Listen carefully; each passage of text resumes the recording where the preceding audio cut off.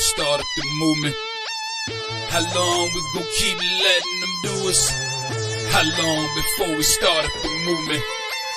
How long we gon' keep letting them do us? How long before we say fuck this piece shit and grab them clappers? How long before we lose our voices shouting Black Lives Matter? How long we gon' keep letting them disrespect our president? How long we gon' keep letting them terrorize our residents? I'm sick of this shit, it's word to Bernie Mac.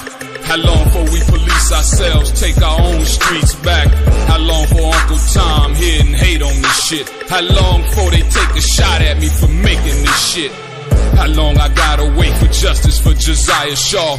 How long we gotta fake it till we get taken and whack 'em all? How long we not gonna make these youngins pull their pants up? How long we gon' keep letting them shoot us down with our hands up? How long we gon' keep killing our own and making these streets hot? How long will what I say to you stay with you when the beat stop? How long's your attention span? How long you watch the news? You ain't down to shake shit up with the rebels for the cause? I ain't talking to you. Hey y'all, what's going on? How y'all doing today? It's your boy, Mr. Provoked Thoughts, and we are in the building today, man. We got some breaking news. We got news all over the place, man. We got stuff to talk about. But first and foremost, and I've been eating a little bit, so I had to stuff my face. I had to do all this stuff after I get off work just so that I could try to come holler at y'all about some things, man. First of all, we're gonna get into the meat and potatoes of today. The fact that me and my boy Trump won, you know what I'm saying? That's actually cool. I'm talking about the epic fashion to the point where Nikki Haley finally decided to go ahead and step on down and step on out the way and quit playing with the process so we can get some shit done. Ashleigh Merchant testified in front of the Georgia Senate today. She testified to the fact that, you know, everybody pretty much had a little bit of common knowledge as far as Nathan Wade and Fannie Willis. Okay. Everybody had knowledge, everybody knew it was not a secret, and pretty much like I thought, Terrence reached out to her because he was pissed. Now, also the breaking news of the day is us as R. Kelly supporters and R. Kelly himself we are finally getting answers to who we know who Officer A is. You know what I'm saying? We actually know who this individual is, man, and it's crazy that we actually know now that this officer is the culprit, which helped to cause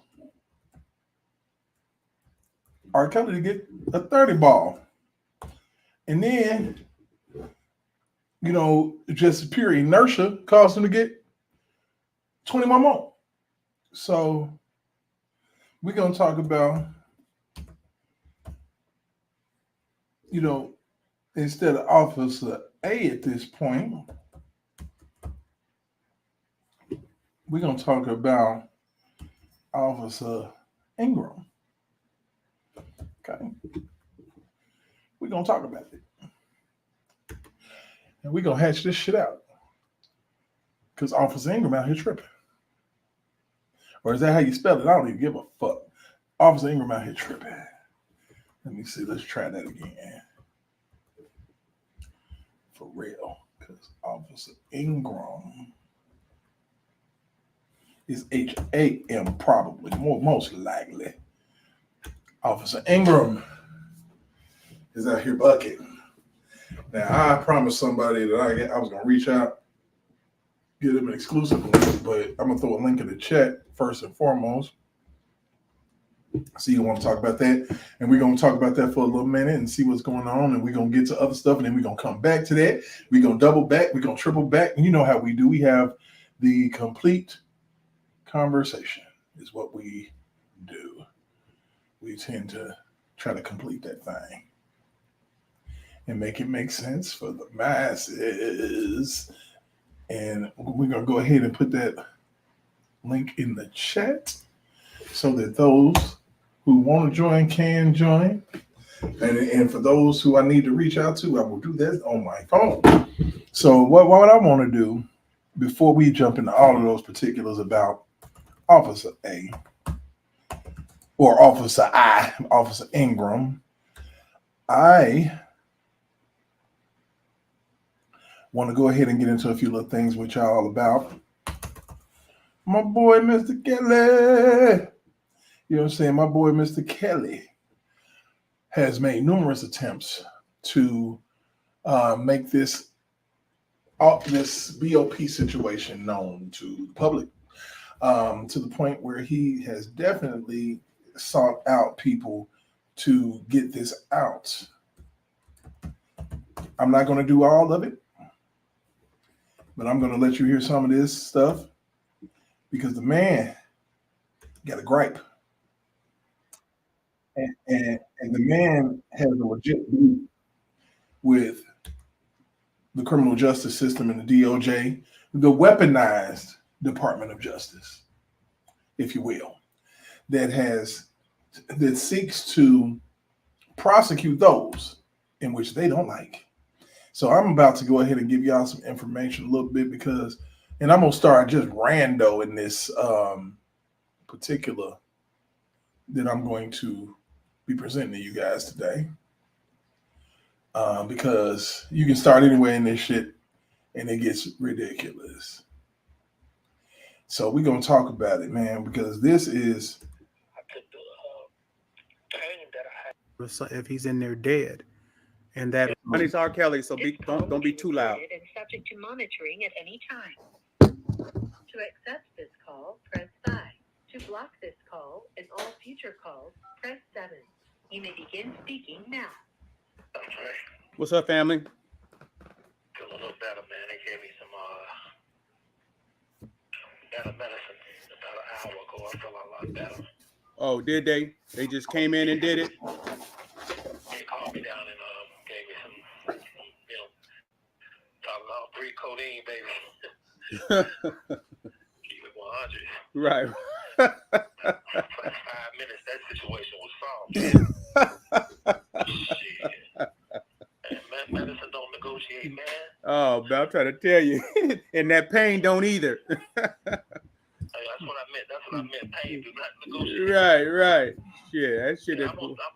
Huh? I want to make sure we was all on the same page because I tell you, bro, you make a lot of sense when I'm talking to you. And I know I'll be trying my best to make sense when I'm talking because I only know how to keep it real. When you're keeping it real, you can't do nothing but make sense. But look, Shan keep stressing me out, bro. You gotta let her know to stop doing it. She emailing me talking about, you want people to stop sending letters and all of this stuff. Why is that? Why? Listen, she got good intentions. You know what? She's a I'm gonna skip through. We can find this jail call situation. Law enforcement information regarding. There we go. There's 24 pages. It's 24. 153 times. Okay. Exactly. Okay, so here we go. Down. The feds closed it down. Was the same place that this woman happened to be for 6 months, and this is where this crime occurred at the same place that the feds closed down. Because Absolutely. Wow. 100%. Wow. But like I say, of course they're not going to mention that, that she was stealing my stuff and had access to my jail records 153 times. So obviously there was an environment, but there was an environment of corruption at this particular place. Environments of corruption for all my new people that's in here. Environments of corruption are everywhere. We know this. Now, pretty much what has happened is that, for those who don't know, Jennifer Bonjean, one of the most wonderful lawyers on the planet, has decided to has found what happened and who this lady is and what's really going on. And we are at a precipice right now of truth coming out everywhere. And I'm talking about everywhere. We are getting the truth, and it's unfreaking deniable. It's absolutely undeniable. We are at a point in life where everything is about to be everything, and we are going to, all things shall be revealed. And I believe that because I believe that God is not the author of this confusion, man. He's not. So let's keep moving. From what I understood, how long had she been working there? For 7 months. So she had just started working at that particular place? She was working there for 7 months. Yeah, that's what the paper says. And can you explain the importance of her position so that people can understand the level of who she was within? Well, she's not just some security guard. She's not just a regular employee. She is a disciplinary hearing officer, and that's a judge in the Bureau of Prisons. Wow. She's a judge. Meaning if you do anything in jail or you do anything wrong while you're in jail, she judges you. She sentences you to this, that, or the other. So if anybody does anything in jail, she is the person that the situation is sent to, and she's the one to decide the outcome of a situation. Absolutely. Discipline. She disciplines you. Wow. Just like any judge sentence you and discipline you. Disciplinary hearing officer. Wow. So she's a high up officer, you know.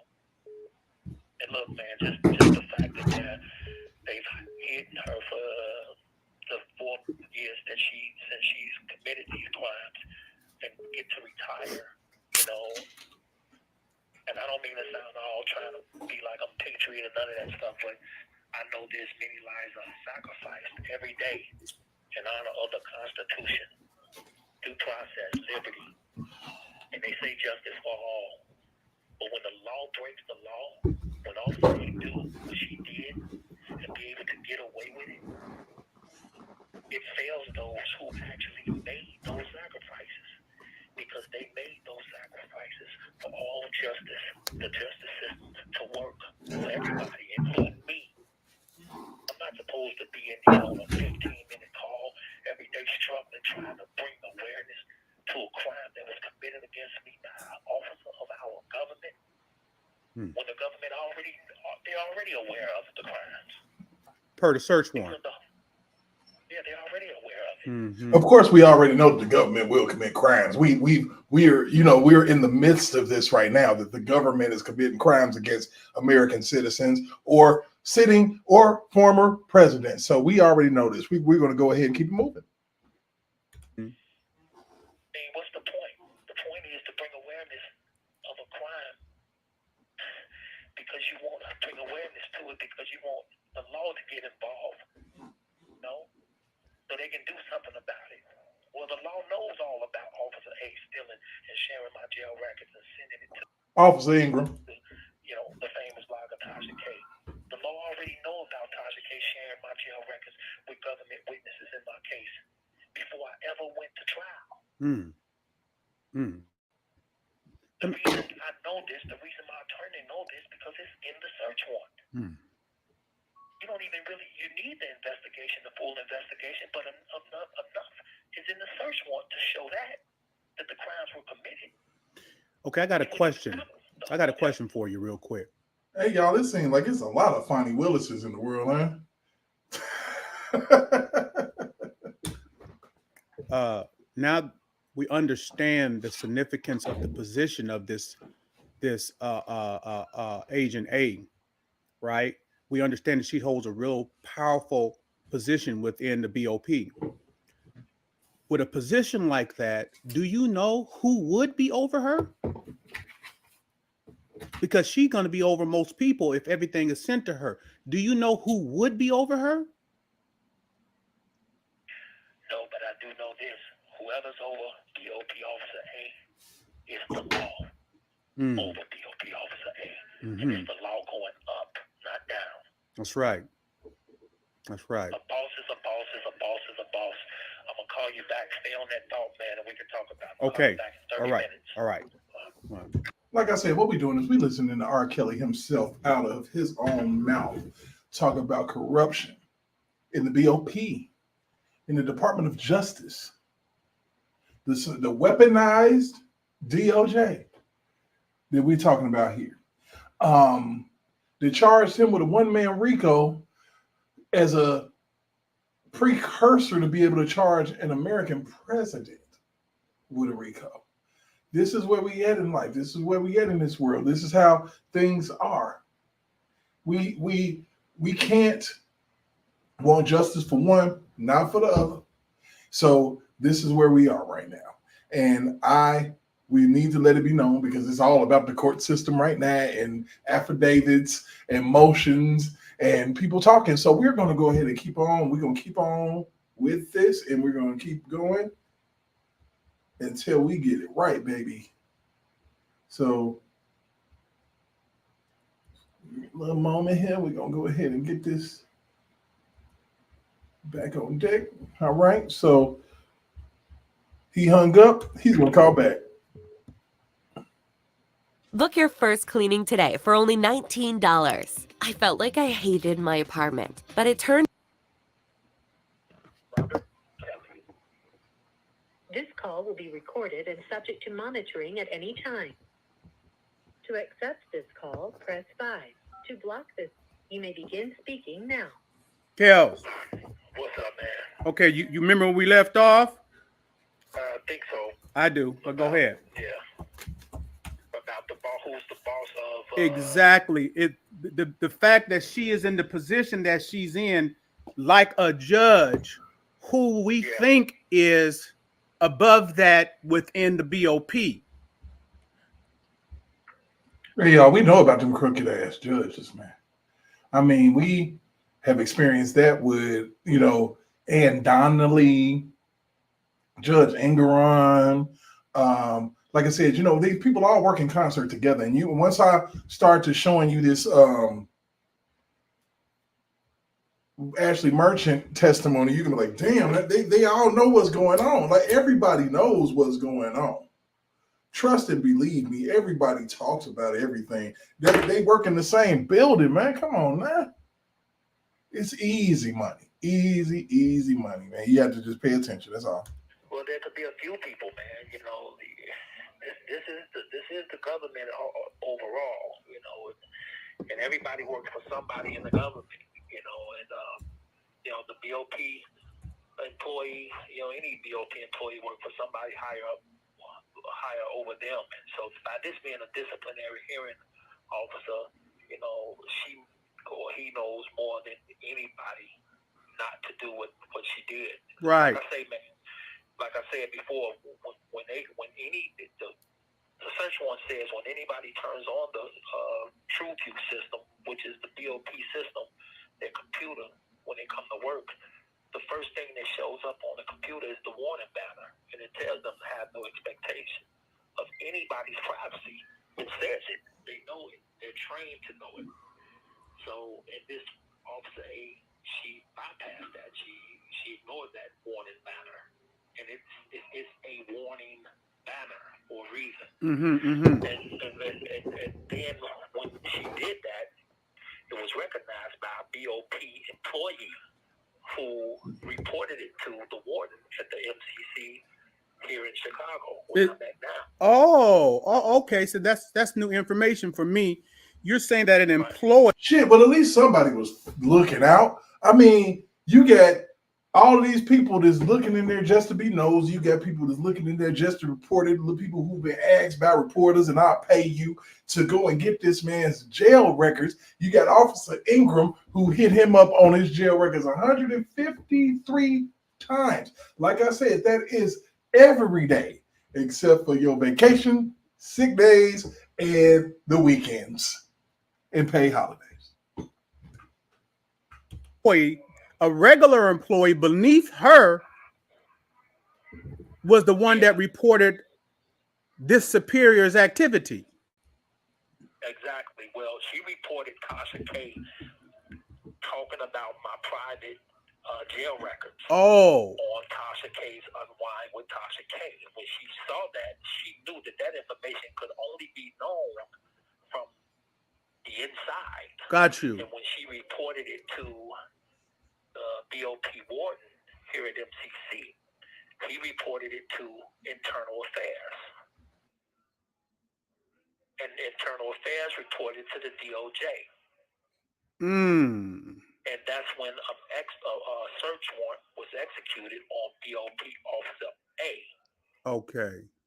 And that's how that search warrant came to be. Oh, okay. And it was sealed at first. But then sometimes it got unsealed, and then the Sun-Times leaked it out, put it out, and then the Tribune put it out. That was in 2021. Got you. And that's how I found out about it. When did your attorney find out about it? And 3 weeks before my verdict. Wow. In 2021. Wow. And they told me about it. And I was like, well, is the trial going to be stopped until we found out what was leaked? Because the prosecutors didn't tell us everything, didn't give us detail. They just said somebody, a DOP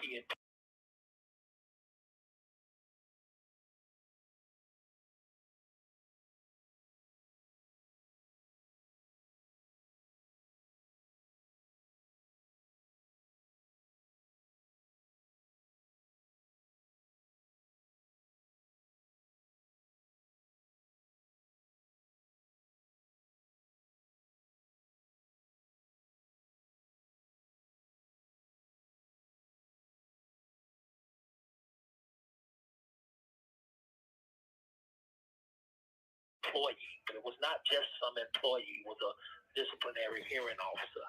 They didn't only leak my information, they actually gave my information to Tasha K. Sure. They didn't give us all the details, and they said they was not going to stop the trial until the investigation was done, but they was going to do the investigation.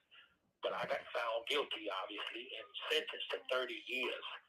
And then when I come back to Chicago, I saw it in the Sun-Times paper somebody gave me, that this was a full-blown investigation done on BOP Officer A, and it was all in the paper that Tasha K had spilled all of my information that she had been given to by BOP Officer A.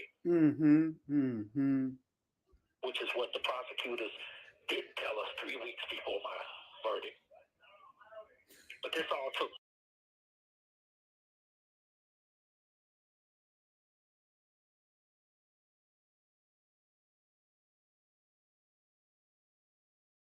place in 2019,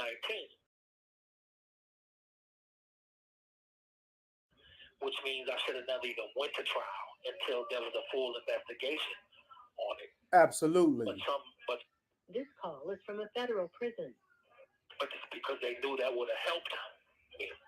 So they was aware of it in 2019. Because it was done in 2019. Okay, wait.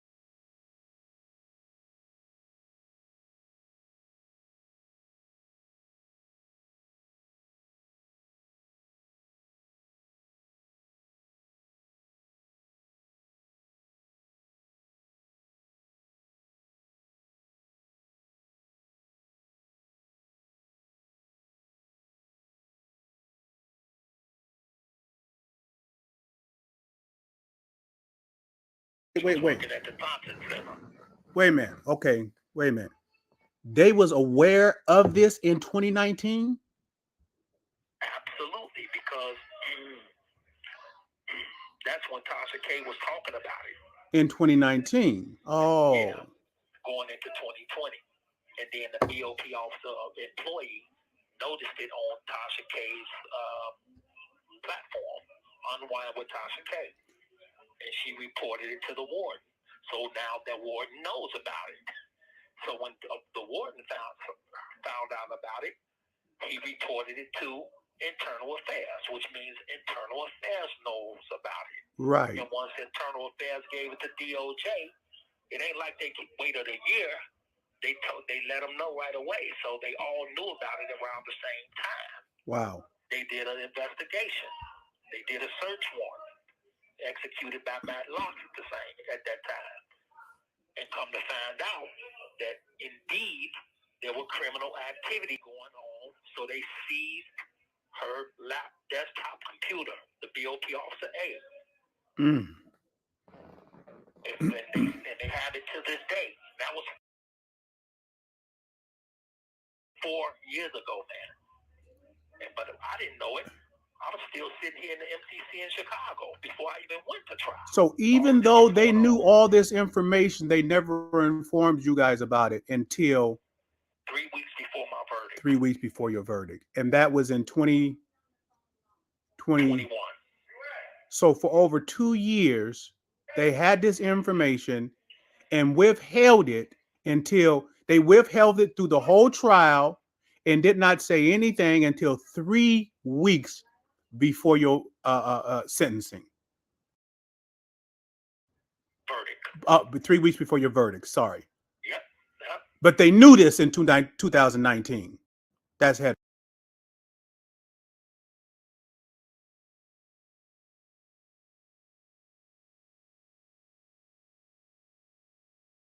Be right there. They not. They did this.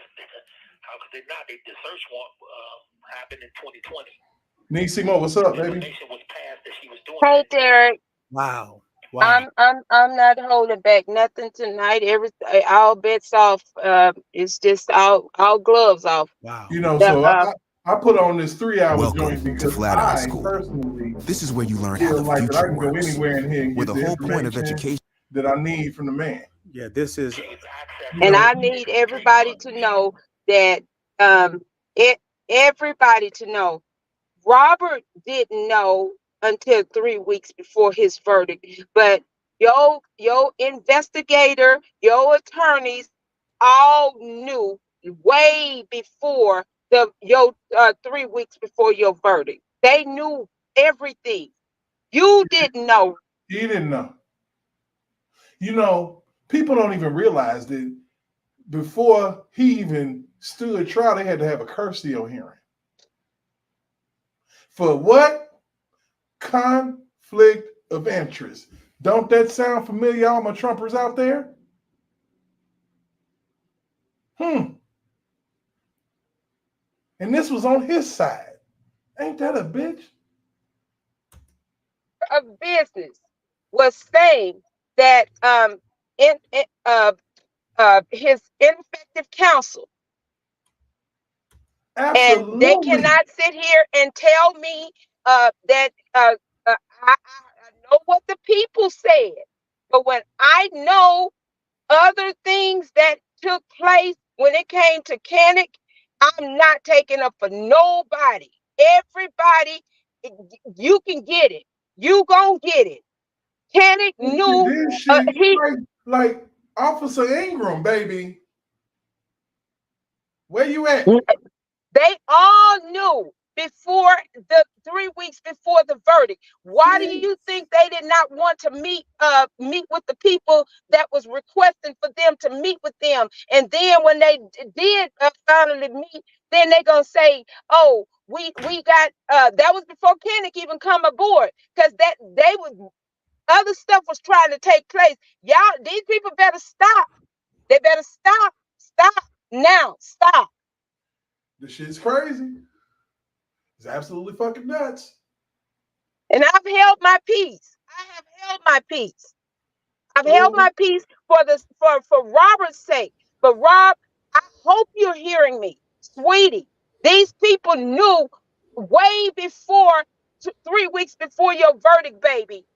Don't ever get this thing twisted that they just found out 3 weeks before your verdict. The reason why I know they knew, because I knew.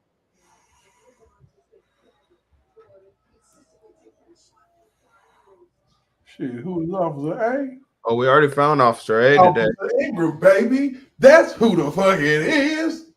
Tawana Ingram. Uh-huh. And all bets off. No. And when I looked at, and I guess I'm feeling some kind of way, because after looking at this thing that went down with Fannie Willis case, y'all, I got a new name for her. Her name is Fannie Willis. And when I looked at this woman's thing today, and how that investigator that woman, she's not an investigator, she's a lawyer, but she said she know how to do investigative work, which is what we did. We did the investigative work. We did the due diligence. We searched high and low. We looked and we found stuff that was never presented. And then you had two prominent people that was right there on that case working with those attorneys. They had very good information to help Rob in his case. But that dude did not want to use nothing that was going to help this man. I'm not taking up for Kenny. He can get it. He did not do all he could have done. Mm-hmm. You're absolutely right. There could have been all more. of that smiling and shit with Dan Donnelly. No, hell no. Because your ass is motherfuckers don't even know, man. These people are wicked. Yes, wicked. Woo. Corrupted. And then you got that woman. That woman did her due diligence in research, and she did her investigative work. She gathered the phone records, same shit we was doing. And then you got old clothes to come and compromise and act like we was out here stalking and doing all kinds of stuff with these so-called victims. Y'all are damn lie. Y'all was calling the courts. Y'all were calling the judge, talking to the judge. One of the so-called victims she said on the stand at her during her impact statement, I spoke with you and Judge Donnelly. Do you remember talking to me? So you talking to the judge for? Right. So you know what? We're gonna have to cool you down. We gotta put some ice on your ass because we need you a little bit longer. We got other shit to talk about, Niecy. You hot as fucking fish grease right now. I'm serious. I'm happy as shit. We need to look at the blessing. I'm livid because I saw that woman, and excuse me, noobs, please don't take this the wrong way. That white lady did her damn thing when she did her investigative work on Fonnie Willis and Old Nate. She did everything within the law and got this ball rolling, which is what we were doing. And it went unnoticed. Man, you because there was than people out here trying to do what's right. Hey, Niecy, so let me explain to you why that is. There was the agenda overwhelmed a person because of their persona, not to mention their color.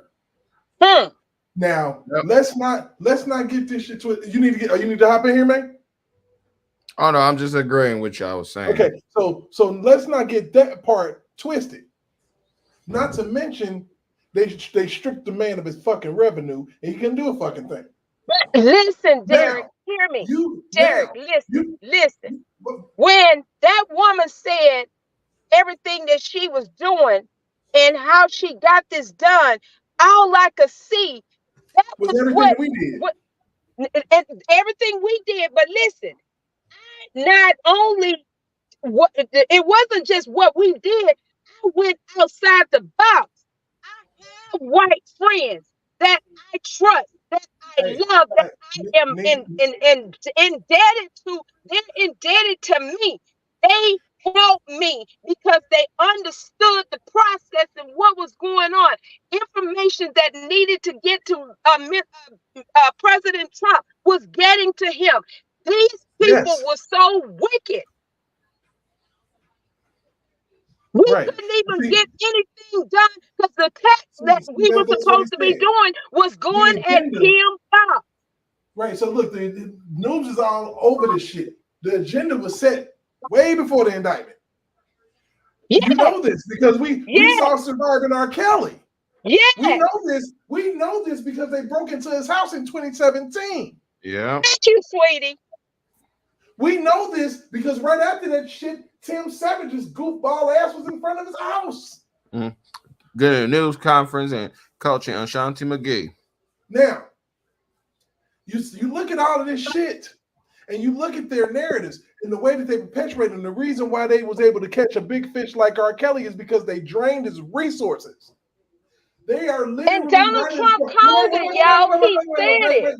Nancy, right in front of our face. They are trying to drain Donald Trump's resources with bullshit lawsuits. Right now. That woman just said it on the news.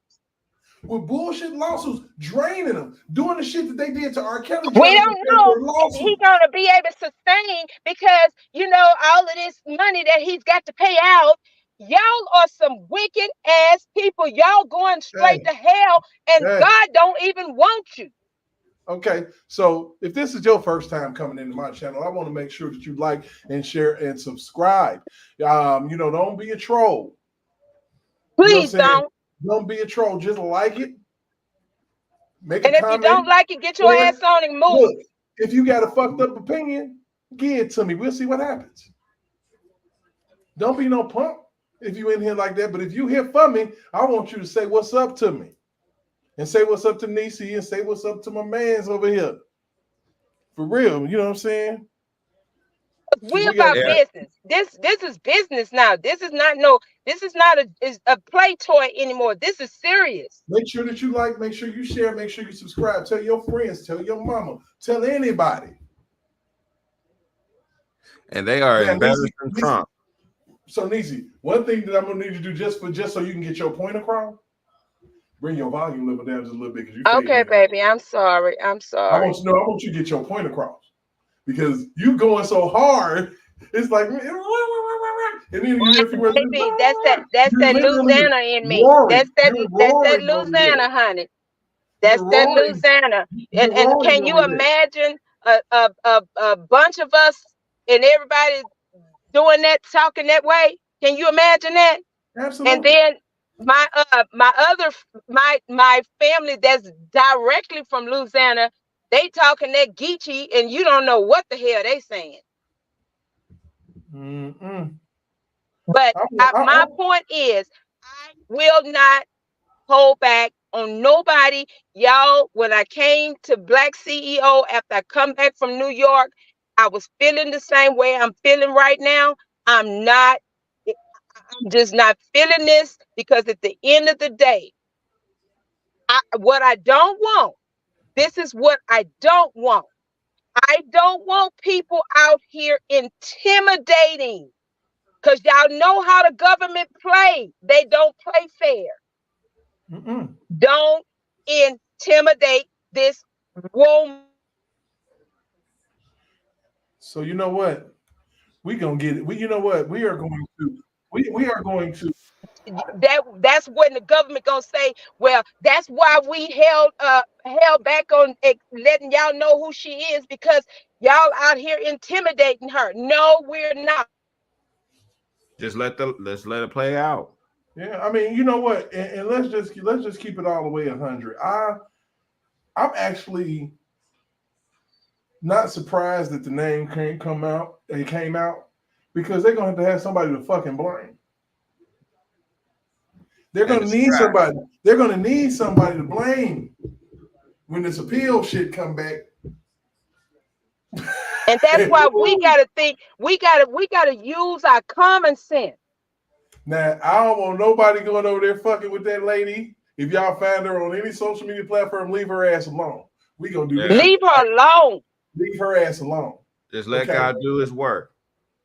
And that part right there. Yeah. And if y'all got that woman picture posted, take that woman picture down. Take it down. Leave that lady alone. Let's do this shit the right way. We remember what happened the last time. Anytime we do this shit start happening, we need to let Jennifer Bonjean do what she doing. Because we got to watch God work. God don't need us to interfere in the work that he's going to do in using the vessel of a lady Bonjean. He going to use her for his glory. This is what we witnessing in real time with the R. Kelly and Trump connection because they're going through their legal situations right now at the same time as well. Mm-hmm. It's all connected, baby. People get No, paid. when they found out Rob was staying in the Trump Towers, it's like they said, we got a gold mine. Now we got it. We know he's guilty of doing this shit. Because Trump is guilty of doing this same shit. Yep, because they already they sit up there and they peg you and they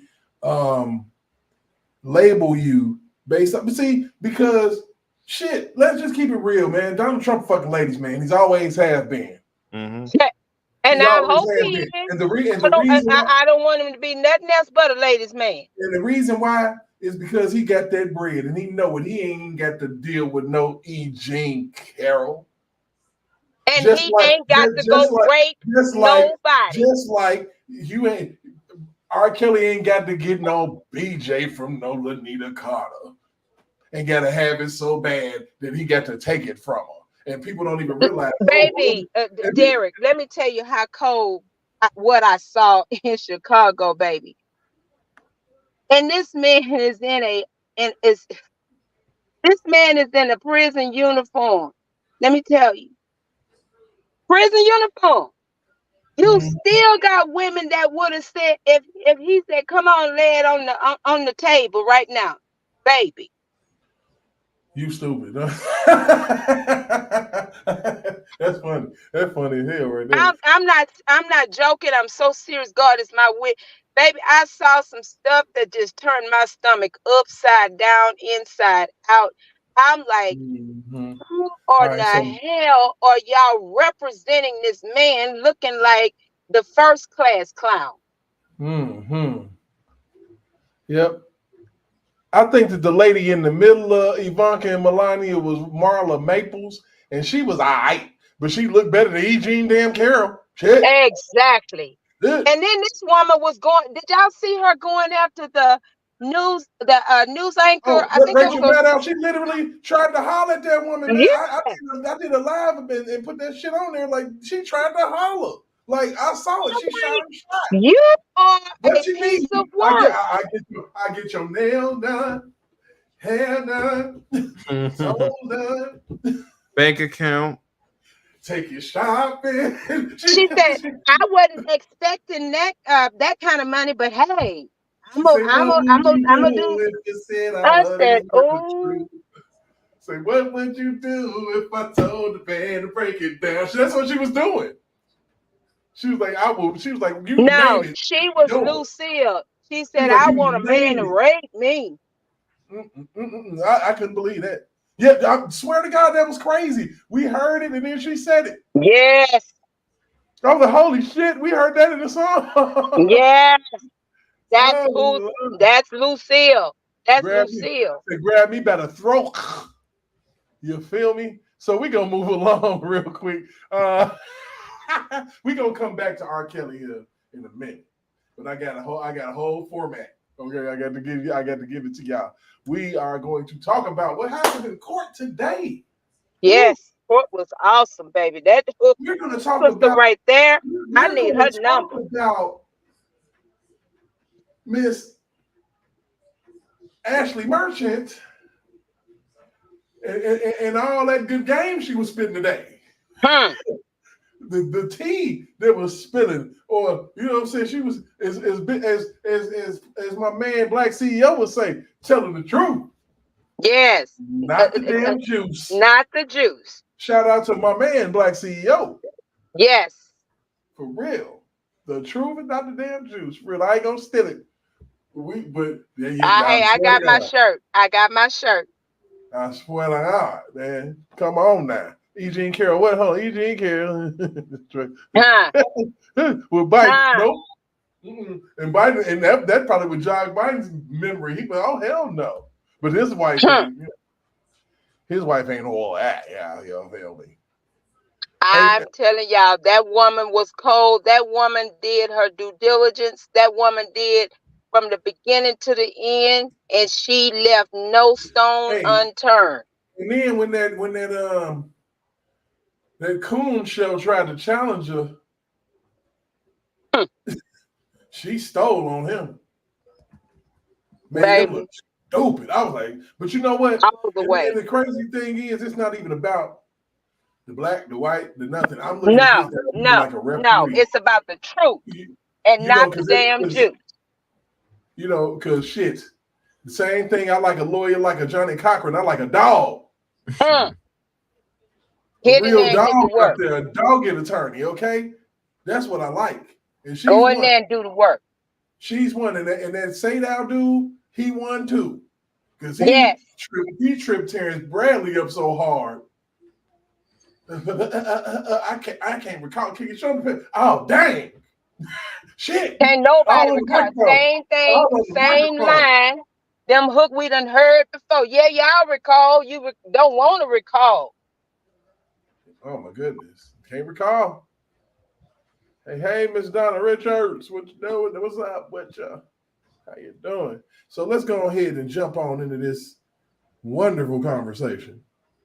Relationship between Mr. Wade. I think this has been acknowledged now by both parties. I like correct? him. I like him. It's a dispute as to when it began, but it's acknowledged that they had I don't know if they still do, but at least had a romantic relationship. Yes, that's how'd you figure that out? How'd you find out? I like an old school person with good old fashioned common sense. Yes. I'm talking about common sense, like a perfectly fried piece of chicken. Because you get the grease hot, then you go ahead and turn it down to the temperature that you want. He was on point. I like him. You drop that doggone chicken in that grease and you let it fry until that joker stop listen. And it don't take long, honey. Just listen until it get quiet. And it's gonna be floating. And that's when your wings are done. And that's when Fanny's goose was cooked. So at first, I knew Mr. Wade and I knew Miss Willis, and a lot. Knew. So this motion that she put out there, off bat, came from a place of her own personal fucking knowledge. How about it? But it's not what you know. It's what you can prove. And you know what, Derek? It showed everything that they got on that stand and see it was a bold-faced lie. She was being a true person of seeking truth. And man, come on, let's go, because this Fanny's improper. A lot of people in the community were a little surprised to see Nathan, Mr. Wade, handling this case. It was just a lot of people said that, and so a lot of people were talking about that, and it was kind of surprising because it's not really. You know, he does a lot of law practice, but this isn't what you would imagine him doing. Had you ever see him have other billings? How do you have time to represent anybody else when he's billing, 24 hours a day to Fulton County? He had other people working for him. Like he had a law student working for him for a while, and then he had a first year associate. So I'm assuming that they would probably do whatever other work he had. Did you ever look at his calendar? Did you have access to that to see if it matched up? No, I didn't have access to his calendar, and I didn't have access to their like text messages. I mean, I was able to get get his geolocation data through subpoena, but the one thing that really struck me is if I was accused of something and I was saying I didn't do it, I would download my phone. They have a system. It's called Celebrate, and Fulton County pays for it. City of Atlanta pays for it. Pray tell. Keep going, lady. It's literally a system that you can hook your phone into. I have an investigator that has it, and I have my clients do it all the time. You hook your phone up, and it can find deleted text. It can find everything, and you can limit it. You can say, I only want text with this person. So if I was being accused of having an affair with someone, and I said it didn't start until April, and someone else said it started in October, the easiest thing to do is to, download that phone. And for privacy concerns, you can file it under seal, but you could easily narrow it down and say, I want this timeline. I want all of our texts from, November 2021, and it would easily tell whether or not they were romantic in nature. Before I leave the billing issues, did you ever compare Floyd and Cross's bills to Wade's to see if they were billing a meeting together, like there was that meeting with teams, or what were they billing for the same meetings as well? So I looked at that, One thing is we don't have most of Floyd's. So Floyd has not billed in quite some time. So I didn't have his to compare, but I did look at Anna Cross's. The one day that I remember looking at was when they were in federal court to see, because so Ms. Cross was the one actually litigating in federal court. But Mr. Wade was sitting there with them at counsel table, and they both billed for that. I wanted to see if he billed for time that he was sitting in court waiting, because I know in Cobb County, for example, with appointed work, if we're sitting in court waiting, we can't bill unless we're actually doing something. Like, they won't pay for two people to sit there. And so I wanted to look at that, but they were both there in court. Have you been asking yourself how you get a job at a top tech firm? That's some deep ish right there, man. Oh my gosh. And That woman cold. She cold, baby. Oh, that's so deep. We finna keep it moving past this little commercial here. I'm finna silence that real quick. Keep it moving. And we gonna get in rotation. Come on, lady, get their ass. The teams meeting where he billed for, were either of them involved in that team, since they're also outside special counsel? No, they were not. So all of those people were people who would not have itemized that. Okay. Employees. Back to your uncovering the relationship. Yes, How did you figure it out? So Terrence Bradley was Nathan Wade's law partner originally, and he was also his lawyer in the divorce. I did not at the time know that they had filed for divorce. I knew Nathan's wife. I knew both of them historically from Cobb County. I mean, they're, people knew them in Cobb County. Mr. Bradley actually called me after an article. We were looking into the financial irregularities. We're looking into how much money had been paid, because everybody in the case was kind of like, what, why do you have special counsel on this case? Yeah. Like, was why Bradley still a partner with Wade at that time? He was not. There was testimony that their partnership ended in summer of 2023. So it had just ended, is my understanding. So he had reason in September to be talking shit.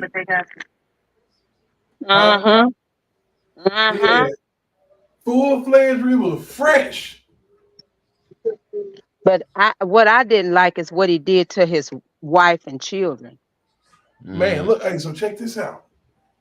Something up with your phone. Hey, let me make sure it ain't everybody. Hey, Thomas, is that mine? You said mine, Derek? Is that what now you good. Okay. Now you at 1,000. Okay. Okay. No, I said I didn't like what he did to his wife and children. Oh, I'm talking about the level of abandonment. You drop him off at college and file for your divorce. That's a special place in hell for you. And like I said, he filed for divorce as a prerequisite of getting that job. He wanted that case more than any fucking thing in the world. And look where it got you. And look, he was fucking with her off the strength of getting that case. He a gigolo, always on the go. Every time he turn around, he got another show. About 3-4 in a row. Jump in the 6 because he loved him. Oh, God don't like ugly. And he sure ain't keen on pretty. I ain't shit. For real. This is a year of revelation. And God's about to open up a can of worms and many more. That man said, I'm not trying to be your man. Pimp saw bones in my body.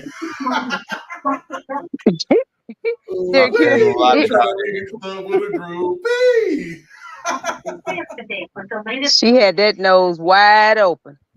Terrible. Just absolutely terrible. I mean, but see, look, the thing about that is, I feel like that he weaseled his way into that job. That's why they fell out. I'm like, you used me, you piece of shit, because he used his wife. Exactly. You knew he was married. That lady was a housewife. Housewife, taking care of your children. She was old school. Because you made, baby, you ain't got to work. I got enough money for the both of them. While you out here on your lawyer meetings and shit, and I got my quote, fuck that. Hold on. Hell no. Maybe they're going to take him to the cleaners. You in your lawyer meetings with Fonnie and shit, bullshit. You messing around all on this woman. with this woman, and then now you don't realize what you got. That you the 80-20 rule, baby. 80-20 rule. You went from a woman that was whatever you like, staying at the crib, taking care of your kids, and those type of women have old school values. You can hunch on them whenever you want to. But that ain't good enough for you. You got the one over here that's playing with you and turning and stop, no, and don't. It really mean no, don't stop. Fannie Willis. Yeah, I know about ladies. I know a lady like you. I know your mama. You know what I'm saying? Like, I know you from back in the day. I know you from back in the day. They used to call you a jawbone. That's what they used to call you.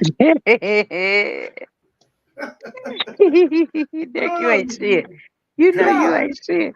They used to call you a jawbone, and now you is big federal family trying to do the Fed thing. You done went up in your weight class and get knocked the hell out.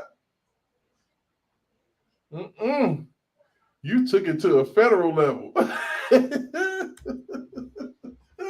Oh, come on, Ashleigh Merchant, give us the business. And it's, it's kind of unclear, like what month. The testimony is very unclear as to when they actually, I have when they dissolved. I think it was September, but it's very unclear as to their partnership. And I will say their partnership was a loose partnership. They had a partnership with the bar, but they all had separate legal entities. So each of them were filed as the law office of Terrence Bradley, law office of Nathan Wade. That sounds slightly criminal. That sounds a little nefarious, don't you think? Like there's some double dealings going on over there. Wade Bradley and what's the other dude name? Hold on, what's the other dude name? They had some joint bank accounts, but then they had some separate bank accounts. So I don't lose partnership.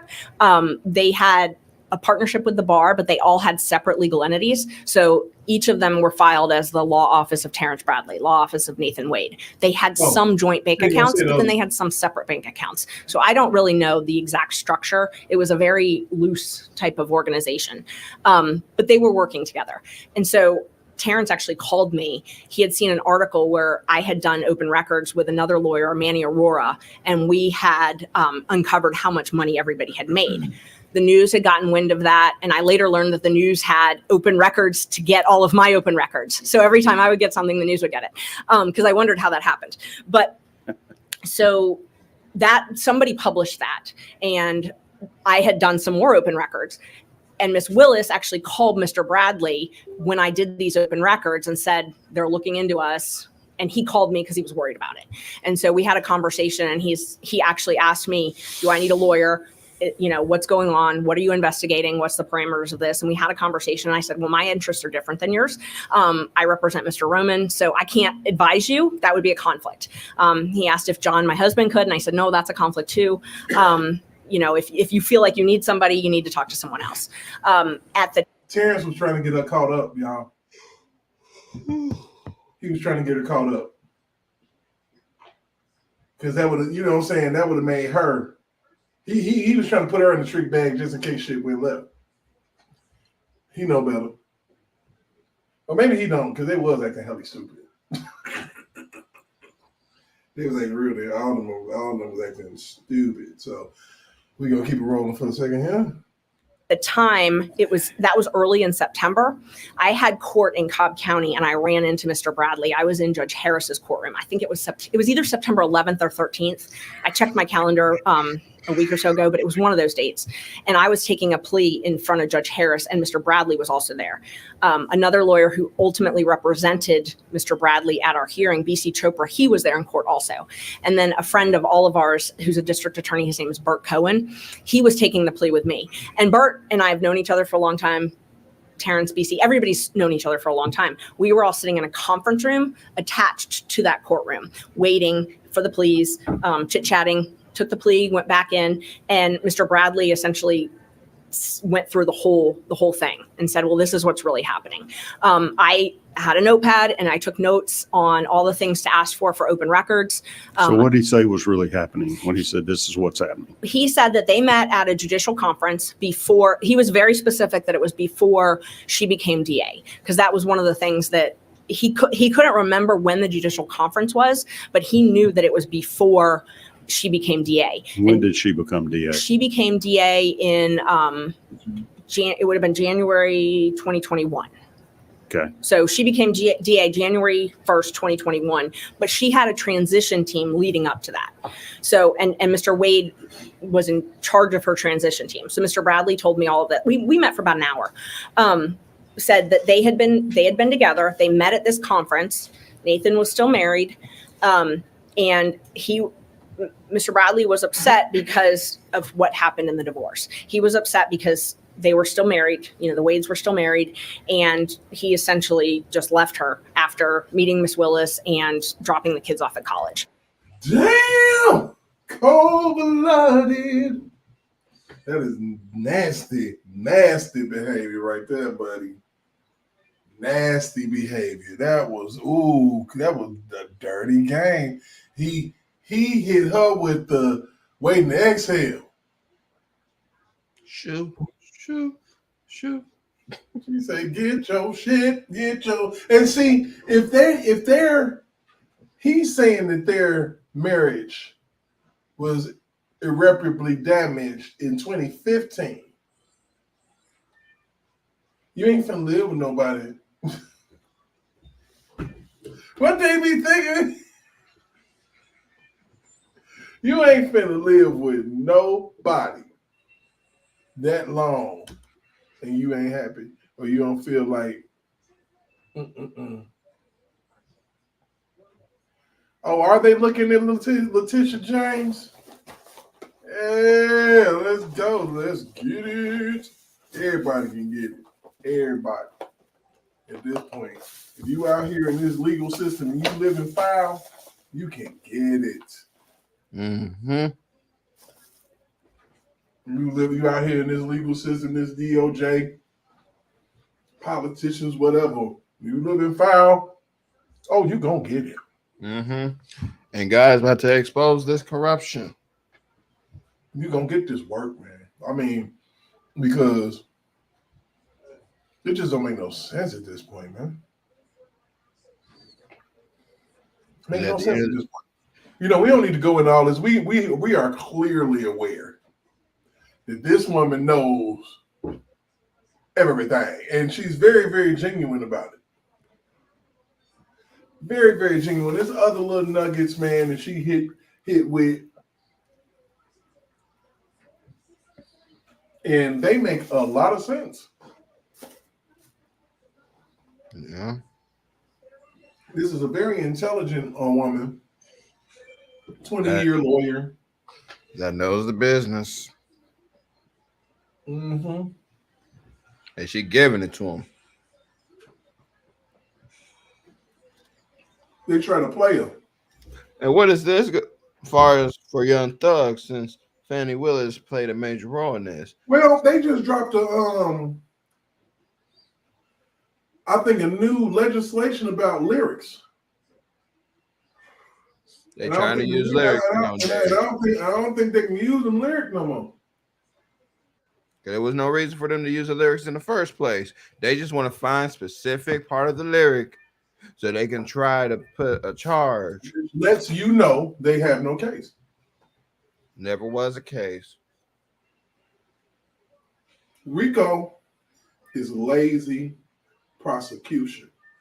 Yep. When all you doing is fucking, you ain't got no time to put forth no case. You're too busy screwing on top of the paperwork. Mm-hmm. And I'm wondering, the motion is in motion underneath you. and I'm wondering if these feminist terrorist organizations has a major part that are playing in these RICO cases, because they are trying to on every man as possible to get the people that work with them to bring a charge on each of them. But they only get one person out of everybody. Mm-hmm. Don't make no damn sense. No one person can be an enterprise. You know what? All of this left wing, liberal, I'm gonna throw you away because I don't like you. Justice system, Mm-hmm. you gotta go away. Yep. Especially when you're God's anointed and when you believe in God, they don't really like you. It's gotta stop, man. It has to stop. Because we're in a horrible place. Yeah, and we're in a spiritual warfare. We are in a spiritual warfare every single day in our life. We are in a horrible place as a nation. You know, where all they got to do is tell a lie and call you a monster. They say he forced me. And you know, the problem is, and you know what that is now? Mm-hmm. That's the way to persecute a man. Mm-hmm. You know, we are literally being victimized by media manipulation. Mm-hmm. And scoring women that want to get paid. Mm-hmm. They want to get paid. They don't want to work. They just want to live off a man's money that they ain't worked for a day in their life. That's all it is. I mean, I think that's all a lot of people want, really. I mean, sheesh. All women are like that. Most of them, especially when they're feminists or want to be a feminist now, and want to play victim instead of taking accountability for your own actions. Man, I promise you.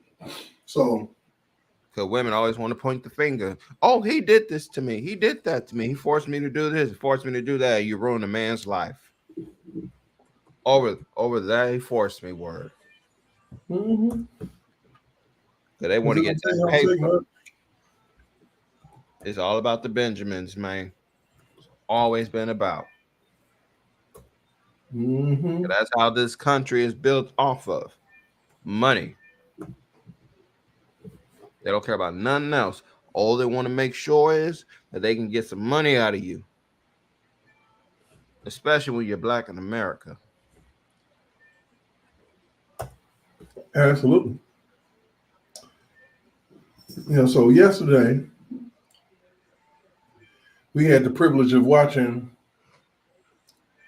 Nikki Haley's arm be twisted so hard behind her back that she finally said, "Uncle, it hurt." Mm-hmm. And now they're trying to put a Rico on Vince McMahon. Oh, they gonna get that Rico on Vince? Mm-hmm. They trying to throw in Brock Lesnar in there, Stephanie in there. Dude, look, I'm gonna be honest with you. It should have been a Rico against Vince McMahon years ago, bro. Yep, especially the doctors who was giving wrestlers these steroids. Yep. Vince should have been hit years ago with that shit. Mm-hmm. But I think it's lazy prosecution. Yep. Charge an individual for what they've done. Don't hit them with a bunch of stuff to where they got to put their whole life on trial, man. That shit ain't fair. It's not. Literally. And it's so funny. Women's getting away with it. Literally, with this Rico shit that they doing to Trump, they can bring in somebody from his childhood and say he took my lunch money. And go to jail for it. As a bad act witness, they can bring that money in. Mm-hmm. Go to jail for it, bad act witnesses, and get immunities. That's a big red flag. You know, so we had some amazingness pop off yesterday with this stomp out session. And I just got to go ahead and pay homage to my man. And gentlemen, please welcome the next president of the United States, President Donald J. Trump. So, you know, we got to take that off because you don't want to get copyright stricken for, proud to be an American and shit. So we're going to move along. Yeah, be careful. But as you can see, coming up there, everybody coming up getting Like this is like when a wrestler come in, bro. That's crazy. That is ridiculous. Look, what? They got the people with the camera. They got the cameras out.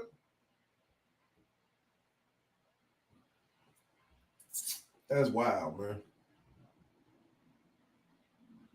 They ain't even ready for Donald Trump in the magnitude of a man that people love to hate. Well, thank you very much. They call it Super Tuesday for a reason.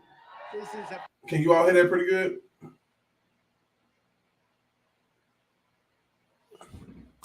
Hey, Thomas, can you hear that? so conclusive. This was an amazing night, an amazing day. It's been an incredible period of time in our country's history. It's been sad in so many ways, but I think it's going to be inspiring because we're going to do something that, frankly, nobody's been able to do for a long time. What's up, Big Vi?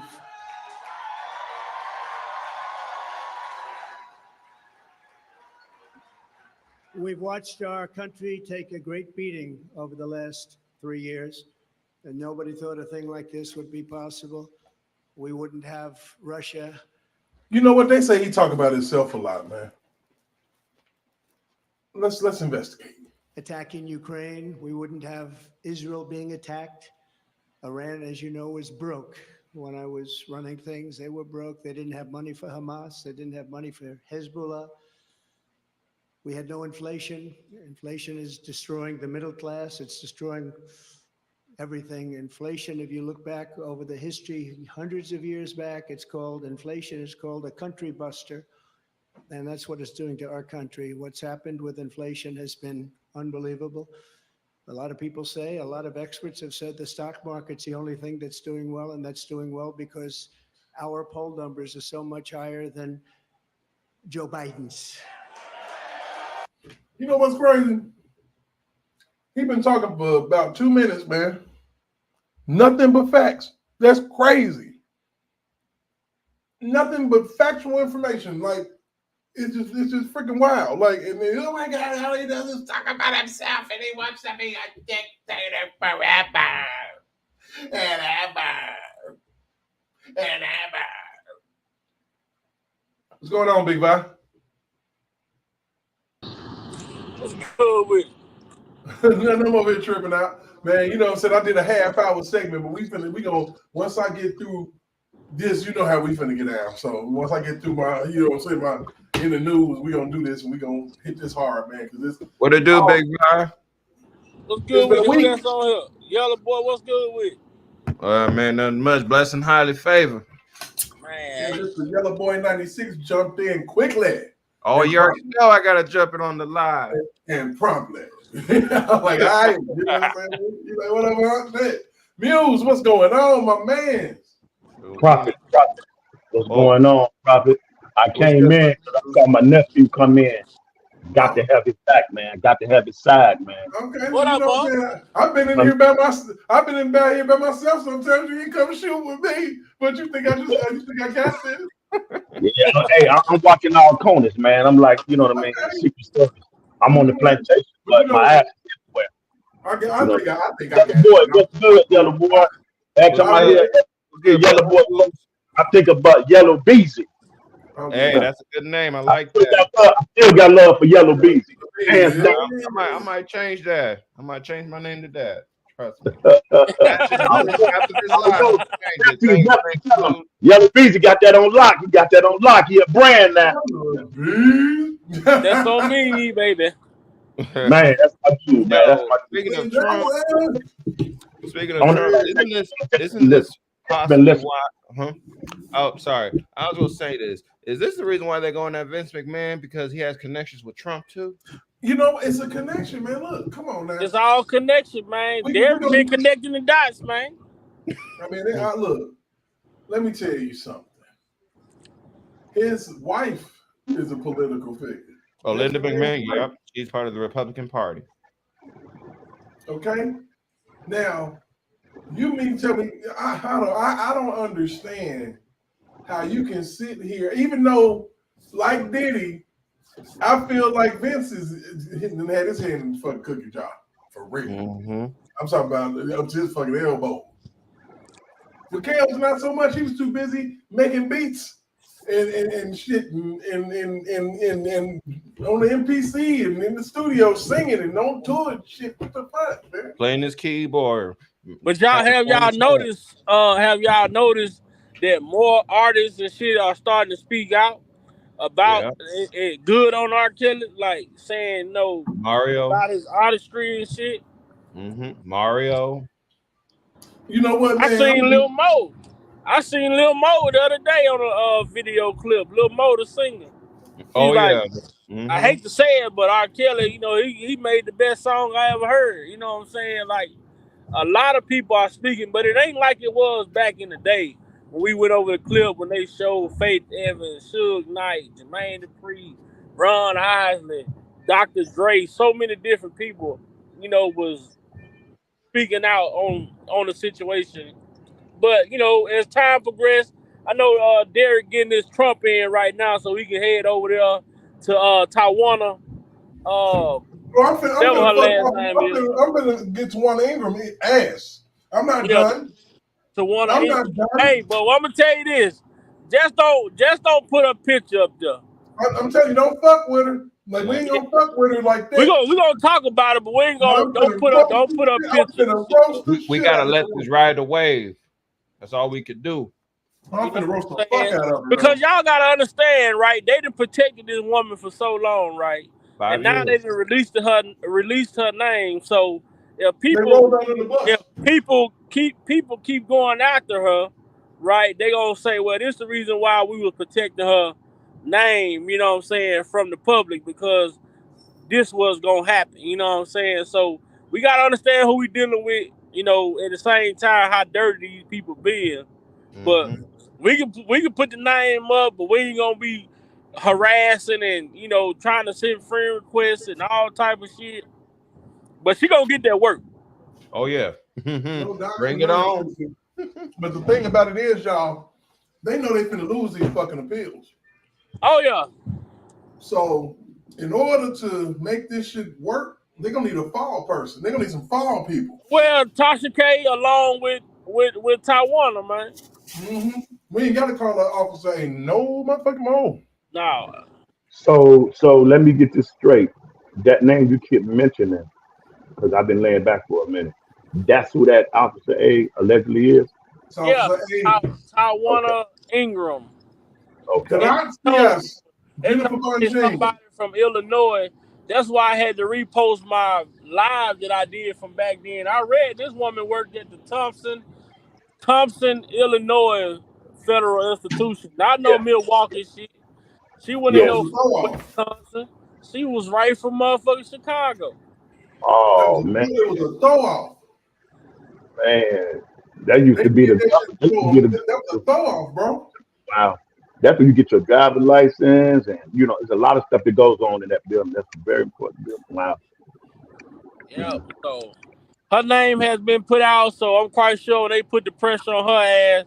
Tasha K might well get ready, man. But see, I told people when everybody was saying it's a man, her daddy, this, that, and the third, man. Storm Monroe told everybody it's a woman. The woman was on Tasha K's page. You know, all the time the woman was on Tasha K page the whole time, man. And Storm Monroe told everybody that. You know, he knew it was a woman. He probably knew her name. He probably just didn't say it because it wasn't being said at the time, her name. Right. Which was probably anonymous at the time. But he told R. Kelly himself it was a woman, and she used to be on Tasha K page all the time. So if you go back to that live, if Tasha K still have it up when she said that shit, and you look through them comments, she probably on there. I promise to God, I was just thinking that shit. Like, look it up. There's somebody coming. Tell you, ain't Tasha. And all they finna do, they gonna subpoena them fucking jail records, bank records and shit. And soon look at them cash apps and all that shit. It's over with for Tasha K, man. Now that they know who she is, they can use the same shit that they use. Man, I swear, Ashleigh Merchant fucked me up with that cell data shit. Oh yeah, that shit right there had me stunned. I'm like, I hope YSL. You mean to tell me? And this You is mean to tell me that they can just load and plug your phone out and and concentrate on whatever text they want between you and the boy? I bet you it's some flaring fucking. But they gotta have a search warrant to be able to see the actual text messages. But they can tell how many times you communicated with an individual. Yeah, but it's gonna be a search warrant in a minute. And this is what happens when you dance with the devil. When the Fannie Willis thing, that's what they were talking about. But see, for Fannie Willis said that the shit ain't accurate, but they using the same motherfucking software to bring down YSL. So now you done blew a whole nother case with your bullshit. They can literally you're literally saying it like you can say they saying it. It don't work in their shit. So how is it admissible in my shit? Right. See, when you had to skin your own ass, you forgot how to skin the cat. You know what I'm saying? You can skin a cat ass, but don't know how to skin your own ass. Now you trying to skin your ass, you forgot how to skin the cat ass. So if it don't work for one, it can't work for the other, man. That's why. Right. But these motherfuckers are think that they're like the oracles and the fucking bastions of justice, and that's why you got Ann Donnelly running around this bitch. Bastions of justice. You formulate your opinion because you a lonely lifetime watching biatch. Ooh. But see, this is the same shit that's supposed to happen between Michael Avenatti and Kim Fox, but Jennifer wasn't on the goddamn case. But I hope Jennifer, she need to go get this Ashleigh chick and put her on Kim Fox ass. Because we still want to see that communication between Michael Avenatti and Kim Fox. We want to see the full text thread and email, not just some of it. All of it. When he tell her he got a friend that can enhance the tape. And also, he told Kim Fox out his own mouth he needed her to guarantee that R. Kelly wouldn't walk the streets in order for his victims to come forward.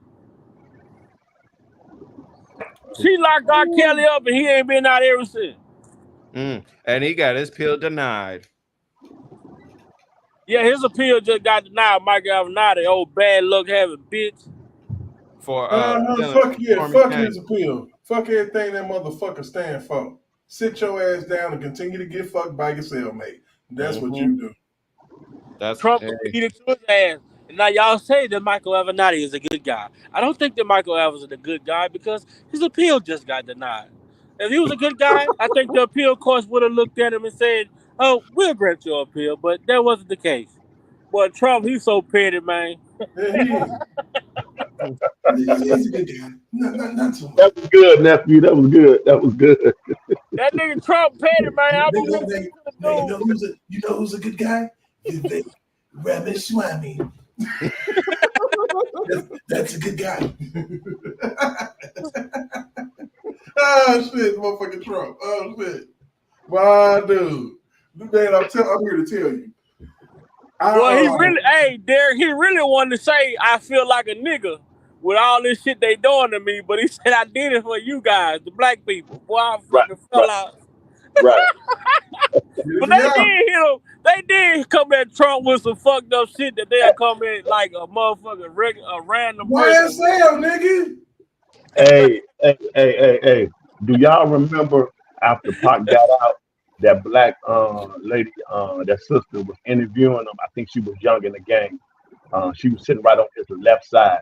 That's when Pac was just getting out, and he asked him a question, and he was talking about how they lied in the vibe. You know, they waited to court issues to get their story straight.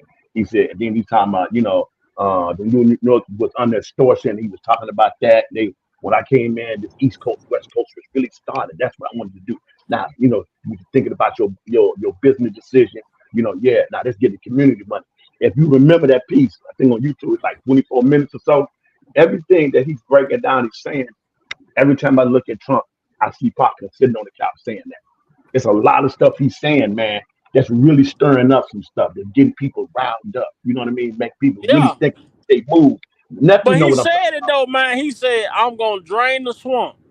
And when about. he Yep. said that, That's when motherfuckers got nerves. yeah, They're like, hell no, you can't do that. He mean us. too He many talking hands, about man. us. Too many hands gonna be Holy exposed. So, shit. He's talking about us. Man, look, let me tell you something, man. That motherfucker Trump say, I bet you, even though he's saying Fonnie Willis' name fucking right, she probably hate that shit. He said, I'm gonna say it right because funny. What is it? Yeah, Funny. y'all know what I just had an epiphany. I said, Trump will really be petty if he tells the Supreme Court, I need y'all to free R. Kelly because I need him to be at my inauguration. For my first executive act. Yes, baby. You ain't you gonna do me like that? Hey, honey, I did speak to you when you was in the chat. I'm on the platform. I'm on the I platform. love you. I love you. I love you. I love you. I love you more than words. That's only for me. That's what I'm That's talking for about. you. How That's you for doing? you. How you I'm doing? holding on. I'm good. You I'm was jumping the good. gate. You jumping the gate earlier. Jerry like whoa. Y'all not finna sit y'all asses here and funny on my damn show. I yield back. I was, baby. None of that funny shit, okay? Nah, these people out here doing a little bit too much. I'm like, hold on, y'all ain't finna mess this case up. No, we ain't doing that. Yeah, you came out jumping the gate already. I said, whoa, we need that to last. The only You thing keep it off. that would have been Keep worse. it off. The Yeah. only thing that would have been worse for doggone it, what's her name? Damn it, Fonnie, is if she had Jennifer Bonjean across from that motherfucker talking all this shit. It wouldn't have went the way if Jennifer Bonjean could have got her talents in a Fonnie. Shit. Sweet Lord. And then it's crazy because Fonnie Willis was on that fucking stand doing shit that guilty motherfuckers do. Repeating questions. When did you all start dating? When did I start dating Mr. Wade? Repeating and lying, trying to figure out a lie. Yeah, Well, she's very. we ain't kids, and you just don't like scribble on paper. Did you like me? Yes and no, and then pass it. So I don't know. Man, I'm like, shorty, you stupid. Oh no, I bet you she is ghetto. You sure is stupid. I bet you she is ghetto country outside of them doggone outside Ain't that no courtroom. bet she ghetto country. You can hear her and know she country. Ain't nobody take care of me except for my daddy. My daddy. that nigga on the couch. Good And Lord. who taking care of your daddy? Who taking care of your daddy? Big Vi, where you at, buddy? What happened to you? What happened? My guy come back. The fuck? Disappeared into the night on our asses, man. I'm here to tell you though. What next time I think? Hey, Lyra hosted because she came in there hot, but after people, she did a great job. She did such a great job representing herself. She was feisty. She dug the biggest fucking hole for herself. Narcissists like to take up for the narcissists. You know that, right? So it's a whole lot of narcissist people out here. Especially on that left side. I don't know what's going on over there. Now I'm talking about, look, cans of whoop ass. Oh, I'm talking about ridiculous cans of whoop ass. Look, she lost places by what? In the teens percentiles? Am I right? Yes, and she still didn't want to sit down. She still, man, they forced her ass out this morning. She up there just grinning. Like, I think I need to sleep on it now, but when your ass wake the fuck up, I need to. Lady, you need to make a press conference immediately. It's over. She probably cried like a baby last night. I thought I would at least win. She won one little fuck ass state, Vermont. Who the fuck goes to Vermont for anything? Did y'all hear Biden tonight? No, I didn't hear it. Was it mashed potatoes with extra gravy? I was trying to see did he fall, trying to get there to make the speech. I mean, was it mashed potatoes with extra gravy? I mean, let me make this perfectly clear. Where's my ice cream? You know you ain't shit there. MAGA Republicans are ruining the country. Between you and Vi, y'all ain't shit. Anybody know where my wife is? I need my depend changed. He said the MAGA Republicans. Oh my God, don't like us at all, buddy. What's up, noobs? How you doing, sir? Hey, how's everybody doing tonight? I've been lurking a little bit. You know what? We all got to do it. These bills ain't gonna pay themselves, especially in the Biden administration. Yep. I think I did have a couple of bills pay themselves when Trump was in office. Yeah, and what is my camera on? Were you watching me pay bills? Is that what's going on here? No. They call me. What do you call me, Muse? What's that? What do you call me, Muse? Profit. Yeah, profit. So it's possible that I could see through or kind of feel. I know certain shit that I don't know, basically. I see you could feel the vibe through the text. Yeah, I know shit I don't know. I try to, it's almost like shit. Nisi will tell you. I know shit that it's just like I blurted out. It was like, what the fuck? Maybe he was precise on that one. Well, and that's what happened when I came in, because I got in a little bit late and Nisi was just going off, and I was like, oh, what's going on now? And so that took a little bit of time, to get my bearings and let that sink in. Shit. I think I need to create a whole fucking segment. Yeah, for Nisi Mo to just do her fucking thing. Hey, there are lots of shows out there that have a rant section. Like like Nisi Mo's corner on some shit. And then it might be some shit that she might record. Boom, we throw that shit up there. Yeah. We gonna get this bag, y'all. I'm telling you. Let's get it. We gonna get this bag. Provoke. I'll be right back. We gonna get this fucking money. I promise you, we are somehow, some way. Nah, I'm ready for a win. Now it's time out for this bull crap. We ready for a win. Yeah, I'm telling you. Look, so check this out, man. I just it was so fucking funny watching Nikki give that fucking speech today. I'm like, dude, you didn't even really have to say shit. No, we really don't give a fuck. We're ready for you to go. Because you fucking up progress. We need to get this geezer. We need to get this geezer the hell up out of there. I don't mind Trump being 80 when he leave office. No, that doesn't matter. He gonna be sharp. He gonna be 100. Watch. Trump's gonna be old as fuck. He already old as fuck. But he gonna be old as fuck. For real. And I'm there on this morning talking about, well, he's broke. Who said he was broke? He ain't broke. That man ain't broke. Y'all wish. You wish. Right. You wish. You fucking wish. Y'all are some clowns. You wish. I can't wait. And if he, boy, tell him. I wish. That was old Gayle King. And then Charles Barkley's goofball ass out here. Oh my God! Don't get me started. We're gonna play that because we're gonna play that shit. We're gonna play that. Did y'all see that? What's his name? Talking about he got a few words for Trump. Tyrese. I said, Tyrese, you don't go sit your ass down somewhere.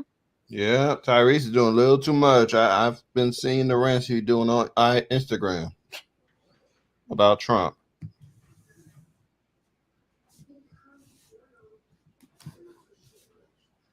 Wait, boy, you better go. Well, You what's better go get crazy your to wife. me, You better go get your wife because you feeling some kind of way. what's crazy to me is that all these left-wing pieces of shit think that they can say what they want to say. But not careful what they say. They say what they want to say, but then anything that we say, you try to persecute us like you trying to kill, like we trying to kill some damn body. And what the hell gives you the right to talk this type of shit? So I'm gonna take one of my favorites. Yeah, I'm gonna have to see this now because I don't know what you're talking about. Fuck Charles Barkley, man. That's why the fuck you ain't win no championship, you bitch. Jordan fucking ass up every time. Yeah. He annihilated your ass in the finals, and you guaranteed victory, you motherfucker. You piece of shit. You ain't gonna do shit to me with your Whole old team ass. for Charles Barkley. You sit up there down there in Arizona. Oh my God, help me touch him, Jesus. Touch him, Lord. So we gonna get to the shits because I ain't got time to play. We gonna share here real quick. We gonna Who roll. embraced it than anybody else? The black population. It's incredible. You see, These boys, Cartier family, they cool as shit, and they are, like I said, they say that black people feel a certain type of way, but you get 4 young black men in a room. Mm-hmm. I've seen them before. My goodness, man. Yeah. So, and it's the young black voter. That's dangerous. Y'all done fucked up with the young black voters, man. How y'all do that shit? That's crazy. black people walking around with my mugshot. They do shirts. Facts. When you heard that, what did you think? Big sigh. First of all, I'm just going to say this. If I see a black person walking around with Trump mugshot, I'm going to punch him in the face. Oh, wow. Charles. You know what I'm going to do to you, boy? Oh, hold on. I got a question, though. I got one, Charles. It's a bunch of black people that got him. What are you talking about? Do we support Biden? Yes, brother. He's on CNN right now, brother. That's what we should start asking people. You gotta pay attention, man. Motherfucker on CNN, he's contracted, man. Democrats sitting right beside each other. And you already know what the fuck Gayle King did to R. Kelly. We ain't even got to go over this shit no fucking more. Mm-hmm. God, dog it, man. And this, oh my God, you sorry sack of shit, second-rate ass basketball player, you. The fuck no championship, but you can talk shit about champions. Fuck you, man. Well, as soon as they start bashing Trump, so you. It's a clip. Because that's the alternative. I'm supposed to be working on my language. Damn. We're gonna pull up. He says he's. And I done talk crap about Nisimo, and then look at me. For Nikki Haley, man.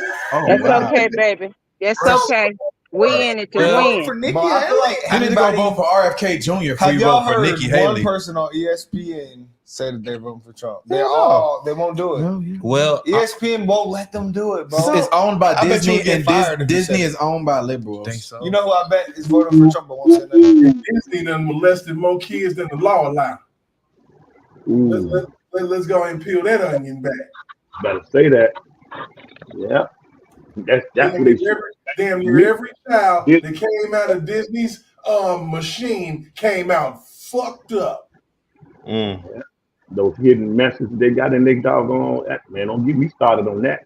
Don't get me started. Go on, my brother. You got it. Go on and serve it to him.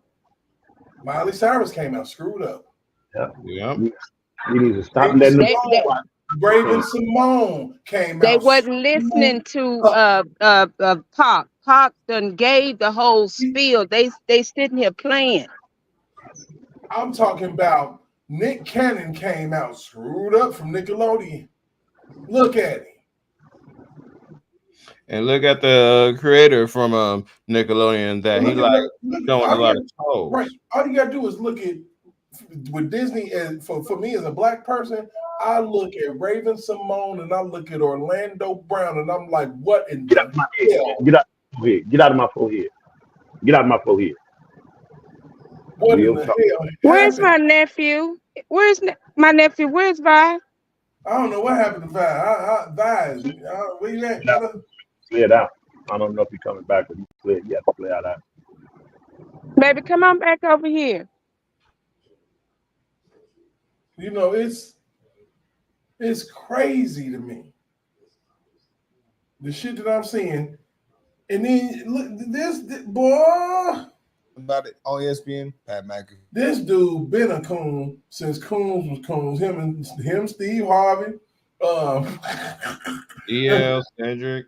Oh my God! You know what I'm saying? This is the dude right there. Did y'all see Steve? Now he trying to ease up to Dr. Cosby. I'm like, Dr. Cosby looking at him like, boy, nah, I know. Bruh, nah. I know you. Bruh, Dr. Cosby is the reason why he here. Nah, bro. Back up. ESPN is owned by Disney. Disney is Yeah, I know. Why nobody get hot about when you see Biden real life pulling up the chicken restaurants at the church? never talk about Facts. He fed them kids chicken. Did y'all see that video?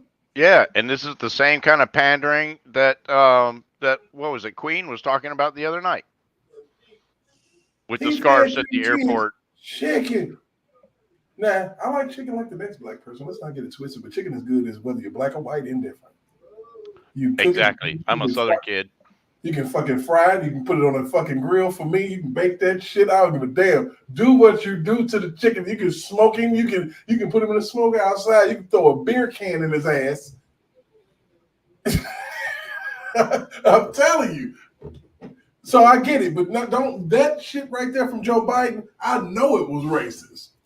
That's the only thing you can think of, motherfucker. You don't like chicken like that. Your ass can't probably once you take your dentures out. You eating oatmeal and cream of wheats and ice cream. Damn, it's pissing me off, man, tonight. I don't know what the hell. Did you see that? Did you see that? Did y'all see Kamala Harris to an HBCU house party and they was dancing to Sexy Red drinking? What? I'm gonna send it to the DM right Hold now. on, what the fuck? What? What? Hold on. What? That's Now I got to search. Oh man, I thought you had already had that, man. Good Lord. Yeah. You seen that? Yeah. Phony. Just all phony, man. They trying to be man, listen. Look, boy, man. Kamala ain't real. They already know they done, man. They trying everything they can. The only Kamala I knew before Kamala Harris was Kamala that used to wrestle in WWF. They had the paint on his face and they act like he couldn't speak no fucking English. Mm-hmm. Y'all remember Kamala? Yep. I know who you're talking about. Oh, shit, God rest his soul. For real. That's crazy as hell. Let me see. What was I thought you knew about that, D. Nah, some man. Look, I can't get all the fucking information. That's why I got y'all. Y'all my friends. That's they've been talking about that like crazy. I've been on this other shit. She know what she's doing. If you trying to accomplish what they trying to accomplish, why not go out to section? Why not? And get everybody her following her period. Them folks, come on. She ain't slow. Oh, she was dancing to ski. Yeah. You don't even know what they're talking about. Oh, shit. Kamala, you an idiot. Oh, shit. She say, oh, my God. Kamala Harris, baby. I'm gonna need that's what you talk about too. Another live, but you can do that. You can say that for another live if you want to. You need to get your life together, baby girl. Shit, I'm trying to get on Charles Barkley, punk ass. Woo! Yeah. I can't believe it, Kamala. You just got in quick doing. They know the ones to get, man. Like you know you're right out of touch. I'm out of time. Yeah. God damn, He gonna, they want him to say whatever they want him to do. The fact that's what he gonna do. He ain't got no backbone. He don't stand on. Oh my goodness, that's how it makes you want to if he's manga. I'm off for 36 more minutes. About 30, 35 more minutes. Man, no lie. I'm sitting back just reading a few comments, man. Y'all just bear with me. It's definitely game over, man. You know. Okay, so is that addressed? Let me see if some of this mush mouth shit that Joe. Let me see what Joe Biden talking about. We gonna weather this together because I said I was gonna do it. We ain't gonna do but a couple minutes because I'm sure he ain't gonna be able to talk worth of shit. Biden be struggling. And they keep sending him out there. That's crazy. Oh my God, that's crazy. He ain't even had nothing on his schedule this week. Just the State of the Union and shit. And have you seen the outline for his State of the Union? The one that's published. I mean, it's not a whole lot. It looks like it's going to be very short. Hey, how y'all doing? Yeah, I'm so glad I'm Donald Trump is bad. If you don't vote for me, then you ain't black. That's even the white people. Yep.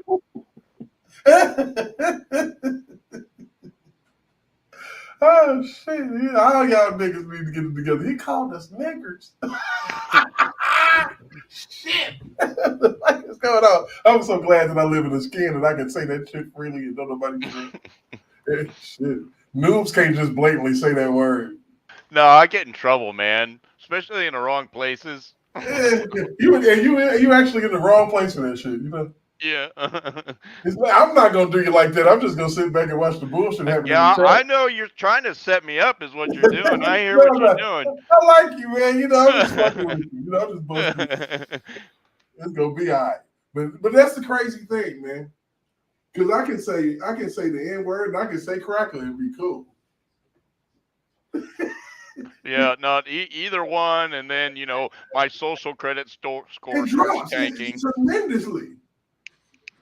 Donald Trump, they was trying to make it seem like just because he said blacks that he was wrong. Damn, what the fuck? Blacks, African Americans. Not even giving them It's only the application I've never fucking seen.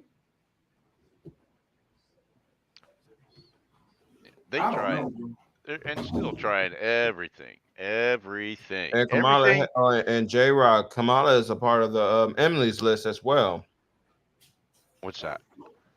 It's like a feminist type group. It's owned by Hella Kim, who happened to be a big supporter of the LGBT community. So another and she's Soros the one. spinoff. Yep, and she's the one. Her and Kenyatta Barnes are the ones that first ones to cancel R. Kelly's concert in Philadelphia. Mm-hmm.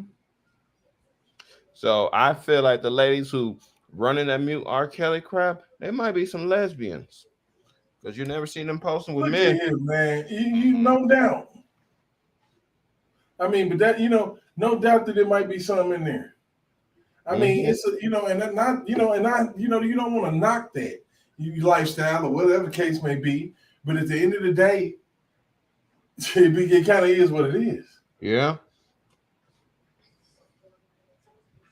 I don't know. It's just, you got to call a striker striking a ball. And a lot of this times, I mean, these guys find each other because they're working in the same direction anyway, Yep. And so. I mean, look at us. Mm-hmm. We're working in the same direction, and like I said, one of the weirdest things, because I was indirectly watching the Trump thing back in when he got elected and all that, and I'm like, well, damn, he can't be that fucking bad. And my thing has always been, I may not like everything a person has to say, but I respect your right to say it. Yeah. It's all about the feelings and emotional bullshit when it comes to this freedom of speech problem that we have in America. And you know that it's come to a head when they start attacking those folks whose job it is to tell jokes and make light of the situation. Because the people who are comedians are the truth tellers. Mm-hmm. They always have been. Yep. When nobody else can say the shit, when no one else can say it, a comedian can say it in a dark nightclub. They can say it wherever they wanted to, however they wanted to, whenever they wanted to make people laugh, to make light of shit, because life is too fucking stressful any fucking way. We need, and I'm talking about a good fucking belly laugh. We And need. Try to find a comedian now that hasn't had some LGBT ABCDE whatever stand up and pitch a bitch. Are you making fun of us? Yep. It's okay to make redneck jokes. It's okay to make black jokes, But you as can't soon make fun as of you a talk gay about, joke. right? And it's like nowadays, the social media is in the world of feeling offended. And my thing is this: if you're taking it up the ass, shouldn't nothing hurt you. Yeah, exactly. And it's funny as fuck that you are, and so we need to talk about that. Shouldn't nothing hurt you. Shouldn't nothing hurt you, man. And I'll say this: if Bernie Mac was alive and he was able to say the things he said, you already know the internet would drag him. Oh yeah. Did you hear what the fuck he said? Cancel him. Cancel him. And Richard Pryor too. On top of that, Bernie Mac, like, I'm gonna tell you what the fuck. I'm gonna tell you what the fuck I won't say. Straight up, Bernie Mac can say that shit. Man, and when you can dumb down Samuel L. Jackson, you get. Oh my goodness, they've done a lot. He's just the only thing he say now is what's in your wallet. Nothing, motherfucker. Yeah. Not a damn thing is in my wallet because of fucking Joe Biden's policies. And see, the thing about it is people don't realize what happened. And I'm going to tell you what the fuck happened. I'm going to tell you why people was tripping, because people was coming around to Trump because people had money in their motherfucking pockets. In 2019, I was balling out of control. Now, I need a blessing. You feel me? Yeah. I need a helping hand, some helping hands, and some feet, and all type of shit. I could talk all day about how Joe Biden himself has ruined my fucking life. Yeah, we just need to get the government out of the way of the people. It was not intended to be this way. I worked in the vacation industry. Oh, COVID kicked your ass. And that was all a sham. It hurts right now. Damn, they want to fucking cry. There was nothing that I could literally survey and say, I want that. And not have it when Donald Trump was president. That's what he all about. You should be able to get what the fuck you want. Yep. You shouldn't have to struggle every fucking day to put food on the table, keep the fucking lights on, keep gas in your damn car, and not be able to go no damn where with your fucking family. And do you know that the U.S. possesses the only refinery in the world that can refine the black tar oil that we are purchasing because we stopped drilling? They can't sell that shit to anybody else, and we're still paying a premium for it. Shit, we got our own damn tar pits if we want some bullshit. Yeah, we got plenty. We got fracking all the way through Pennsylvania, South Dakota, North Dakota, all that stuff just ready to go. And a pipeline that is still unfinished. And I say drill, baby, drill. Yep. Say for real. And that's going to happen on day one. Get y'all asses back to work. Yep. All you know that they're hiring. They're looking for people. They're getting contracts signed right now. Say if Donald Trump becomes president, you're going to start to work on this date. People And want to that's a work. fact because I'm retired, but I interviewed just today, and I know this for a fact. That's the truth. You know, people want to live again, man. Yep. I'm sick of this shit. People want to work again. I'm sick People of this having to shit. come out of retirement and go back to work. Listen. I have been broken down to making half of what I made last year. I'm on a fucking struggle bus.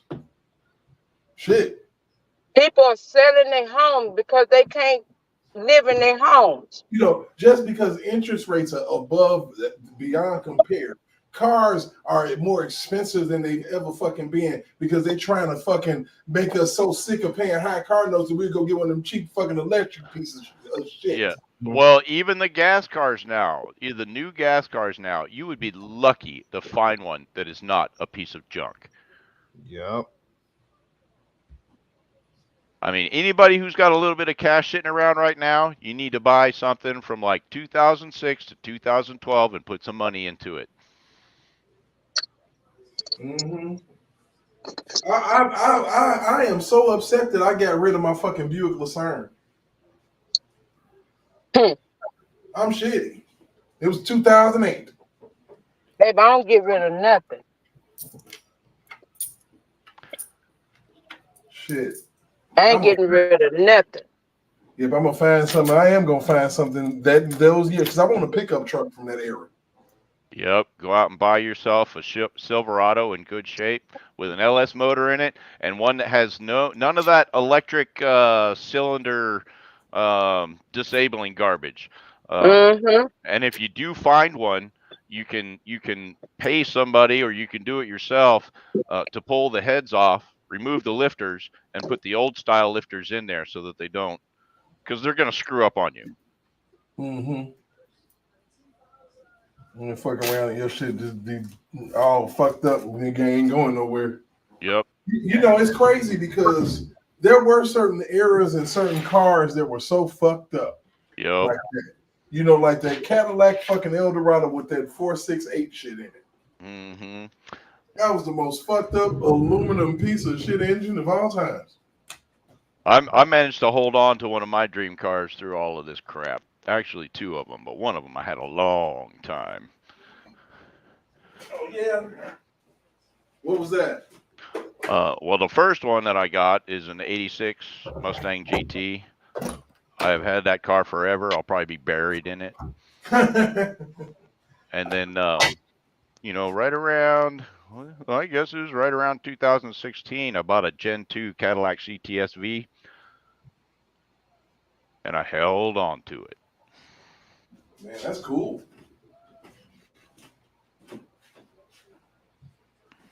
A car that I'm going to have to repurchase.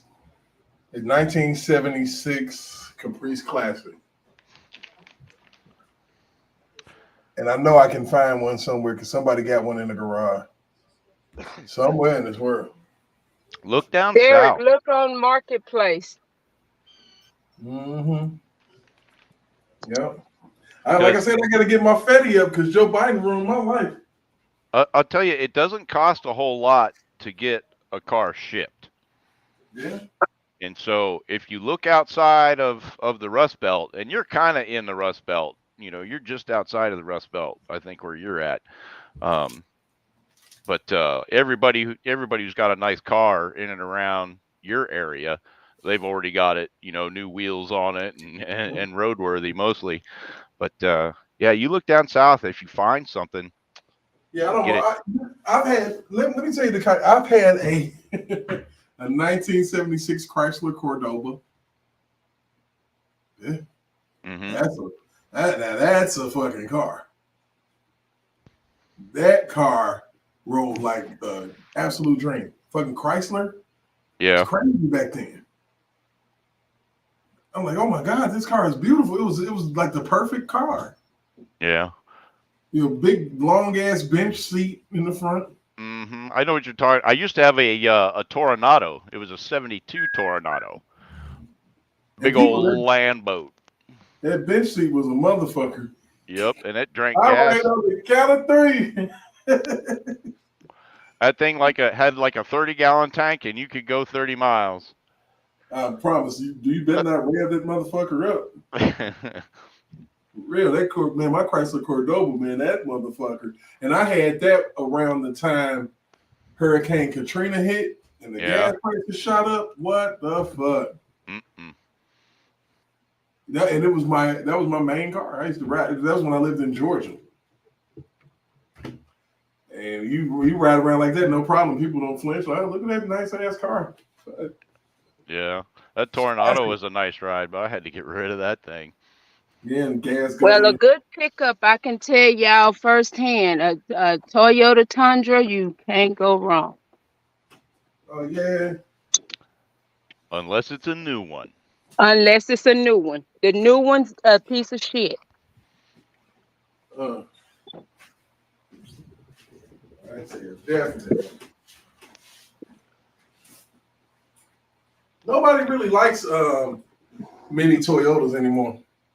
Well, the Tundra is a full-size truck. It's a half-ton. Yeah. What's the name of the smaller one? That's the what is it, the Tacoma or something? No, Tacoma is Chevy. Tacoma is but Chevy. then but you got that 1794? 1784, whatever that is. That's the big one. Toyota trucks. I'm Googling it. Oh no, you're right. Tacoma is Toyota.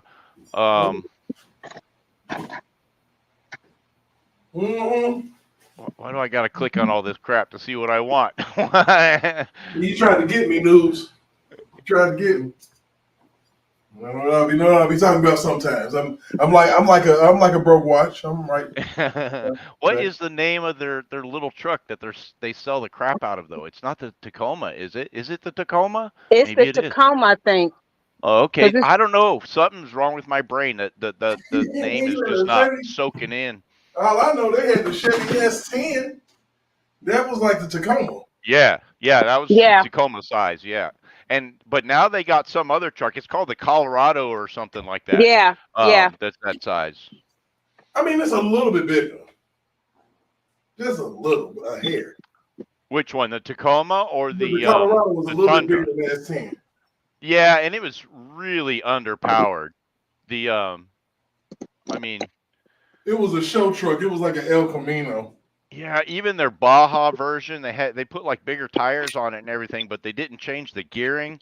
And that little V6, it just didn't have enough grunt. You know, it really needed a small V8. And fucking S10s. I remember people used to put switches on those little motherfuckers, man. Man, S10s are still hot, even the old ones and the new ones, because everybody's dropping, LS conversions into them. Oh shit! So they're flying scalded dogs and shit. Yeah, man, you can put an LS in anything. All right. I'm like, I like my 80s cars, man. I'm like I'm talking about your 9.8 Regencies and shit. I'm talking about the old school classic luxury, like sitting on the couch cars. You like the big cars from the 80s. Oh fucking wait. Oh my god. Like it was crazy. Like how big do you want a car to be? Mm-hmm. Type shit, like the Deuce and a Quarter. Oh my fucking god, that's back 70s, but they still had a 225 in the 80s. Yeah. I'm trying to think of what my favorite 80s car would be. It'd have to be the Lamborghini Countach from Cannonball 1. Oh yeah. I don't know. I've always liked the fucking Cutlass. Oldsmobile had a good one with that Cutlass, man. Yeah, the only thing that grinds my gears about the Cutlass is that, you know, I grew up in Fox Body Mustangs, and those dudes with these big, huge lead sleds would show up and try to run with stock Mustangs. And, you know, it's like, dude, really? What are you doing here? Yeah, they're playing games. I mean, even if you Yeah. got even if you got a 450 or whatever in there. It take a lot of juice to move that big thing down. I mean, it's like racing with a Torino. Everybody remembers a Grand Torino, but you never saw them at a drag strip. Yeah, But they you just look good. Yeah, you saw Oldsmobile down there all day long, though. Yeah. Yeah, it just looked good, you know. Yeah. And that car could scoot, but I mean, it was heavy. Oh yeah, you can feel shit once you let off the gas, you float for 2 miles. Yeah, it had long legs. You could float down the fucking street forever in one of those big son bitches. You had to burn that much gas. You hit it one time and ride. So even if you tap the brakes, it's still those cars are fucking crazy. I used to have a Cutlass, 84, and then I had the 92 drop top. Yep. You're a dyed in the wool Oldsmobile dude. Yeah. Well. Hey. I would now say what you got to do is you got to go find your dream car, and then do a modern fuel injected Hemi conversion. Oh my God. And you'll still spend less money than you would buying a new turd. I got You know what I'm saying? I got a 2022 turd. Well, even still, I mean, if you were going to go buy a new car today, what would you spend? What do you think it would cost you? Well, what it's costing me right now is almost $40,000. Wow. And so, you know, you go find a Cutlass that's in decent shape, you know, maybe it's got a little bit of rust around the fenders or whatever, you know. Yeah, they can be fixed. Yeah, you throw a fuel injected Hemi in there, throw a standalone EFI management system, do up all the wiring, fix the rust, throw a coat of paint on it, and go down the road. What are you at? Maybe 10 grand? 15? If you want it really nice? So you make it sound so sweet. I mean, all the dudes are out there looking for work right now, all these shops and everything else, you know? And so Oh yeah, so you can get it done nice, cheaper than what you probably could before, maybe. You know. Yeah. I mean, look at all the dudes making bank on YouTube. You know, Vice Grip Garage. What's that other Power Nation channel? You know, and that's all they do is rebuild cars all day.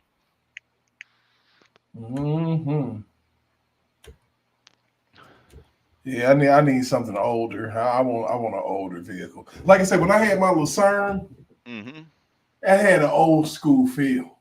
Right. So I'm talking about column shift and every fucking thing. Yeah. So just find what you want and resto mod it. You know, put modern brakes on it, modern engine and drivetrain. You know, and then run that thing for 200,000 miles. Because it's the engine and they keep it rolling, engine and transmission. Shit. And bearings and brakes and suspension. Yep.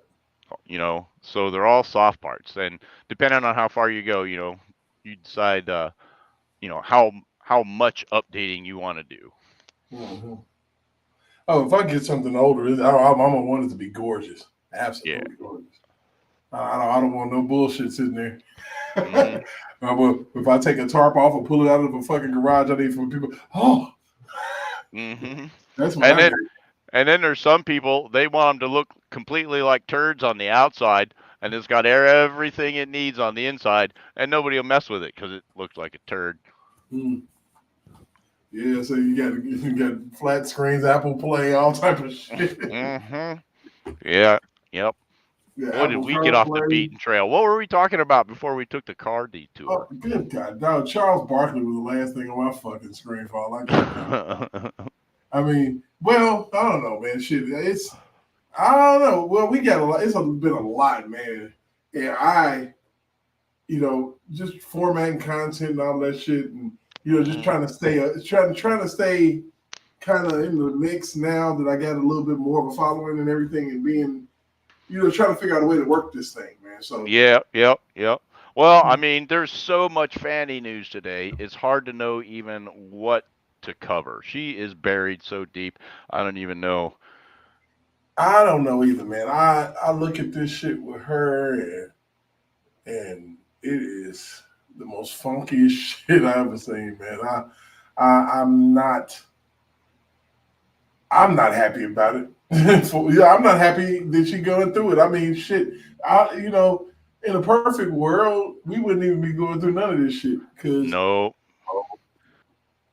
Because in a perfect world, somebody would have done their homework on her before she even started. Or we can even go further back, and they wouldn't have been playing with the ballots in Georgia.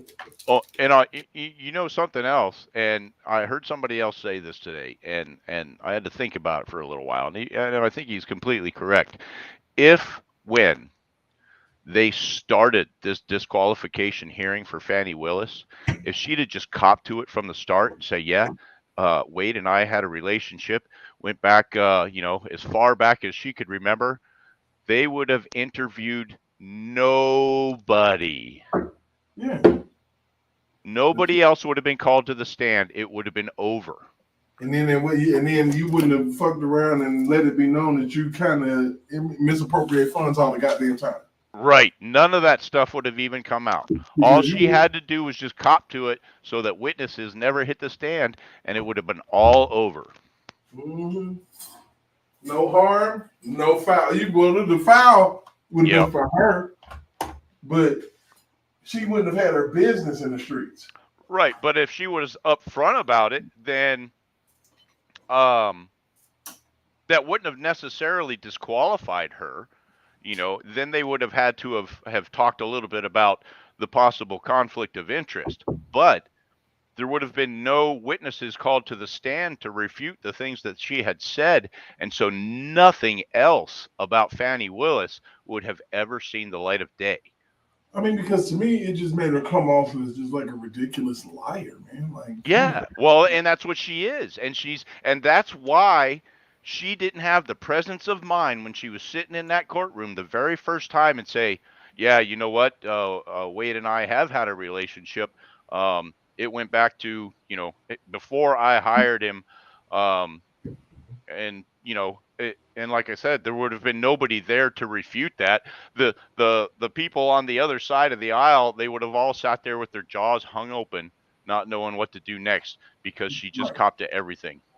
Right, she literally lied and let her own arrogance bury her. Mm-hmm.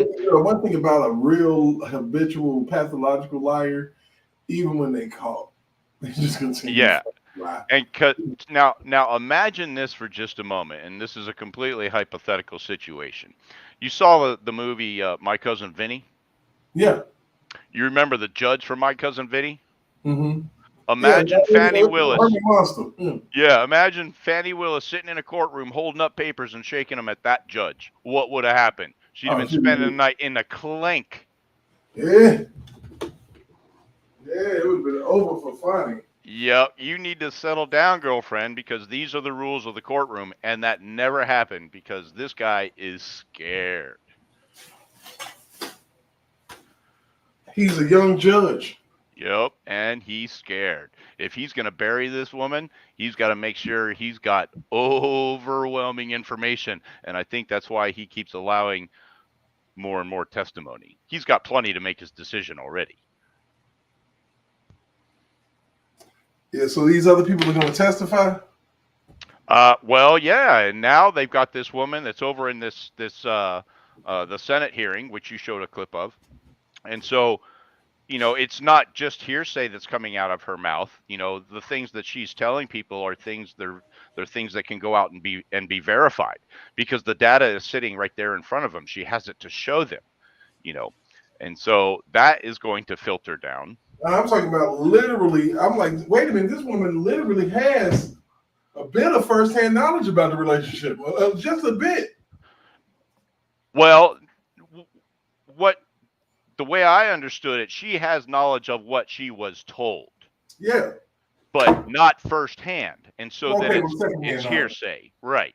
It's hearsay. Somebody told me that somebody said this. So in a courtroom, that's not worth a whole lot. But the things that she was actually talking about are verifiable facts that there is data that can be presented for the geolocation from her cell phones, the text messages, and on and on and on. Mm-hmm. Yeah, some things. Oh my goodness, it just made me want to kind of give me pause a bit, man. Because I'm like, how can you fall so far? Oh goodness, so fast. Well, and I just don't understand the thought process behind, sitting in a courtroom defending yourself against disqualification on a case this big, thinking for even a second that somebody is not going to go look and verify everything that you've said. Especially in the era Yeah. of social media. Yeah. They started pulling up every fucking thing on this woman. Mm-hmm. And everything she said hit the internet. I would never be the type of lawyer that sleeps with their subordinates. Oh my goodness. And if you're gonna do that, for crying out loud, I mean, I think everything that she could have done wrong, she did do wrong. I mean, the dude even had a garage door opener that belonged to her house. Crazy. So he could slip in. Oh yeah. It's easy access because the thing about it is, think about that. Think about this. When you live in a suburban area, most people that live in suburban areas close their garage door and they leave the door to the garage. What? Unlocked. Most people do that. Yeah. So that is why he had the garage door code, because she left the entrance to the house from the garage unlocked. Right. Exactly. So he could just come in. Or he could discreetly park his car in the garage and nobody has to know. Well, and that's what he was doing. That's what he was doing, because he had in his possession the garage door opener, and so he'd roll up to her house at 11 o'clock, midnight, whatever it was, open the garage door, park, close the garage door, and then his location is there until such and such time in the morning. Yep, exactly. Well, and they were sitting there discussing legal briefs the entire time. They're trying to hold back this feeling for so long. And this is what I think the cool part is that Wade billed her for a lot of those hours. See, and if you feel, let's get it on. Yep.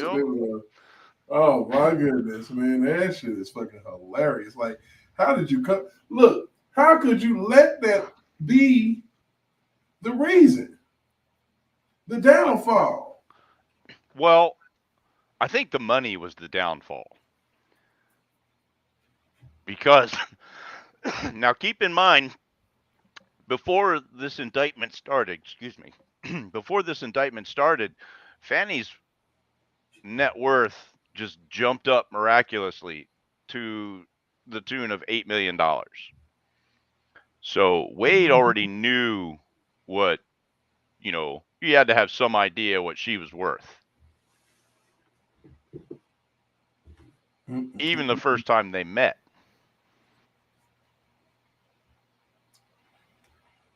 Oh my goodness. And now they're looking into where all this $8 million comes from. And if you look at the list, and this is part of what this woman was saying to the oversight committee today, or whatever committee it was, is, she's showing line by line all of these donations. And some, for example, little old lady from Pasadena, makes donations on every Tuesday, Wednesday, Friday, and Sunday, for X amount, every week for every day of her life until she dies. And, they know this is BS. thousands of dollars. I mean,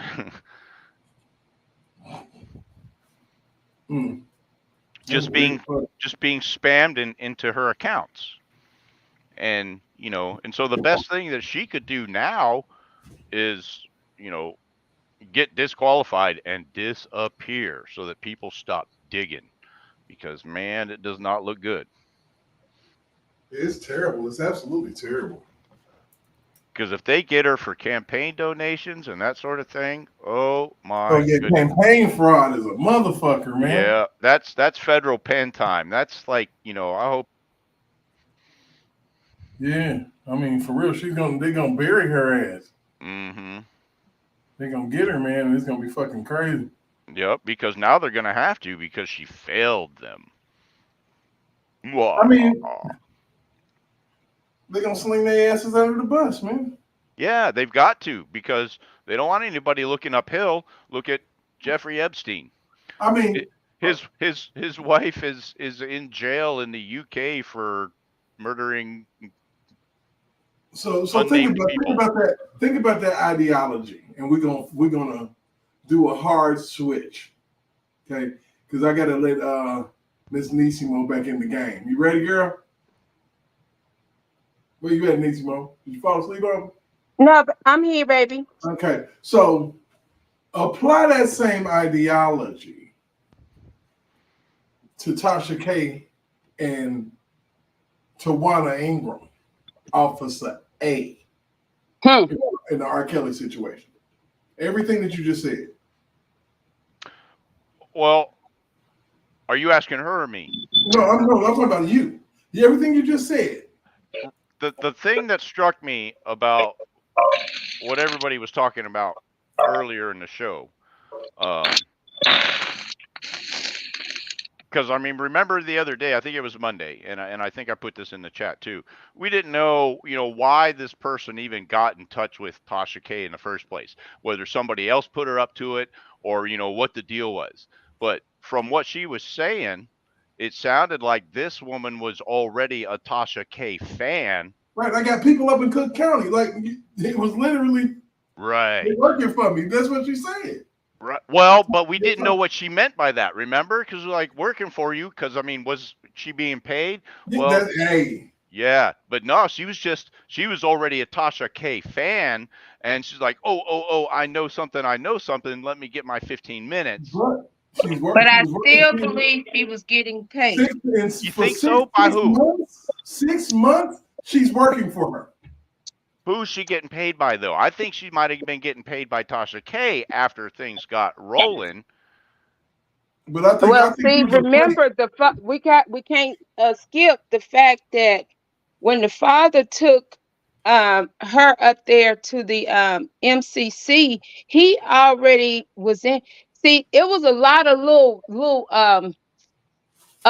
remarks that was being made that because people were so caught up in the drama, they was not listening to the things that people was actually saying on the other side. They was already throwing out the hints. They was predicting the future damn near. Huh? They was damn near predicting the future. Yes.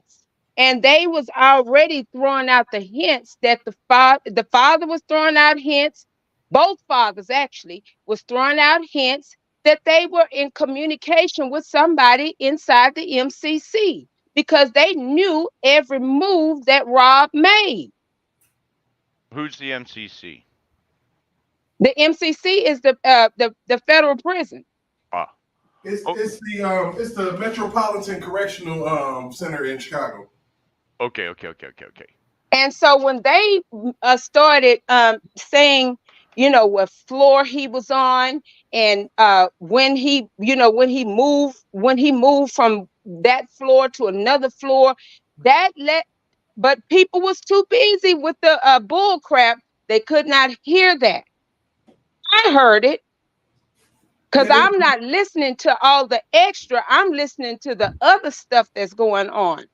Yeah, they were literally giving up logistics, like real live logistics. Yeah. All right, so let me ask this then. This Officer 3 or whatever. What's her name again? Officer A, Miss Tawana Ingram.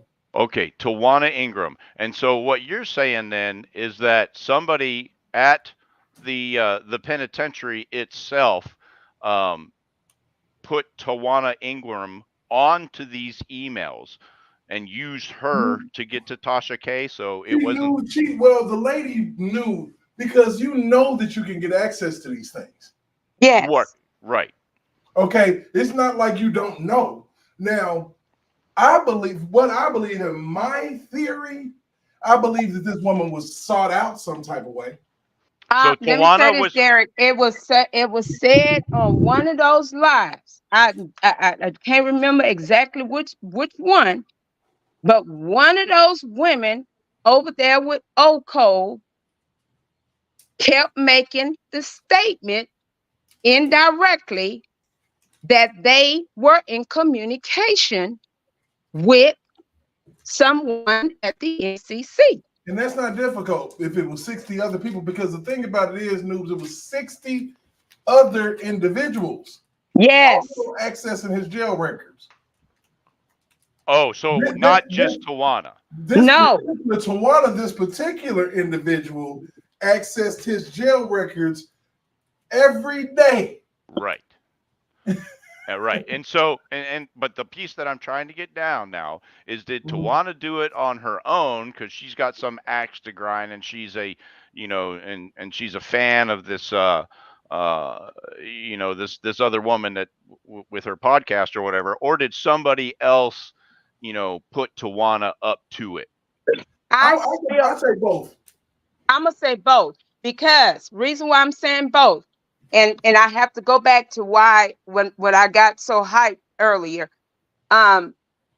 when Rob said they found out 3 weeks before his sentencing. No, your attorneys knew way before then. So they knew, and if they knew who they had to have known who this person was. Okay, Derek, let's take it even further.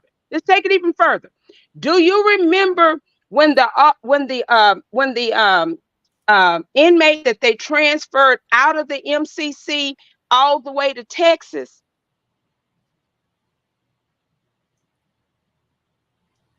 Mm-hmm. Okay, when they transferred him from the MCC all the way to Texas, this was the same guy that was saying he was gonna help Rob with his case. That's the one that drew up that motion, ain't it? Yes. Okay, they got him out of there. They had to get him out of the equation. Then all of a sudden, now mind you, we're in a pandemic. Remember, Greenberg said he wasn't able to see Rob because of the pandemic, this, that, or the other. But mind you, we're still doing protests in front of the MCC. But the day that inmate dropped that information, you all of a sudden was able to go see Rob. You went to go see him that particular day, that same day to be exact. And you put out a statement. Craziness. That's why I'm not going to leave no stones unturned. When I say no stones unturned, when you have your attorney, that the first thing that comes out of her mouth is find him guilty. Mm-hmm. It was all a setup.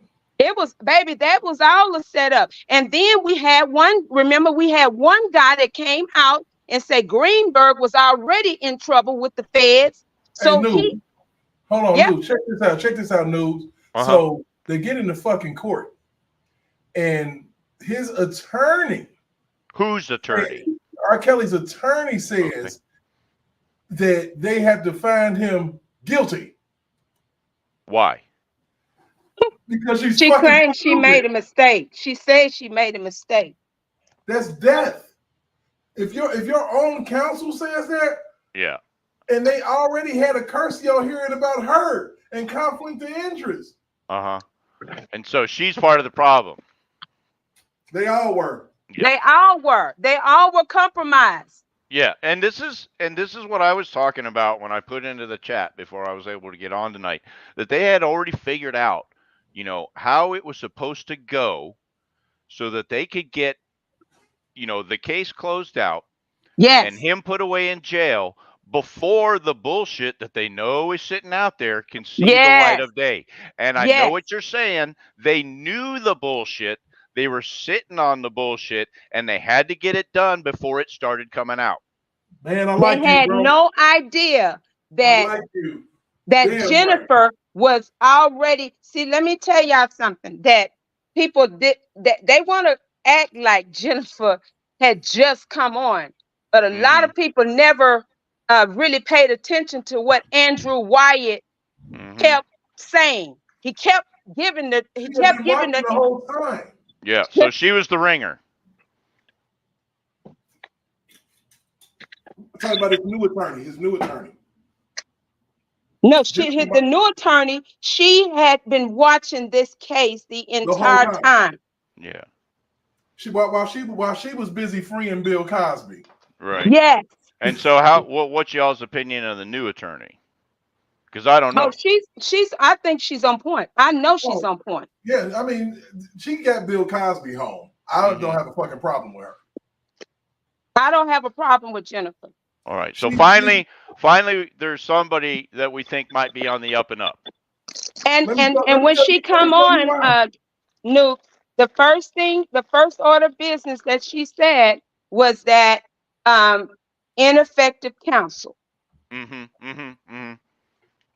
So, but what people did not realize and hear when she called all these counsels named that was being taken off the case, she never said Greenberg.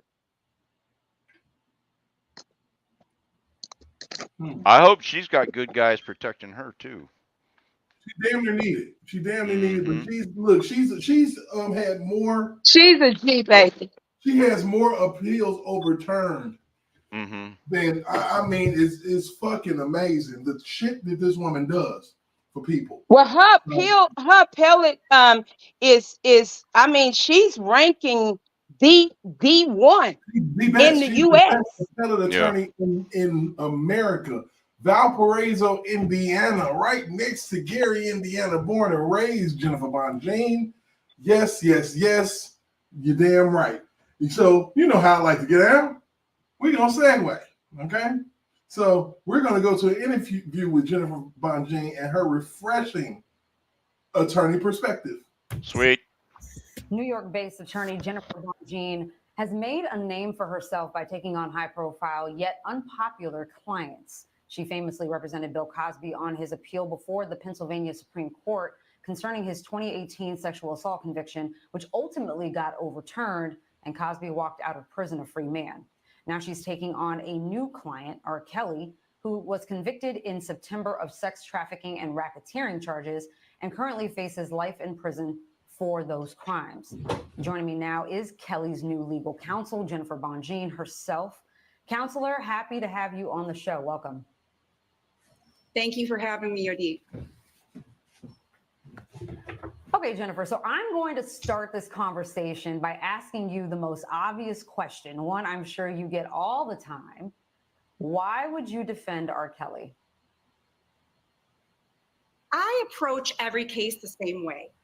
And I look and I say, has there been a miscarriage of justice?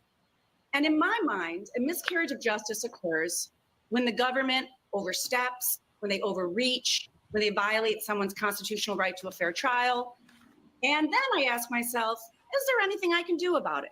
Can I possibly get this individual some type of remedy, some type of relief? And when I looked at R. Kelly's case, I found that both of those things were true. And so I had no reservations about taking R. Kelly's case. What I see was a travesty of justice and how the process worked. And when the process doesn't work, the outcomes are not fair, they're not righteous. And as a result, I took R. Kelly's case. And so when you look at that, I'm looking at an individual, man, that really has her head screwed on straight in what she's absolutely trying to do. Yeah, it's This is Dragnet all over. It's just the facts, ma'am. Yeah, I mean, it's literally, which she's the one who brought out Officer Ingram. That's what she does. That is what she does. She's the same person that brought out the mother and the text messages as well. I mean, dogged attorney. Right. And she was the one. Let's keep it a G. She was the one. Since people want to say his attorney did not tell him to come out here and speak, yes, she did. She gave him the okay. She gave him the blessings. That was to draw Tasha K's ass out. And she ran her mouth too much, and she ran her mouth just enough for Jennifer Bonjean to say, suing you, you motherfucker. You told on yourself. Literally. It was one of the smartest legal plays of all time. Smart. Promise you. How old is this video? This video is maybe about, let me open it up. It is literally 2 years ago. 2 years ago. Wow. This is really taking the gears some time to grind. Yeah. And she said herself, if she had been on this case from the beginning, we would not be where we are right now. The man sat in jail for 2 years and well, no. He's from 2019 to 2022, right? That's 3 years. With no bond. With no bond, pre-trial.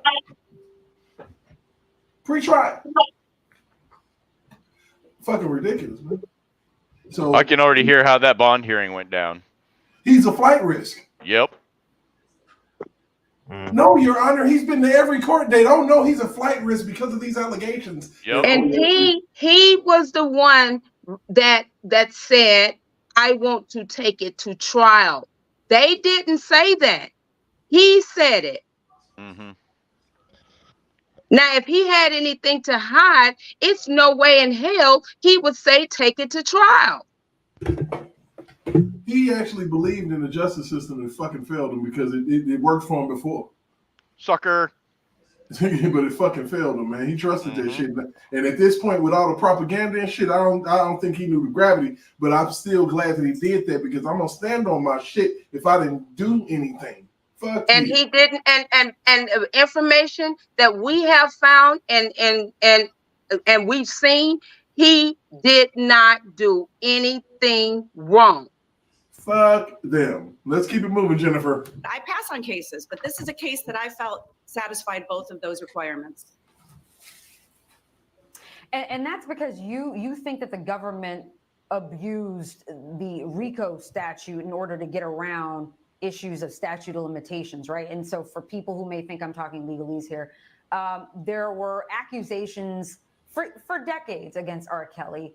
Those accusations, cases, whatever it may be, were old, and so they couldn't be tried in a court of law. But to get around that, prosecutors used this statute, the RICO, which most people would associate with like big drug lords, to get around that in order to get R. Kelly on these charges. Watch how she break this down, dude. My goodness. That's what you're talking about when you're talking about a miscarriage of justice, correct? I mean, it's more than that. First of all, the government could have charged R. Kelly along many years ago, many times over, with whatever crimes they believe that he committed. Now, they didn't do that many times. We know there was a case back in the mid-aughts out of Cook County, and he was found not guilty of that case. But the government could have brought charges, and they chose not to for whatever reasons.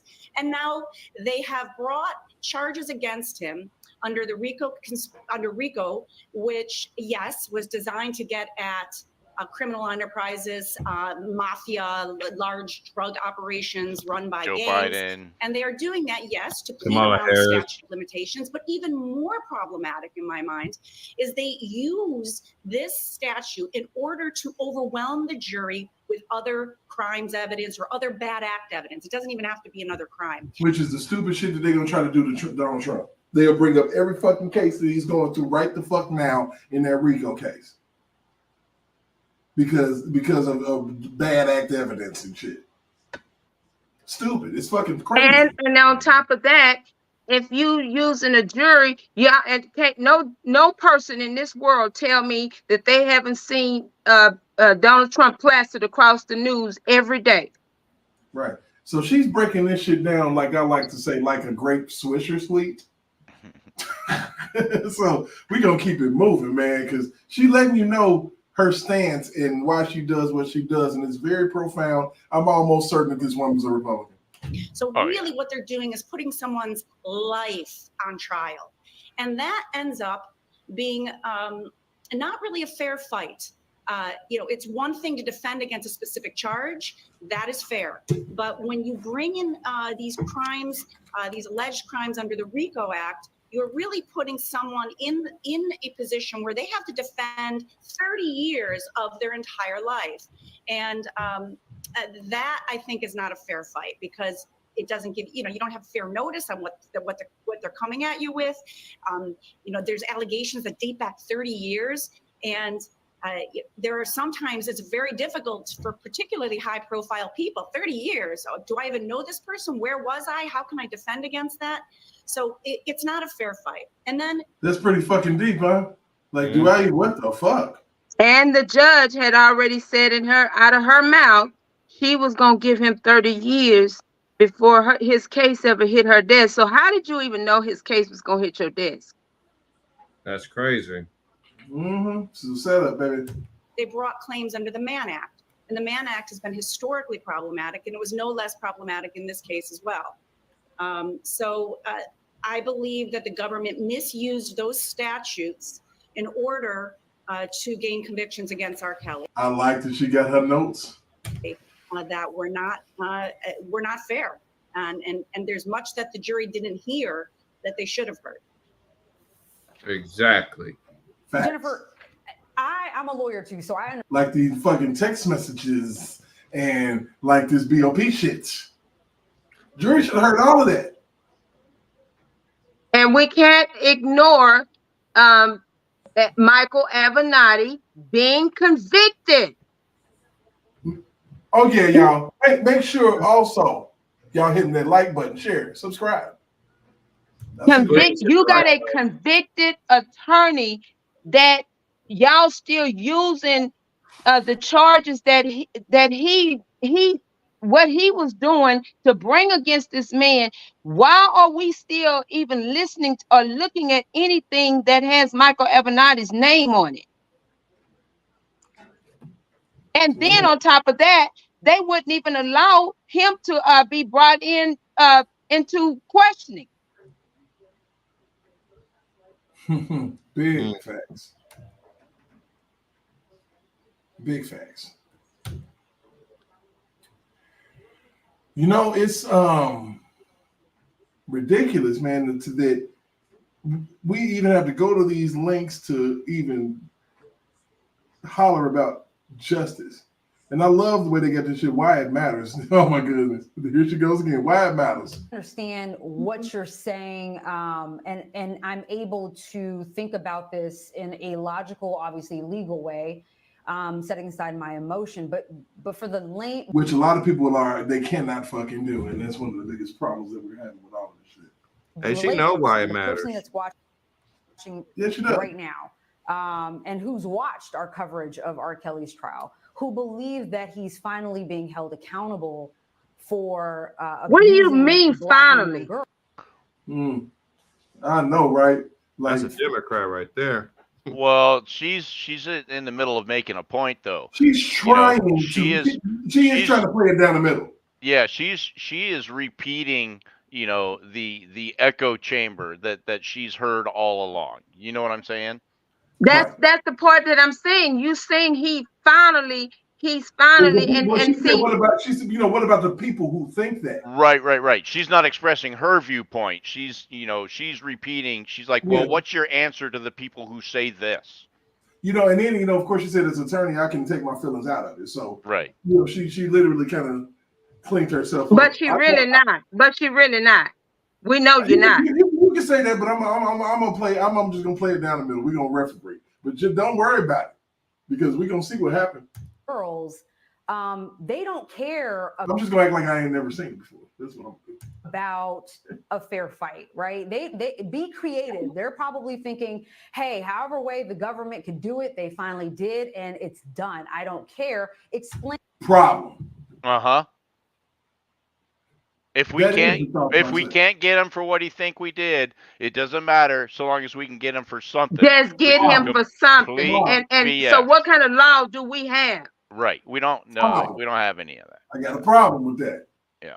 That don't pass the smell test for me at all. No.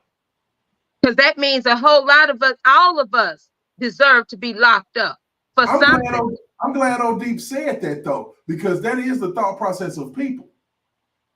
That was the thought process then. That's the thought process with Donald Trump. I don't care how you get him. He's a racist. He's this, that. Lock him up. Yup. But now people are starting to get wise to it. You know what? That is because of open trials and a man being able to speak for himself and not be muted. Robert was not able to speak for himself. And not be muted by a bunch of angry women. Well, even then, though, even in an open mic setting, okay, you can still be railroaded. And this goes back to what that woman was saying. You know, they come at you with all of this BS, some of it 30 years old, you know, and you don't get to know ahead of time, you know, the whatever. Because everybody's a fucking Jane Doe. Yeah. You know, so you just get blindsided every single day. And that's what she's talking about, it not being fair. Yeah, that's totally unfair. But like, what the fuck is going on? But how she feels about it is irrelevant. I'm waiting for her to get to the sticky stuff. Oh, she's on it, man. She's all over the shit, man. I'm telling you so. So let me ask you this here before she starts. Old girl that's asking the questions. Is she one of them things? I don't think so. I don't know. I never seen her before. I don't know. I don't know what O'Deep does. O'Deep is actually a defense attorney. No, I'm saying is she a lesbian? Is she a fembot? Oh, did she munching on that carpet?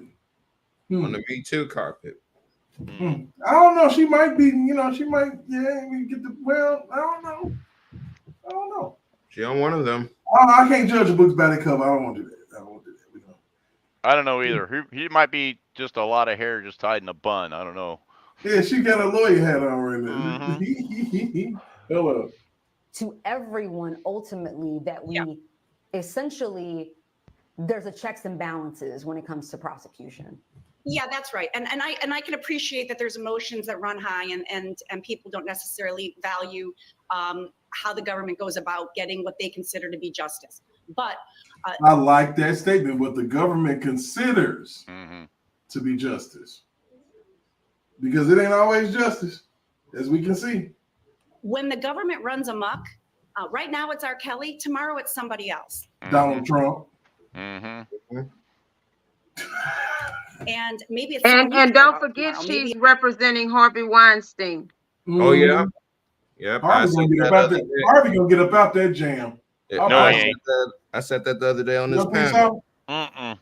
Why not? Well, because he's the scapegoat. If he comes out, then somebody else has got to go down, and that's not going to happen. That's why we got Diddy running around here.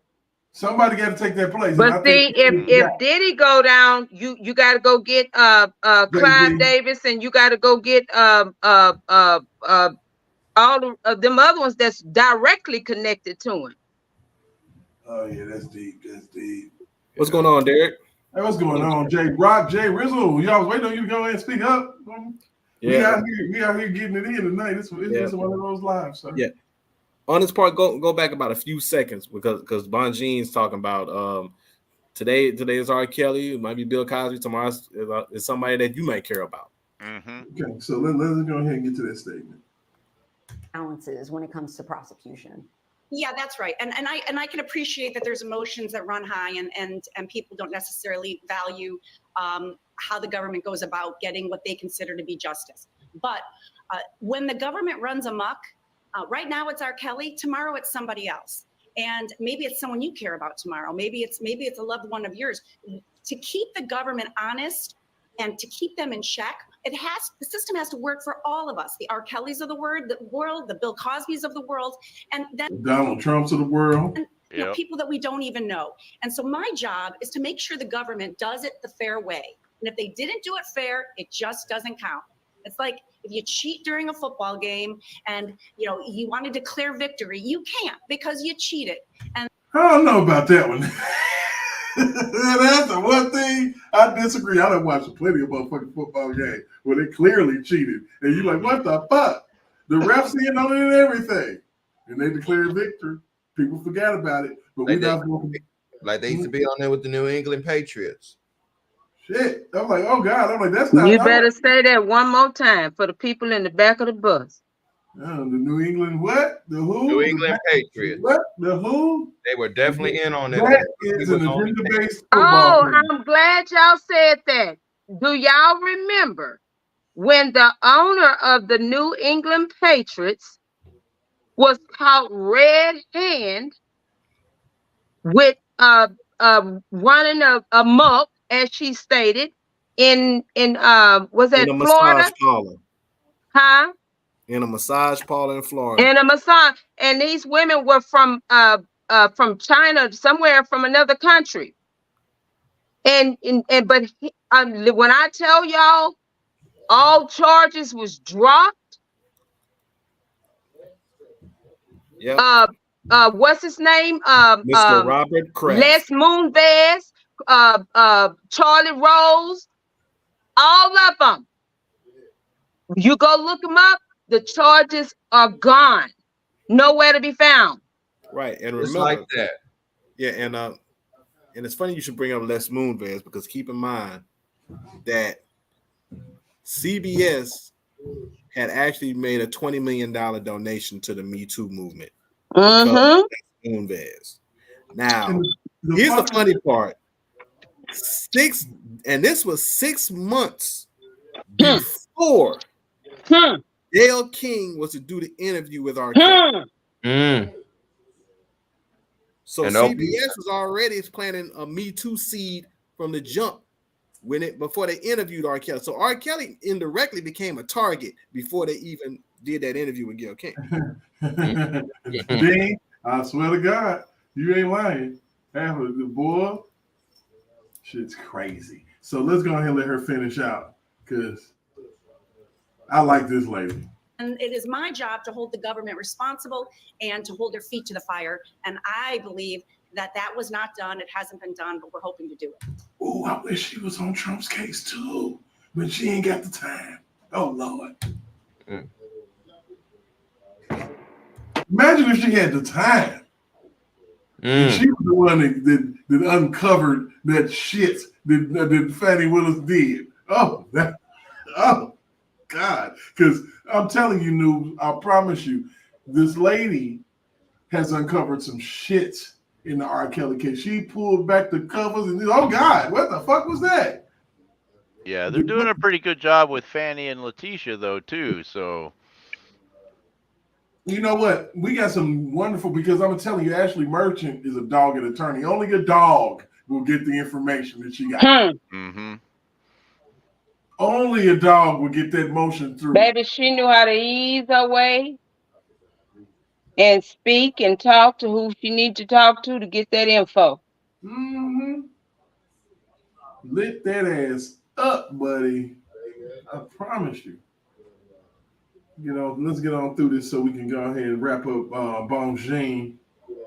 I've had this conversation with colleagues for years, and in fact, we had a conversation about it on the show a few weeks back about the blowback that attorneys risk facing from the public over who they choose to represent. I get tweets from viewers asking why I keep inviting certain lawyers who represented less than desirable clients, and of course that question that we all get, defense lawyers get. How can you defend a guilty person? I'm curious. He is not a guilty person. He's not guilty. See, and that's pre-conviction. I hate when they do that shit. She's part of that machine. Your ugly self. Shit, man. I mean, that court of public opinion is bad enough, but when you get the reporters not calling it down the fucking middle and saying shit like that and not being careful with their fucking words, but they expect for Donald Trump to be careful with his shit. They expect for us to be careful with our shit. Comedians got to be careful with their shit, but they can get on television and say stupid shit. Stupid shit. And we'll keep on moving. Respond. What would be your response to that question? Well, I first of all, let me start by saying Get her, Jennifer. That that is a general question I get all the time. I don't know whether it's specific to R. Kelly or not, and I'm not here to, I don't trust the verdict that came back in R. Kelly's case. So I'm not going to say he's guilty until I believe that there was a fair process. I don't rely on verdicts that where the process was not fair. So let me make that clear. I do not believe that the verdict is a reliable indicator of whether R. Kelly is in fact factually guilty. But to your general question of, how do you represent unpopular people? How do you represent people that the media has already convicted? How do I represent them? I'm a defense attorney, and that's what I do. And I believe to my core that the government needs to be held needs to be held accountable. She mean that shit. Anytime y'all, let me tell y'all, that's when she put them hands on that hip. She said, hold on, y'all. I got to take a, she said, I got to take a moose off. No, she mean that shit. She's the needs. She know it's corruption. Oh my God, she know it for a fact. And when they don't go about this process in a fair and just way, that is a miscarriage of justice, and it affects all of us. And I guess I just really believe in that principle. It just doesn't matter to me whether it's R. Kelly or Bill Cosby or any number of wrongfully convicted people that I have represented over the years. It just does not matter. It's all the same to me, because if the system doesn't work for one, it doesn't work for any of us. And I guess I'm just really focused on that principle. And it doesn't, my view is if you're a defense attorney and you can't get with that idea, then maybe find a different career.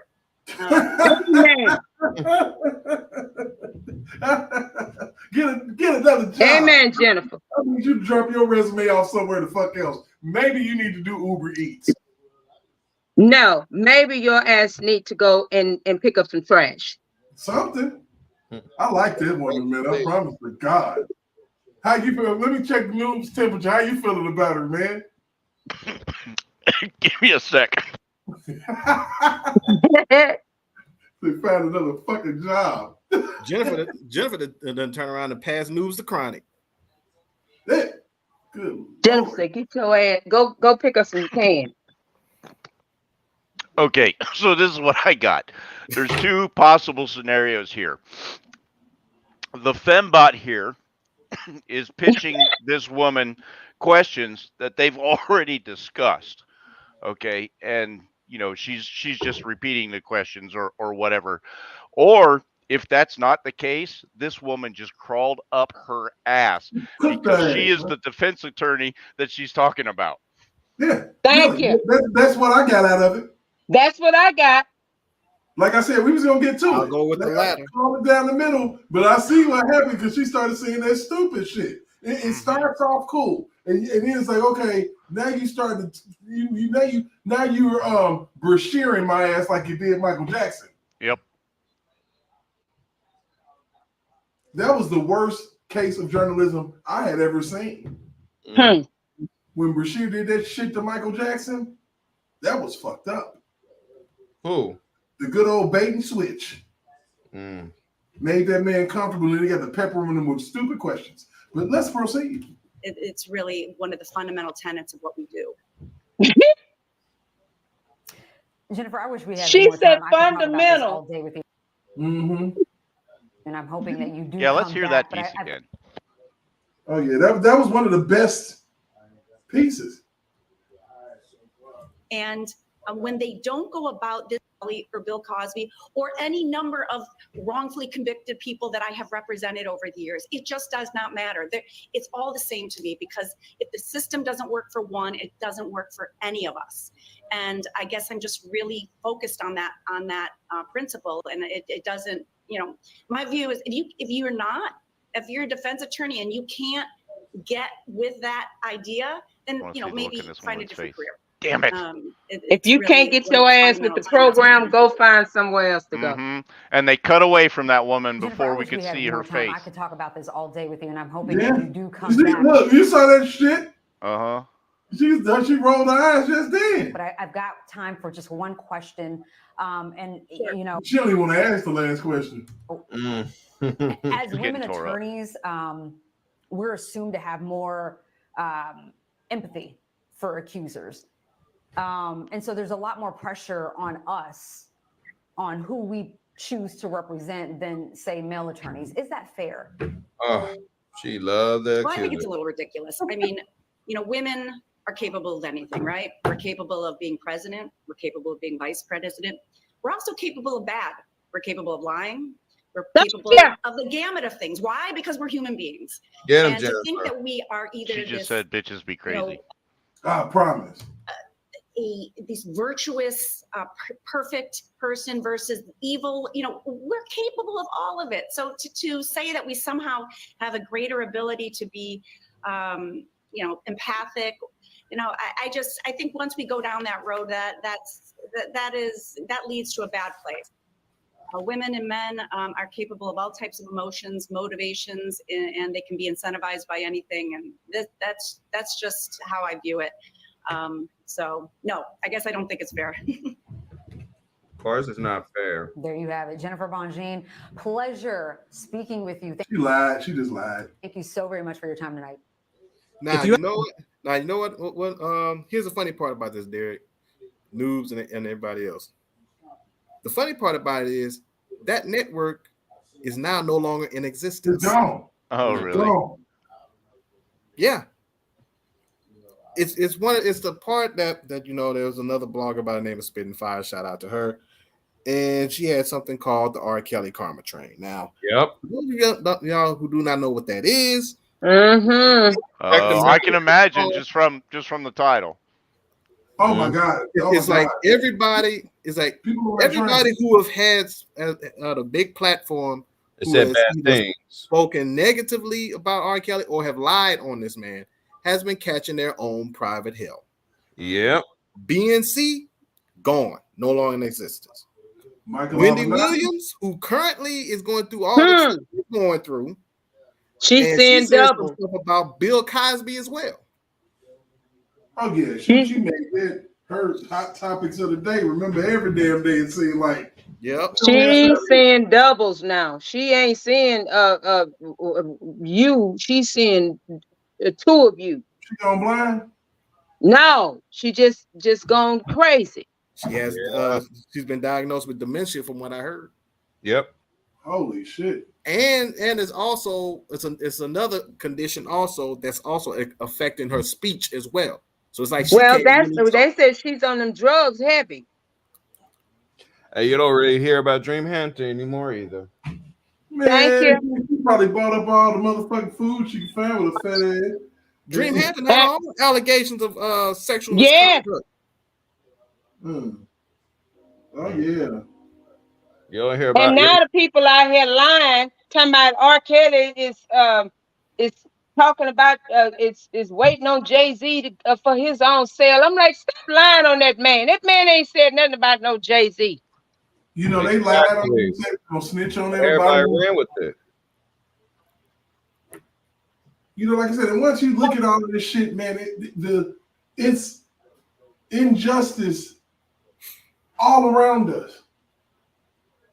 And injustice anywhere is a threat to justice everywhere. So people get so far in their fucking feelings that they don't we don't give a fuck what happens to R. Kelly. What's her name? I have to get y'all. What's her name? The girl that married. What's her name? Yeah, let me finish. Okay, go ahead. I'm back. They don't give a fuck. until it happened to their child. And they be wondering why. You know, until you don't give a fuck. I set up on a Thanksgiving meal with my family back in 2019, talking about that injustice. And you had so many people who didn't know. I had a niece of mine that wasn't born when fucking she wasn't born until the fucking our album came the fuck out. So you don't know shits about what happened prior to you living. You really don't. Only what you've heard from a one-sided hit job. Thank you. Yeah. There is you have the nerve, the left had the nerve to call these shit shows documentaries. Scripted documentaries. One-sided hit jobs where you don't even the person wasn't available for fucking comment because you didn't even ask them to be available for a comment. And used his name, R. Kelly. Musical snippets and all type of things. I'm talking about it made millions. Mm-hmm. And used pieces of his music videos too. You made millions of dollars. Lifetime ain't never made so much fucking money off a fucking Patty Duke movie or a Meredith Baxter Burney movie or what the fuck is the other lady Sissy Spacek movie? They've never done it. Nope. But you throw R. Kelly's name on there and you get the most views you've ever gotten on your television network. And Germany said, "Don't get that shit away from us. We don't want it." One time, in any time in your damn life, you sit in your existence. Now you back to square one. You ain't shit anymore. Ain't nobody watching your ass. Yep. And it's so funny. They had a lot of con artists on their show. And Noobs, you know it for a fucking fact. You turn on Lifetime as a man, you turn that shit right the fuck back off. Ain't nothing on there for us. Right. And then on top of that, y'all, none of the information that they was putting on this documentary was even said in the courtroom. None of the statements that y'all sit up here lying about was stated in the courtroom. What that does, and I'm so glad that they don't have they can't do that shit to Donald Trump. No, because they know it's gonna be a civil war. They couldn't do that shit to him. No fucking way they could come out with a documentary. All you got is goofy bitches like E.J. and Carol running around here talking about how she gonna spend the man's money before she even get it. You count your chickens before they even hatch. Your shit's still an egg, boo-boo.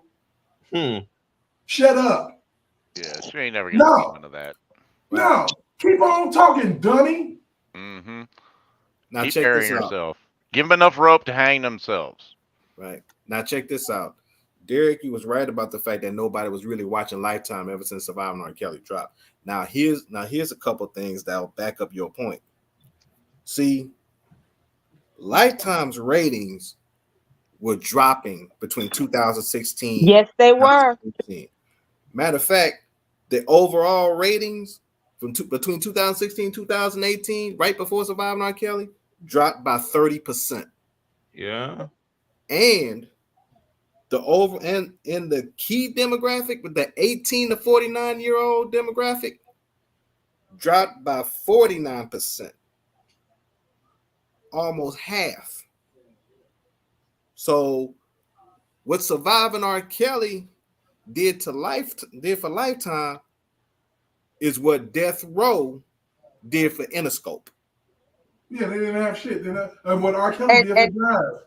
And J-Rob, and when those other countries told them to take that off of their network, they don't want that shit on their network, that really did it.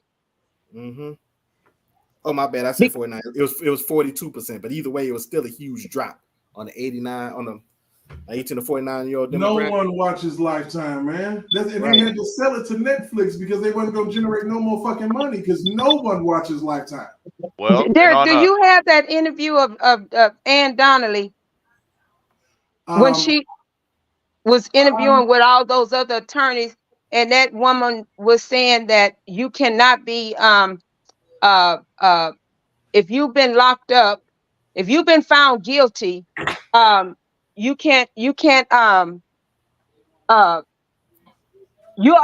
gonna always be a criminal. You can't be redeemed from that. You can't appeal or damn. So you changing what God's law. Thank you, baby. Because we all can be redeemed. And she must forgot that God is the judge, the jury, and the executioner. Yeah, but so they're giving people these God complexes. Look at Fannie Willis. She felt like she didn't even have to go through the proper procedures to hire her bank. Thank you. She said the coochie was enough confirmation. I ran him through my scanner. He good. Yeah, she was passing out that coochie coupon. Say y'all ran him through That's stanky coochie. Say he took the oath. He called to God. I mean, that old stanky coochie. I hope it don't stink. You know that shit. Oh my. Hey, I'm still going to that old Lucille coochie. Oh, which they knew was going on, man. I am still going to insist for my own peace of mind that Wade is in it for the money. I think so. Because if he did it, you know, oh my goodness. If he did it for love. Yeah, I mean, you've seen Wade's wife, right? Yes. She's easily a 7, maybe an 8, you know. And yeah, she's not a bad-looking woman. Fanny is nowhere near that territory. So he's got to be doing it for the money. And the wife done had children. Yeah. I'm thinking maybe it is. I agree with you. I believe it's for the money, but also maybe Fanny is probably showing her how much freakier she is than his wife. That could be too. And that's probably another angle to this. Yep. It's a nasty ass. Boy, lady. Yeah, because you'll do things with a hoe you won't do with your wife. Lucille is Fanny's auntie. My goodness. Lucille got me banned overseas. That's why I call it. They're like, we can't listen to this shit. They're like, oh my God, what is this? Banned. That's why we call her Freaky Fanny. We'll let y'all nasty Americans listen to Lucille Bogan. We ain't doing this in the UK. We ain't doing this shit in the UK. I'm sorry. That Lucille said, no. Say, sexy red, step your game up. Yeah. Hey, noobs. Yeah. What if I told you that there's a movie that was made that's the exact mirror image of R. Kelly's current ordeal, minus his conviction? What's it called? If you remember, this movie came out in 90. Hey, y'all, hold it down for me for a second. I gotta go outside real quick. No problem. Shout out to the great Denzel Washington. This movie was called Ricochet. I think I might have seen it before. Yeah, if you remember, it starred Denzel Washington, Ice-T, and John Lithgow. Okay. John Lithgow. The premise of the story is this. I know who he is. Denzel Washington was a cop, but he was also in law school, so he's studying to become a lawyer. So what happened was Denzel Washington and his partner was working like a little neighborhood fair. John Lithgow was a hitman that was hired by the mob to do a job. Start from the beginning, Jay, where he was playing a little ball. Yeah, but you know, to draw the premise of it. Well, the movie starts off with Denzel Washington and Ice-T playing basketball. Now, if anybody knows about R. Kelly, is this: if R. Kelly is not in the studio, he's not on tour, or he's not on stage, he's on the basketball court. That's his favorite pastime. The movie starts off with that. And when Ice-T, and you know, like keep in mind, Denzel's a cop. Ice-T, he's a hustler. He's a hustler on the street. He'll turn around. He'll boost cars, deal a little dope, whatever. So they got ready to leave from playing ball. Denzel looks at this car that Ice-T's got. He said, "Hey, is that a new car?" He said, "Man, yeah." He said, "It's new to me, man." He said, And he looked at the car and saw it was hot wire. He said, "Yeah, are you having trouble with the ignition?" Mm-hmm. And everybody knows that Ignition is one of R. Kelly's biggest hits. And that's the first 5 minutes of the movie. We haven't even gotten to the other part yet. And now here's the strange part. Now, like I said, going back to what I was saying, like it was a neighborhood fair, and the mom hired John Lithgow to do a job. Right. So Denzel to make a long story short, Denzel has a run-in with John Lithgow. He apprehends John Lithgow, and Denzel and his partner are now they're the new law enforcement darlings at this point. They get promoted, they're detectives and everything else. Meanwhile, John Lithgow winds up going to him and his accomplice winds up going to prison for a few years. Denzel's career blows up. He's no longer a cop. He's now assistant DA for Los Angeles. And he winds up. So then I do remember this movie. Yeah. And I need to check that out. Yeah, and he's going through all the accolades and everything. But what happened was, while John Lithgow was in prison, he's been plotting, planning for years. He saved every newspaper article, magazine article, any story in regards to Denzel's career, him and his career and his family. He saved all of it. So one day, he has a parole hearing. And thanks to the help of a white supremacist group, he breaks out of jail, faces death, and proceeds to perform an elaborate revenge scheme against Denzel. A revenge scheme that consists of alleged child pornography, a sex tape, an STD, missing money, a smear campaign, public scrutiny, and a reporter named Gail is covering it all. Ooh. I gotta check this movie out. I think you can even find it on YouTube, but not under its real name. Somebody had it on YouTube like that, but I don't know if it's still there now. I remember Amazon Prime had it because I was at my friend's house and we was watching something and he pulled it up and I said, and I kind of briefed him on it and I had him watch it. And when we was watching, I was kind of breaking down. But then what really does it is the small, subtle details in it that really sets it off. Mm-hmm. So somebody put that in the script, to be like that is what you're saying. But here's the crazy part: the movie came out in 1991. Right. R. Kelly's first album didn't come out till 92. So my question is, how can a movie come out that could be the exact mirror image of a man's current ordeal, and it came out over 30 years ago? Now here's the killer part. I got so heated and I got so pissed after watching that movie. I started doing some digging. And the digging I did was, so I pulled up the credits from the movie Ricochet and Surviving R. Kelly. I said, I better not see a match nowhere as far as name. Now, I knew it was going to be a long shot because Ricochet came out in 91, Surviving R. Kelly came out in 2019. So that's a 28-year time gap. So I figured that wouldn't be the case. But I kept digging. And here's what I found out. The director of the movie Ricochet just so happened to also have done directing movies for the Lifetime Network.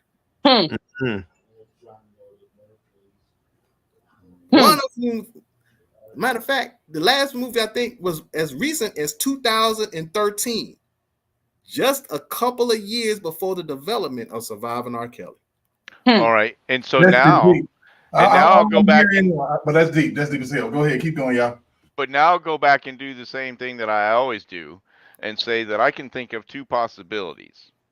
The first possibility, of course, is that you're nuts, and then this next possibility is that. And I've always had this suspicion is that these Yahoo politicians, they actually hire these writers to sit around in a think tank and say, how can we screw this guy? How can we get him? I'm going with the latter because when I brought up this fact, especially when I got to the part about a reporter named Gail covering it all, it really just people just like, oh, come on, man, no, man. I'm like, yeah. Well, I mean, it makes sense if if like you said, you can tie these folks together because they all stand around and talk around the water cooler, whatever. You know what I'm saying? And so if somebody decides one day, that okay, well we can't get R. Kelly on any crime because all of our cases are complete weak sauce and we've got nothing. But we can do this RICO thing, and we just hit him with a bunch of crap from dates that he will never remember, and then we can just make up our own story. If we get it closed, if we get it all closed out and get this man put behind bars before everything comes out, he's going to be in there for years before they unsort the bullshit. And it's starting to unsort now. Yep, but this is classic Democrat crap, though. Look at all of the anti-gun legislation that they know is not going to pass the Supreme Court every damn day, and it's where are all these bills and laws coming from? They're coming from liberal cities, not necessarily liberal states, but liberal cities. Yeah. I believe that. And it's every day. And they know the rule is going to get shot down. But meantime, you got people in California that can't have a 30-round clip, even though the law is unconstitutional and everybody involved knows that it's unconstitutional. They'll tie it up in courts for 4 or 5 years. Meanwhile, the ban is in effect. Doesn't matter if it's unconstitutional. And that's a big problem. And so all these people that have to dig themselves out of a hole created by the government who's supposed to be working for us are working against us. Right.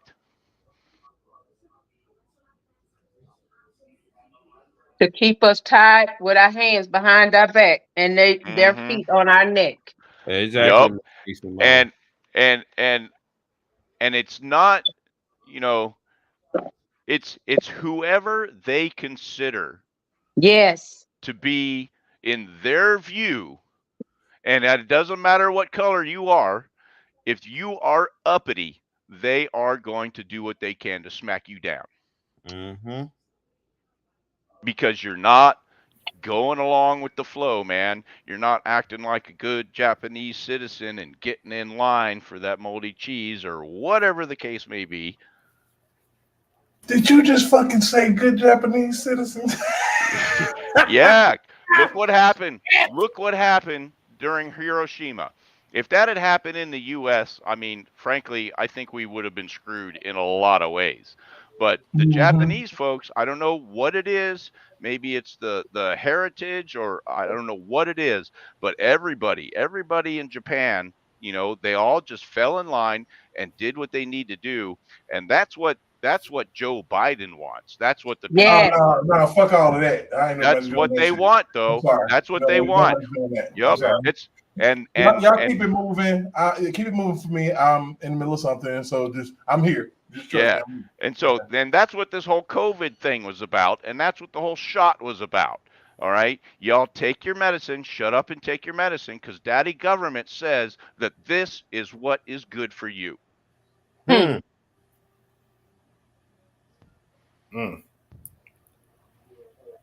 And all that didn't work out like they wanted either. Because look at all the people that are, some people actually took it, and now they're really pissed off. And that's not going to age and well. sick behind it, because you can't. First of all, you can't breathe. And we've already got countries out there, NATO countries no less, that won't take blood donations from people who have had COVID shots. And I don't blame them. I don't blame them either.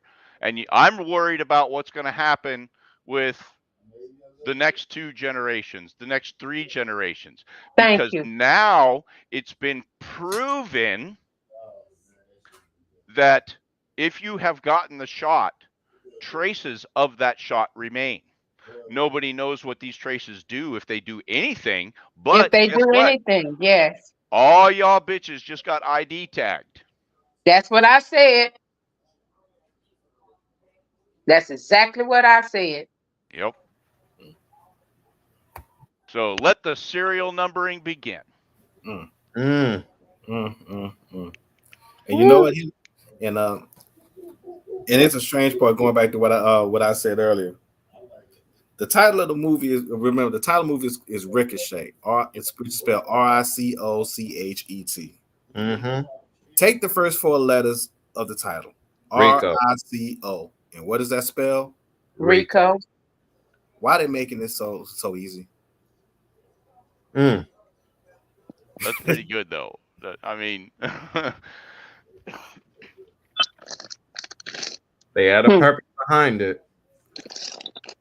But they didn't think nobody was gonna pay attention to what the hell these people got going on. If you would have saw my face, because I saw the movie lots of times, but I didn't put it in the context of what was going on with R. Kelly at that time. I'm going to watch it again tonight. So remember that we had this conversation because I want to come back. Oh yeah, I will. Matter of fact, I took some notes. I got key timestamp information for certain scenes. Put it in the PM so I can copy it. I don't know if I can do that or not. I got it in a journal that I wrote. Oh. Yeah, but well, don't worry. I'm going to watch the whole movie anyway. But you know, if you get a chance to watch and you come back on, there's gonna be some stuff you're gonna see, and then the other stuff I'll be able to break down on it a little bit further. It's gonna be really crazy because there was also a scene where in the movie Denzel and his and a city councilman went down to Florida to view the operation for a youth center, which they was planning on doing in Los Angeles. Mm-hmm. The ironic part is that R. Kelly was arrested in Florida when that tape came out. Yeah. Polk County, the same county where the Clarys came from, and they was trying to replace R. Kelly. That's saying that they were taking their daughter and stuff. And that's where they was following him around when he was at the theme park down there with his son. And they knew about that Polk County from 2002. They had yes, they did know. Has anybody else over the last couple of years started to get the impression that Florida, despite Governor DeSantis's conservative rhetoric, is just devil Disneyland? Yes. Yeah, I've heard some stuff about it, especially a particular every other day. Especially a particular guy by the name of Robert Iger. Yeah. Well, both of the Bobs. Bob Chapek and Iger.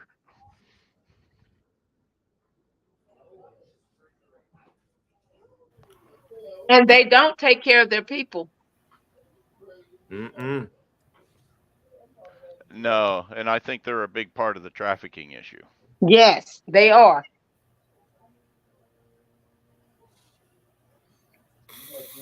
I mean, you guys have seen, what is that, Judge Grady from Polk County on YouTube? Mm-hmm. Yeah. If you haven't seen him before, yeah, write that down. His name is Judge Grady. He's from Polk County. If you put is that Grady? Yep. Judge Grady. Let me write or that down. Not Judge, Sheriff Grady. Excuse me. Sheriff Grady. Sheriff Grady. Yeah. And he's the Polk County Sheriff. And I mean, like every day, man, it seems like the guy has got some other pedophile that's a Disney employee, that he's caught meeting up with somebody in his county, and he slapped the cuffs on him.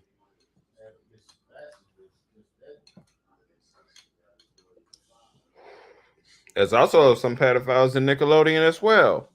Dude, they're everywhere. Everywhere. Hollywood is filthy with them. Mm-hmm. And they protecting them. Mm-hmm. And that's why we're not, I don't think Weinstein will ever see the light of day. Because where he is right now, I mean, he's alive, and he knows that he's alive by somebody's graces. He hasn't gotten that shower shiv yet or whatever. if he opens up his mouth about anything in an effort to try to get out, they're going to take him down. Nobody sticks their neck out for the pimp. They Well, stick their I'm here neck to out tell for their you friends. that man, he got some stories too. And it's connected directly with the Obamas. Yeah, and that's why I think he'll never get out, because Oprah, he's got stories. Oprah as well. Oprah, Gayle King, Gail, well, Jeffrey I still Epstein. say Jeffrey Epstein. I mean, I know. I'm sorry. It's just, I just visually can see this man among us, but got a whole different face. I think he's dead. And I'll go back to what I said just before, and that's nobody sticks their neck out for the pimp. He wasn't their friend. No. So that man And is they dead. wasn't his friend That's because what I'm they saying. were in it for what they could get out of it. Yeah, and that's why I think more than anything else, that's why I think he's gone. They took him out. And they say he hung himself. But we never saw a corpse. Exactly. Well, yeah, but you could see at least the pictures that they showed of the place where he supposedly hung himself. Now, Epstein is not a small man. And they even showed like x-rays, I guess, of, or supposed x-rays of Epstein's neck and everything else, and it just couldn't be done. But even with all of that aside, I mean, who involved would not want him gone? Who involved would want him out walking around somewhere? So Ghislaine Maxwell is in there right now. And but she's back in her country. Yep. England. Yep. Yes. Well, the royal family is just as involved as everybody else. Thank you. They don't want her talking either. And that's why they got her back over there, and she's free to do what she want to do. And they convicted her of what? Do you guys Sex remember? Of who? Give me a Jeffrey name. Epstein. No. Who did she traffic? No, she didn't traffic nobody. That's right. And so how is it that the UK has has this person incarcerated for trafficking of nobody? Is because they don't want her talking. Yep. Because she got a lot of information. So and she I'm telling is y'all, in jail for trafficking nobody. If y'all watched how you got to watch the moves of all of these upper echelon, like these CEOs and stuff. Do y'all remember when the CEO of Walmart, the CEO of all these major companies started resigning right when her trial was getting ready to start, because they didn't know if they was going to be reading off these names. Right. So these people started retiring. And so when they allowed the names to come out, and they still haven't brought out all the names. They just released some.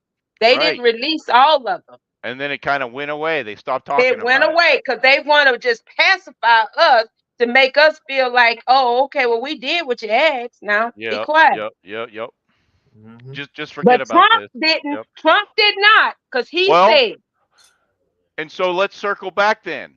Why is Fannie Willis getting so much attention right now? Maybe there's some other stuff that we don't want to talk about. Thank you.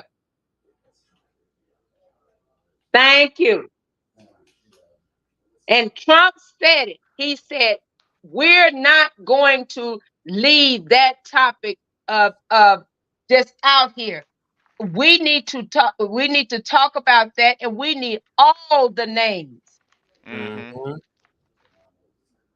Yeah, there's gonna be some heads rolling, man, because I do not see. Now, first of all, Joe Biden did not get 81 million fucking votes. That just didn't happen.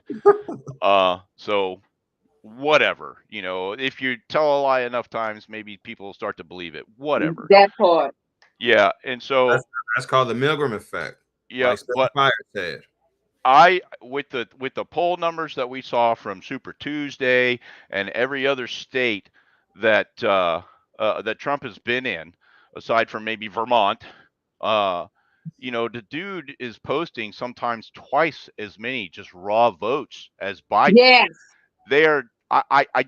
I don't know, because I'm an ignorant idiot. I can't conceive of a way where they're going to be able to out cheat the sheer number of votes that are coming for Donald Trump. But it's possible. We've seen some crazy shit that we thought we'd never see in our lifetimes. Exactly. So, I don't overrule the possibility of it happening, but man, what is that going to look like? I swear to God, it's going to have to be aliens or something huge. I still feel, even regarding with January 6th, I'm sorry, maybe I'm crazy. Doubt.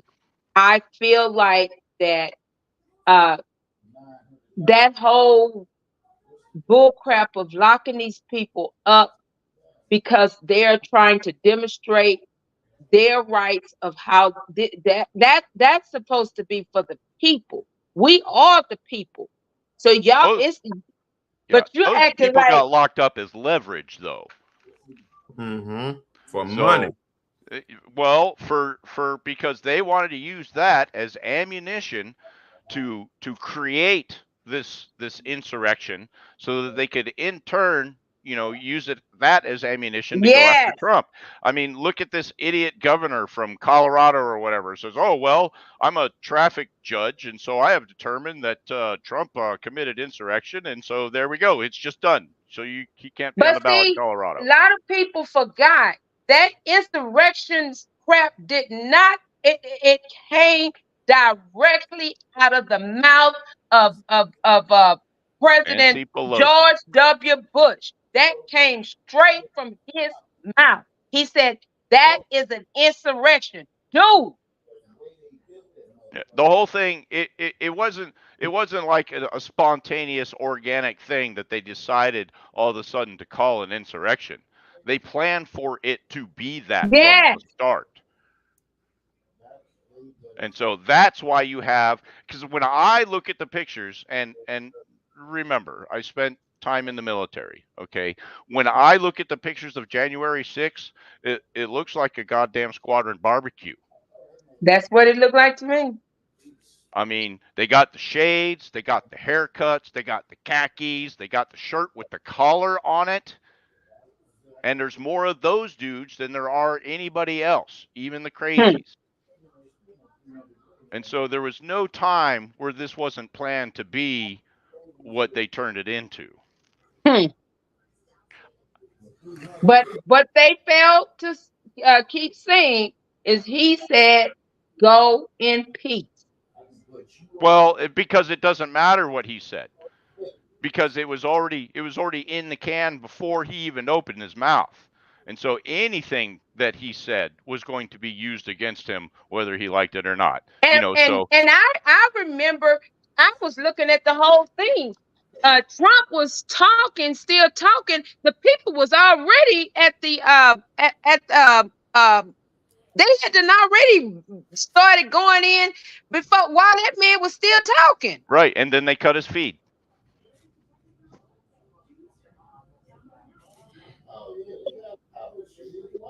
Yep, and then they cut his feed. And then we got the fabricated story from some crazy woman about him grabbing the steering wheel of a limousine, and it was all crazy. You didn't hear all of that? No. Oh my goodness! Let me see if I can find a link. Oh my goodness! Oh yeah, this is worse than the E.G. Carroll thing. I mean, these people are demonic. These are some demonic forces. Let me find this story here. Oh yeah. Okay. I can't wait for God to expose it all. Yeah, here. And so, there's even a video. Let me get this link over to Derek. These people are crazy. These people going to hell in a handbasket. And News, what story is this again? I just want to be clear. Okay, so I'll read you the headline. It says Trump tried to grab steering wheel lunged at head of security after he was told he couldn't go to the Capitol on January 6th, former Meadows aide says. And so imagine this. And this is why you get maybe never heard of it, is because it was debunked so fast that it couldn't get any traction. So supposedly Donald Trump, sitting in the back of the presidential limo, reached up like a Super Saiyan, punched through the security glass, and grabbed a hold of the steering wheel from the driver. If these crackheads don't get off of that crack, I know it. That story sounds so falsified. they need to really get up off that crack. That crack, they need to know crack kills. Yeah. So, and let's see how much text I got here. Okay. I'll read you some of this. I sent the link to Derek in private chat. Hey, let me tell you something about the crackhead. Crackheads make the best mechanics. Yeah. The cheapest damn mechanics. You can get your alternator put on for $20. I'm talking about in a car. Is it gonna be on right? Yeah. And you can get your oil changed right after you cut the fucking car off with a crackhead. I'm talking about they ain't gotta let shit cool. They ain't gotta do nothing. I'm telling you, you ain't gotta let them. They ain't gonna do nothing. You ain't gotta let them do nothing. Well, that crackhead there that come up with that bogus slide, baby. Okay. Hey, some people smoking good out here in these streets. Mm-hmm. Some people is getting that, you know, that's that purple. Purple haze. Yeah. Speaking of which, I don't know what I did with my shit. I'm trying to wait. Hold on, wait the time out. Get your ass up. Are you lost again? I done lost the damn.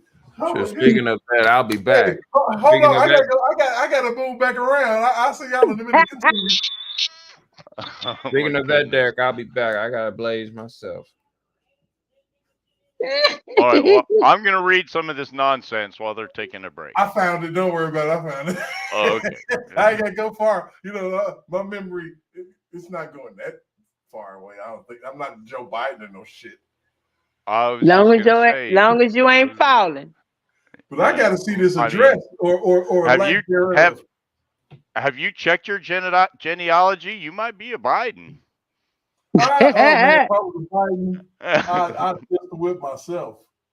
My goodness, Joe freaking Biden. Why would anybody want to be that? That's ridiculous. You know, we had so much confusion in the White House. Who would want him in the White House? Why he got all this confusion going on? Are y'all kidding me? Wasn't nobody worried about no confusion but y'all? Oh, I'm sorry. Speaking of Joe Biden, remember Tarana Burke, the Me Too founder, who I call KRS Me Too, by the way. And the bridge is definitely over. When she made that tweet about Biden being in the White House, and because you know Biden, they were bringing up something about him having CP on him or some shit.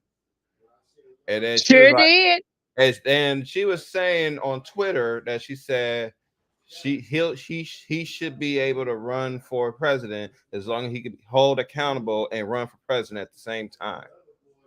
But with Bill Cosby and R. Kelly, she didn't give him that same energy.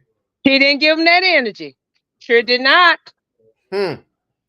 But hey, that lets you know she down with the Democrats. No, she down with the get down. And the get down is long as you're doing what they want you to do. But you better go look at Fannie, because they would throw you out there and leave you out there to hang by yourself. Leave you high and dry. They get you to go do their dirty work, and then after it don't go through like the way they want it, then they throw you out there and say, well, we didn't tell you to go out there and do that. And prosecute you somehow. And prosecute you. It's a dirty game. It's a dirty game. Hey, you know who's doing the most sweating right now about the possibility of Donald Trump not becoming the next president? CNN, MSNBC, CBS. Did you If know? that man doesn't become president, they are probably not going to make it. Did you know that Donald Trump sold CBS a building once? Yep. Doesn't surprise me. Mm-hmm. And that's crazy as shit. He literally sold CBS a building. I mean, nobody had anything to say about Donald Trump until 2016. You know what I mean? Yeah, they lost their fucking minds. Yeah. And Me Too is coming after him because that was their goal once he got inaugurated. Well, that was his first. What his first thing, his first order of business was to shut that Me Too website down. And when he did that, he shut Heaven's Gate down. So we're gonna create a hashtag out of it to get some attention. Yep. And that's make money. Yep. Now everybody, because at that time everyone was saying Me Too, Me Too. Hashtag I did not every say that. single social media platform. I kept saying horse shit, horse shit. Nah, because why you got to piggyback off somebody else, man? Thank you. Why it got to be Me Too? Why can't it be just you? You a victim all by yourself. You shouldn't need nobody else to co-sign. Thank you. Victimization. And not only that, I've been married before, man. I mean, I know that women can be crazy. Yeah. And I know that they can lie on you. Look here, you ain't got to be married. You ain't have to be married to know that. That's what I'm saying. I mean, and this is why I don't understand why so many people bit off on this crap, because I don't know anything on earth that can be more vindictive than a mad woman. But you know I'm telling you, baby. The reason why they bit is because of the rumors. It's because of, they wanted to hang their hat on the Aaliyah situation. Yeah. It was because of the infamous P tape. Mm-hmm. That they felt like after all these years, and then it was the honeypot situations that he was put in with Geronda Pace showing up in his court cases every day, and then turning around and stalking him after the court proceedings were well over. How in the hell can you get sexually assaulted when you're stalking a man? And she was caught jumping the fence of the gate on numerous occasions by the police. I never understood how. I'm like, how in the world you stalk this man?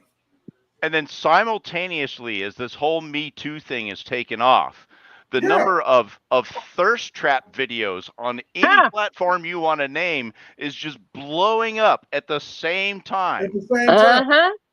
At the very, very, very same time. And then you got these cartels coming in here, just taking over, doing what the hell they want to do, raping your little children. They don't give a shit if it's a boy, or girl, whatever. But y'all ain't focused on that. You focused on getting them in here. Yep. When R. Kelly say, you got girls come missing it every day, but y'all ain't listening to that. They breezed over. Absolutely not. Yeah. Well, they breezed right over that information. And then your average Gen X, Gen Zer, they've been trained, in the digital age to have, the attention span of a goldfish. 30 seconds and I'm done, man. I'm done. Mm-hmm. All I need to hear is a headline and we can move on. That's it. I got clubs to go to and homework not to do.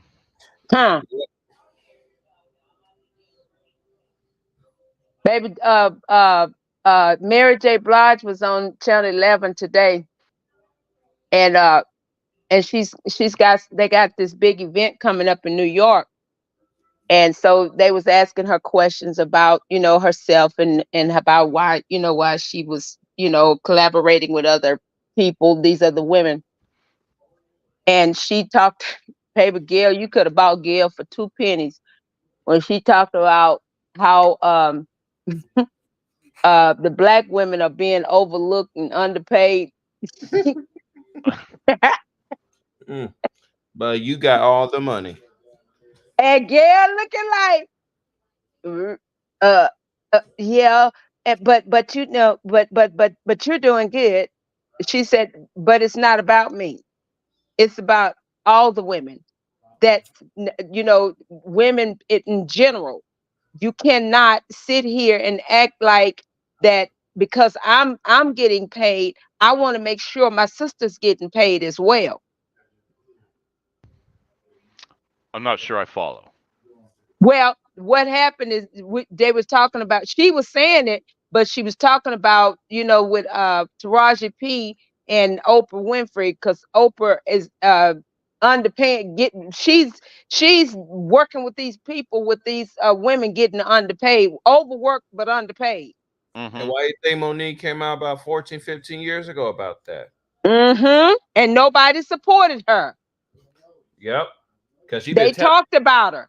She been telling everybody from the beginning about Oprah. And she ended up bringing up Tyler Perry too. Exactly. So these people are working for the higher up elites. And like I always said, Taraji, you signed that contract. Didn't nobody force you to sign that contract? And why do y'all feel that it's necessary for y'all to stay in that industry? There's other industries that you can go into, but you choose to stay in that industry. Yeah. Exactly. You made a deal with them. You made the deal with them, so you got to deal with it. And what they were doing, they was using trying to pit Taraji P and what's her name, Fantasia against each other. A blind person could see what they was doing. Oh yeah. Oh yeah, they like beefs like that, man. For real, they really do. And then Oprah is acting like, what did I do? I'm not sure. What happened? What did I do? She know exactly what she did. She just want to play I these. was not aware of what anybody was getting paid. You a lie. She was saying, you know what you were getting paid. And she was probably saying the exact same thing about Monique too. And she was the one trying to blackball Monique, and now she's trying to blackball Taraji P. And 50 Cent had to find a way to dig Monique back up. Yep. Because 50 Cent sees the bullshit and he sees what's going on. Because bull recognize bull, because it's all a bunch of bull. Always been. But what I still say, until they allow them to release that movie, that what's his name? What's his name? The guy that was talking about Oprah them in that school that she had in Africa, and everything else that's going on in Hollywood. They won't allow that movie to be released because they said it's going to take Hollywood down. Because the sex trafficking and all of that crap, that's where it starts, right there. They don't want to be exposed. Just like you're gonna sit here and blame Bill Cosby for your daughter being at a Playboy mansion when why you don't know where your daughter is at? They was bringing up Don Cornelius in there about the Playboy mansion too. Thank you. And Don Cornelius ain't here. He's not even here. They was trying to dig up Michael Jackson. No, you're gonna leave Don Cornelius alone. He done already been through enough. Just on his own volition, killing himself. I mean, they can leave Don alone. Yeah, they was trying, baby. They tried. When that woman went to come out digging up Michael Jackson, this woman done lost her crazy mind. I mean, but for real, they always tend to do that, man. This is a regular thing. We shouldn't even be surprised. Like it's gonna be somebody else here soon. You wonder who's next. It's almost like who's left. Yeah, and Oprah interviewed those two men. Who's left for them to get? Who's left? Jay-Z. And then when I was in LA, I was gonna go. out to the Neverland, and baby, if you can pull it up, baby, they act like it's such a horror story. That dead bodies are out there. I'm like, are y'all kidding me? Man, he got people Man, Michael chained up in basements. was just basically being a kid because he wasn't able to be a kid growing up. What was the Detroit dude's name before we get out of here? The dead giveaway dude, the Mexican dude in Detroit. They had them women. Mm-hmm. Yeah, you know what? Lex brought up a good point. Remember, Gail and Oprah was on the yacht with David Geffen. Mm-hmm. And I believe, and if you remember, David Geffen had a long-standing beef with Michael Jackson. Sure did. Mm-hmm. And y'all know, Gail, to this day, she won't ever mention Harvey Weinstein. That's her friend. Yeah. And she won't mention Michael Avenatti either. And she won't mention Les Moonves. Nor Charlie Rose. Because she said, Charlie Rose, that's going to always be my friend. Yep. I was just about to say that. Because that's the one person she mentioned, but she said, well, Charlie Rose will always be my friend. Because he was hitting it. Mm-hmm. I believe, but you know, hey, he supposedly allegedly had victimized women, right? Supposedly. So I don't believe it. So if that's the case, I'm just saying, if that's the case, why extend that grace to Charlie Rose? But you can't extend it to Rob. Yes. And then you told Rob, well, so you trying to tell me all of these women are lying? And he said, yeah. Hooker, you lying too. Because you know them, you know every last one of them. And see, that's the thing. Gayle King told the biggest lie when she did that interview with R. Kelly.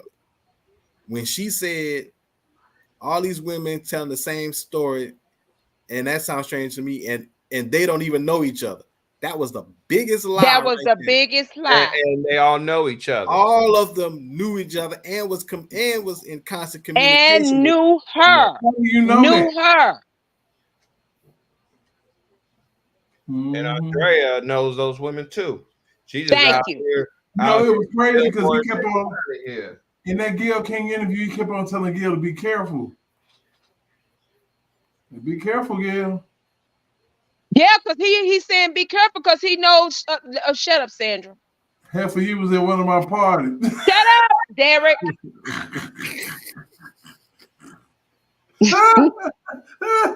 Now you wasn't at just one, baby. You was at several. Hooker. So you was at my parties, man. You was kicking it. What are you talking about, man? Girl, you went in the back with my homeboy. He tapped that. No, shut your mouth. Oh, and Andrea was you know what? I wasn't in the room. I don't know what's going on, but I'm just speculating. You know, that word came up, so I'm gonna use it when it's in context properly. I was merely speculating. He's like, yeah, you don't make me say what I really want to say. My speculations be close, don't they? Yes, Lord. On point. I just use common sense, and it's like you can't. Yeah. And everybody overheard when R. Kelly said, "Use your common sense."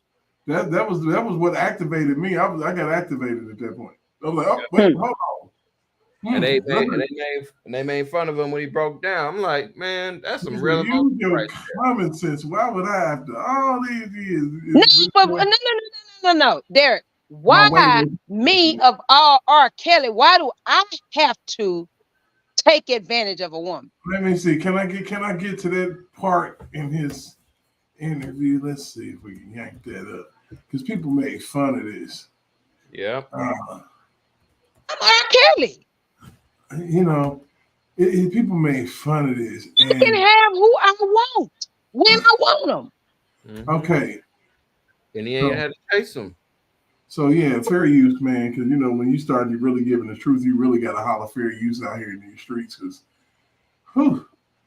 they'll come for your channel, bro. Now they come for your good. Yeah, and all that, but I don't want them to come for my channel first. I'm trying to bring the truth to debunk a few lies out here, man, in these streets. But man, they got goofball. Let me see if I can get to that part, man. That way.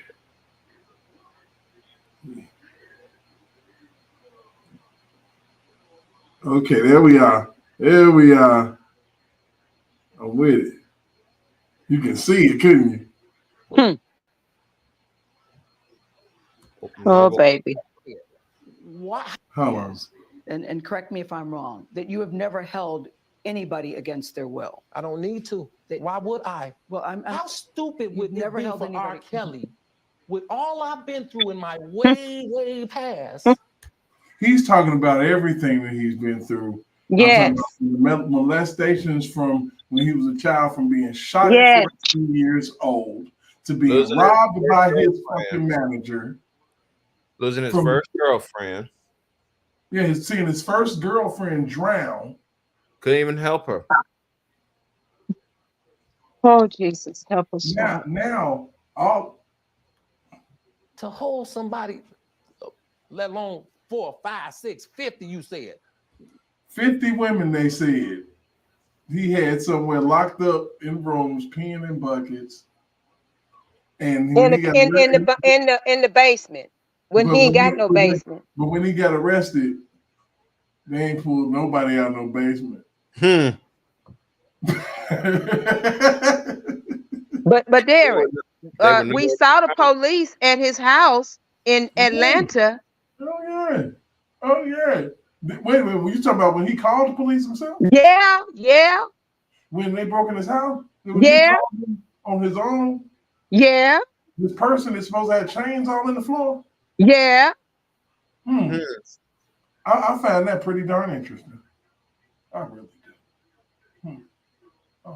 Let's proceed. Why? How stupid would I be to do that? I didn't say you That's were holding. stupid, guys. I didn't. About to laugh in this man's face.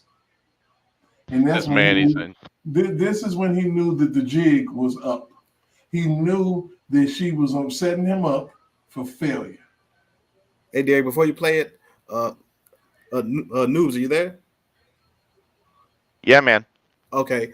I just put 3 links in the private chat. Now, the links in the private chat, those are the readings of R. Kelly's Chicago transcript. So, and those are the cross-examinations of the transcript. It's from a lady by the name of Spit and Fire. Oh, I read those. Yeah. Oh, you did? He's down the rabbit hole at this point. I think he's he's down the rabbit. I didn't know if you knew about him or not, but she did a reading of him yesterday and she did one today. So Pauline, oh my Lord. So Noobs, I'm assuming that at a point you were actually already aware of some of this shit. Some of it, but Yeah, it's like somebody who's aware that it's going on, and the parts that I've heard sound fishy and similar, and then you damn right. I'm gonna tell you these right here. You it ain't gonna just sound fishy. It's gonna be like it's gonna smell like a whole fish market. Yeah, I'll check those out tonight. I got a lot of homework to do now. I was listening to Spitting Fire speaking on Pauline. Oh, Pauline is damn. And when I tell y'all, I saw Pauline. If y'all see Pauline in person, ooh, wait. No. Lord, I can only imagine. But let's keep it moving, man, because see, I got all those links copied. You got to feel this man all the way through. So see, I need to the whole I don't like to soundbite. And this is before he even went to jail, right? Yes. Yes. Well, this is after he turned himself in the first time and got bailed out, and then he ended up going back to jail. I think. Well, that's when they for the child that's when support. he went for child support, but then when they kidnapped him, that was in front of Trump Towers. So you know what? Screw that. Let me ask you this, real quick. Who here knew, like, from the get-go that this was all BS? Me, I did. Everybody did. Yes, I did, and I can tell you one reason why. Remember, now they stuck R. Kelly with a RICO charge. Right. Now, I already know that's dirty. Right. But here's the funny part. Here's why I knew that a lot of this was bullshit, because they keep sticking Aaliyah on him as a sticking point. Now explain that association first. Okay, now Aaliyah, because I know who Aaliyah is. Right, R. Kelly initially he produced Aaliyah's first album when she was first young, when she first started off. The name of the album was Age Ain't Nothing But a Number. Multi-platinum album. Which turned out to be like you said, multi-platinum album. I think double platinum, if I'm not mistaken. No, even more so now. Well, more so now since she's. But anyway, it blew up. Right. I think it would have been that way either way. Right. Now what happens is Barry Hankerson is Aaliyah's uncle. Okay. Who is also R. Kelly's dirty manager. ass bastard. R. Kelly's what? No, who's also R. Kelly's manager at the time. Okay. And so there's that connection. Hold on, let's not forget fake ass executive producer. Oh yeah, he was putting producer credits for certain songs that he really didn't write, really didn't produce. And another side note about Barry Hankerson, he was also once married to a lady by the name of Gladys Knight. Oh yeah. Okay. Well, Gladys Knight also referred to him as the devil, and she said he was evil. Yeah. Okay. And the other one did too. What's her name? JoJo. No, the other lady. Tony Braxton. Tony Braxton. Yep. Oh, go ahead. All right. And so, all right. So we went down that road, and so now I've got an idea of the pieces that stunk from the beginning, and then who ended up being the I don't know, the power behind the play, the power behind the indictment.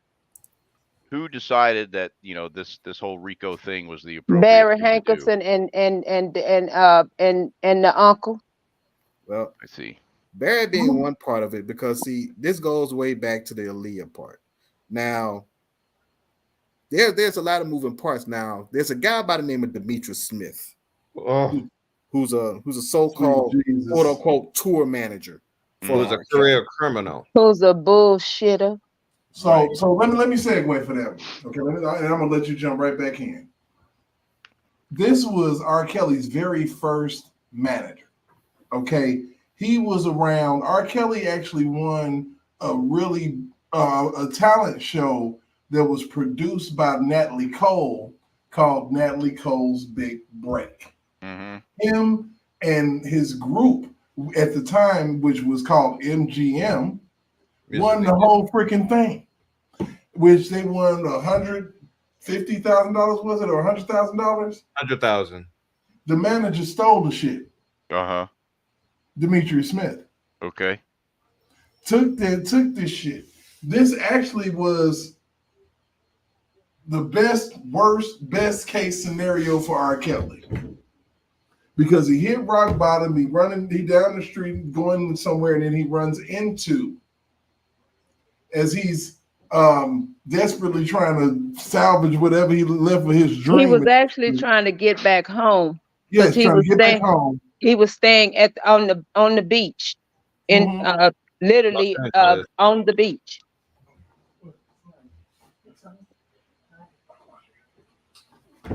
Yeah. Sorry. So basically, it just seems like you can go ahead and take it from there. I just wanted to get us there, kind of like segue that there.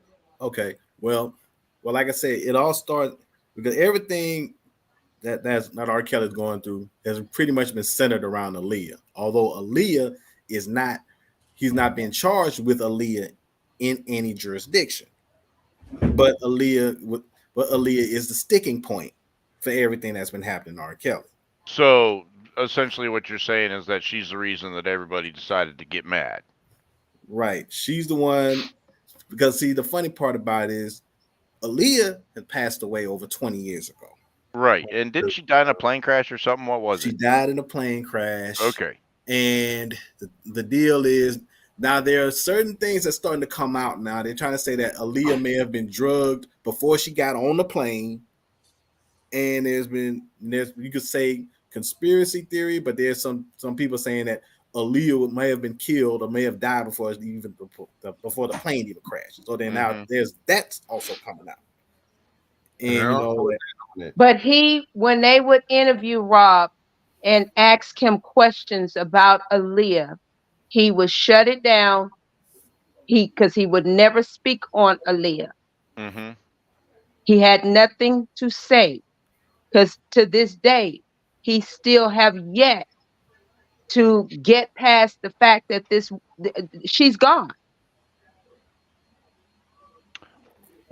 Yeah, and that might not be the only reason, because he probably smelled a setup too.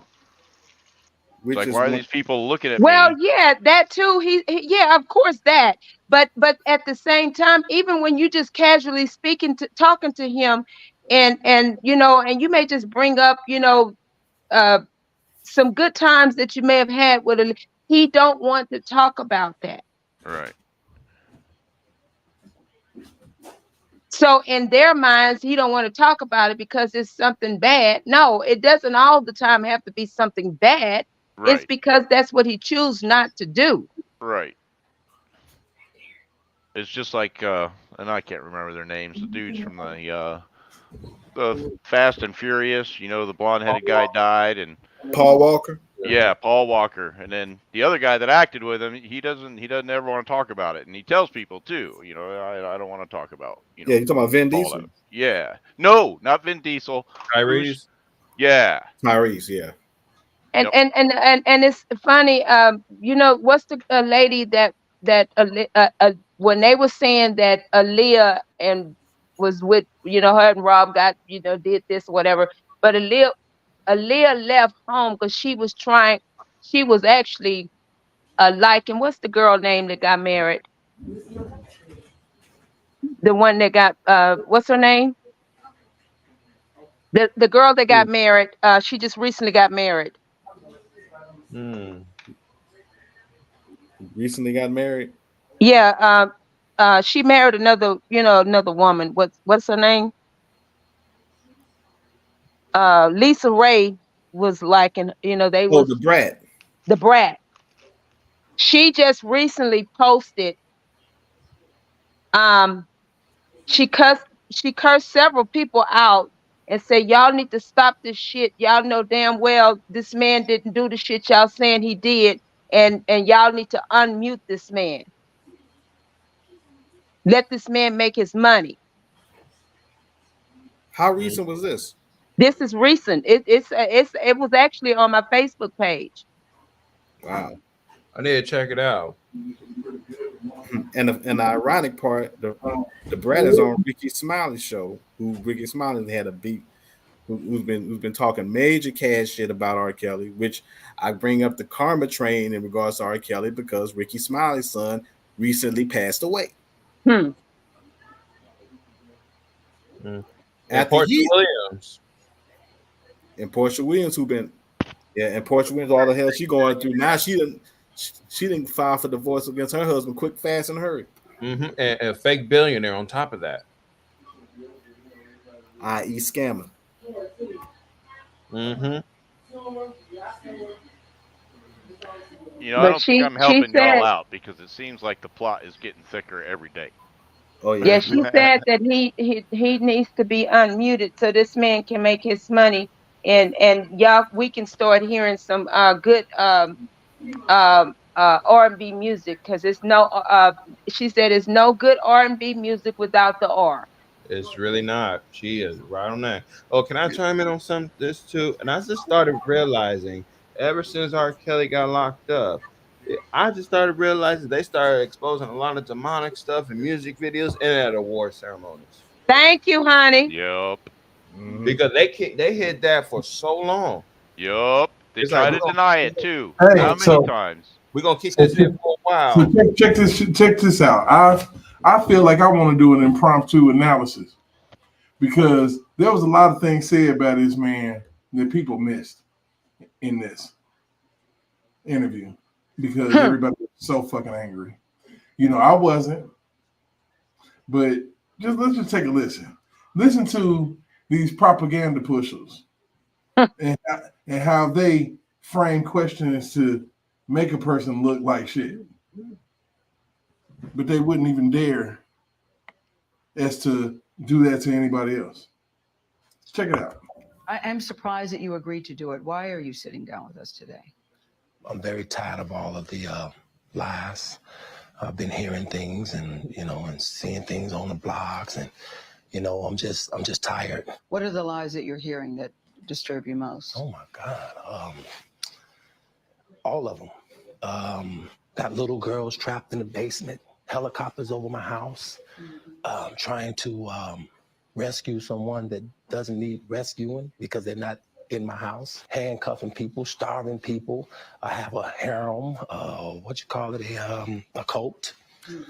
I don't even really know what a cult is, but I know I don't have one, Have you done anything that you regret? Have you done anything wrong? Lots of things wrong Gail. when it comes to women that I apologize, but I apologize in those relationships at the time I was in the relationships. Have you broken any laws? Everybody And has see, they done got something improper or maybe wrong inside of some relationship at some point in their life. and the funny But part these is women, they were angry and bitter because they wanted to be Miss Kelly. The number one. Everybody has done and see something. the funny part about it is trying to say this man had a cult. What is he now? They try to turn R. Kelly into David Koresh now. Man, in Charles Manson. Man, man stop playing.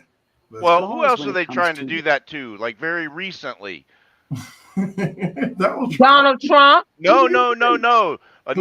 Another black guy. Bill Cosby. No. He left the country for a little bit.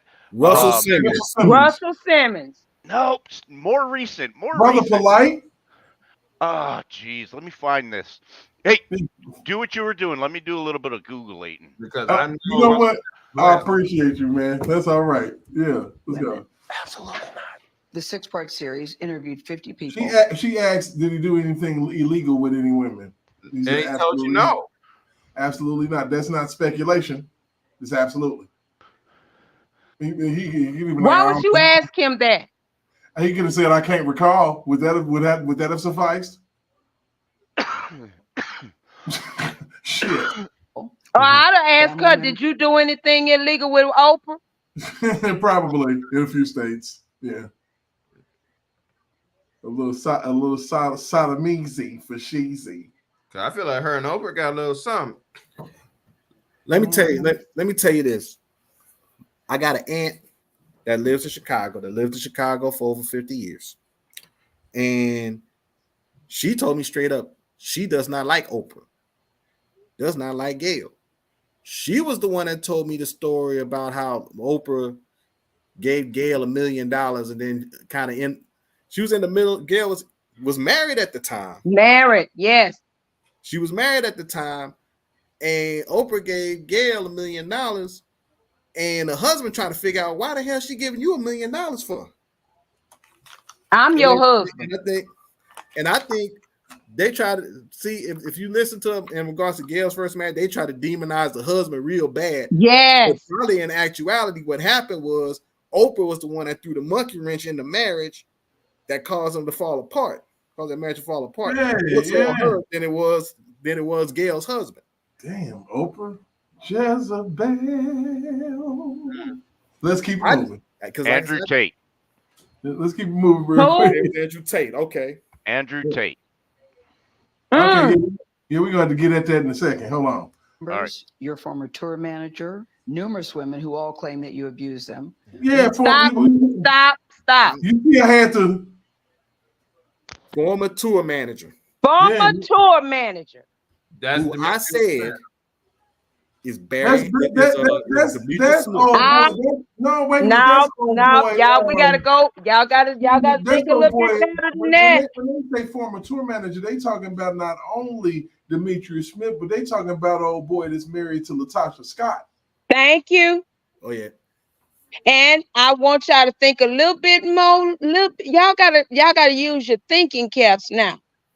I got people to laugh. I got the tour managers. Oh, that's Larry McGee. All right, so let's keep it moving. You saying everybody in that documentary was not telling the truth about you? Everybody? So now we playing percentages. Are you saying everybody? Yeah, everybody lying. Shit, fuck them. Yep. She's asking though, why should we believe you? Question. Yeah, why should we believe you when everybody's saying this about you? You really look at that documentary, which I'm sure you have. I have. Everybody said something bad about me. Nobody said nothing good. They was describing Lucifer. I'm not Lucifer. Amen, baby. You're not. But I'm not a devil. And by no means am I a monster. I'm going to name the names. Andrea. Shut up, girl. You know what? Yeah. See? She a part of that machine. That's crazy as hell. Let's see. Kelly, your ex-wife. Kitty Jones. Lisa Van Allen. Lisette Martinez. Geronda Pace. Faith Rogers. Asante McGee. You're saying everything they said in that documentary about you is not true. Yeah, lying on me. Why would these women say the same thing about you? That you are controlling, that you are abusive, that you tell women when to eat, when to go to the bathroom, when they can sleep, where they can dress. Why would all these women? And speaking of Lisette Martinez, that woman was comedy under his post on Instagram. Man, she was loving him all the way up till what the verdict?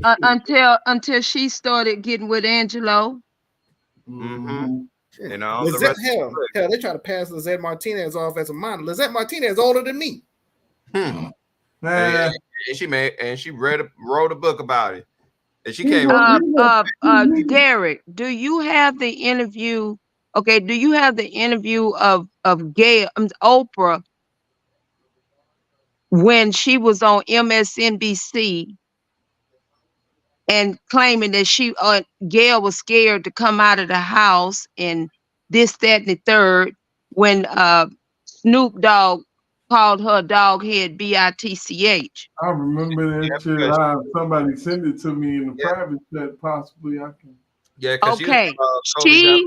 These were the same questions people were asking about Gail King.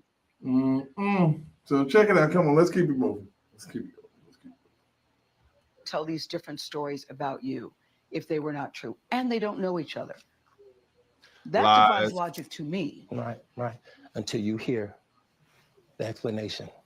You can start a rumor on a guy like me, or this is one of the most profound things that people missed. Yes. They missed this. And this is very, very true. But they missed it. I don't understand how you could miss something like this. Well, it's easy if you don't want to hear it. Yeah. Me So too. you can start when you've already established your opinion about a person. Exactly. That's why we are in the mess that we are in. Right. So listen to what he's saying and think about this. This has happened not only to him. Nation. You can start a rumor on a guy like me or a celebrity just like that. All you have to do is push a button on your phone and say, so-and-so did this to me. R. Kelly did this to me. And if you get any traction, Donald Trump did this to me. Action from that. If you're able to write a book from that, if you're able to get a baby. reality show, then any girl that I had a relationship in the past that it just didn't work out, she can come and say the same exact thing. He's looking her dead in her eyeball. Dead in her eyes. And not looking the other way. This is the real Me Too. In straight eye contact. This is the real Me Too. This is who he's talking about. Yes. Yes. This was one of the most profound. I don't know how people missed that. That was like, this is what y'all are doing. This is what's going on. Jesus Christ. So check it out. Are you blaming this on social media? I'm talking about the power of social media. Whew. Thank you, honey. Mm-hmm. The Power. influence of social media. Power. It's crazy. Didn't we talk about that, Derek? Yes. Didn't we talk about that, Jay? How we have allowed social media to become God. It's really God. Right. So let's keep it moving. He said the power of social media. Let's get some actual conjecture. You know, let's see what they're talking about with what happened with his cases. In 2008, R. Kelly was found not guilty on 14 counts of child pornography after prosecutors in Chicago failed to convince a jury that he was a man seen in a sex tape with a girl as young as 13. Is that really the real deal? No. Huh? Because that ain't what she said. Hold on. Stop, drop, roll. Let me tell you what she said. What she said was she was a virgin at 14. She said she was a virgin at 14. And he was rubbing on her at 15. But then she come back and say he had sex with her at 14. At 14. At 14, yeah. So which one is it, Hooker? Either you a virgin or you had sex. Because once you have sex, ain't no running. You're no longer a virgin. Ain't no one ringing the bell. And I believe you was a virgin. And I believe you was a virgin at 15. I believe you was a virgin at 16. And if I believe you gave it up. If you, I believe you might not have been. You might, and it might not have been to him. You gave it up. Hey, but you gave it up to somebody, but it wasn't him. And see, the reason why I have to say that, Derek, because when you go back to them text messages, when mama say that man wants some PUSSY, they in California now. It's too late. No. She's saying you ain't gave that man none all this time. What that man he gonna look somewhere else. He not gonna look at you no more. He didn't even come to your room. California lets me know in Florida he didn't even sleep with you. Right. Thank you. Right. Let's keep it on. Hey, Derek. Huh? Denise, I think I found the video that you're talking about. Okay. Gayle King reflects on backlash after Kobe Bryant controversy. I put That's it in the private chat. All right. Okay. So let's keep my man's moving here because this I like to spin this around the right way of what he's talking about. So let's do it. So what person do you know turns themselves in to anything? You get to if I'm guilty, you got to come get me. What do you want to say to your fans? Last month, Kelly was indicted again, this time charged with aggravated criminal sexual abuse of 4 women, including 3 who the charges say were minors at the time. Have you ever had sex with anyone under the age of 17? No. Hell no, he said. Never. No. He just told you. I have to tell you, it's So now she's going to get into what's so hard to freaking believe. so hard to believe that based on all that we've read. I'm gonna tell you something, Gail. There's one you. I'm gonna tell you something. Said about you. What women said about me. What women. So nobody's allowed to be mad at me and be scorned and lie on me. So they're. Yeah, believe all women, no matter what they say, no matter how mad they are. That's what she's saying. That's the Me Too promotion. You like you said, news in real time. This is the movement. This is the movement that was going down. And the thing is that it, and you can go back and replay it. She's not even saying it. She's just assuming it. Yeah, this is speculation. No. That's what she did. She just assumed. Assuming. That, exactly. Yeah. Because she didn't come out and say, Me Too or anything like that. She just assumes that is true in the world because in her brain, that's just how it is. And that's what she said this morning, believe it or not, on CBS when she was talking about Donald Trump not being broke. She assumed that man is broke. Yeah, they think they depleted him. They are so stupid. They're lying on you. That's your explanation. They're lying on you. Absolutely. What's so hard for that to believe, for you to believe? Yeah, really. You feel that people have maligned your character. I have been assassinated. I have been buried alive. Don't say that, Rob. But I'm alive. So I think the point you're making is, and correct me if I'm wrong, that you have that hooker don't have a heart, y'all. That woman don't have a heart. Well, how stupid would never be for R. Kelly, with all I've been through in my way past, to hold somebody, let alone 4, 5, 6, 50, you said.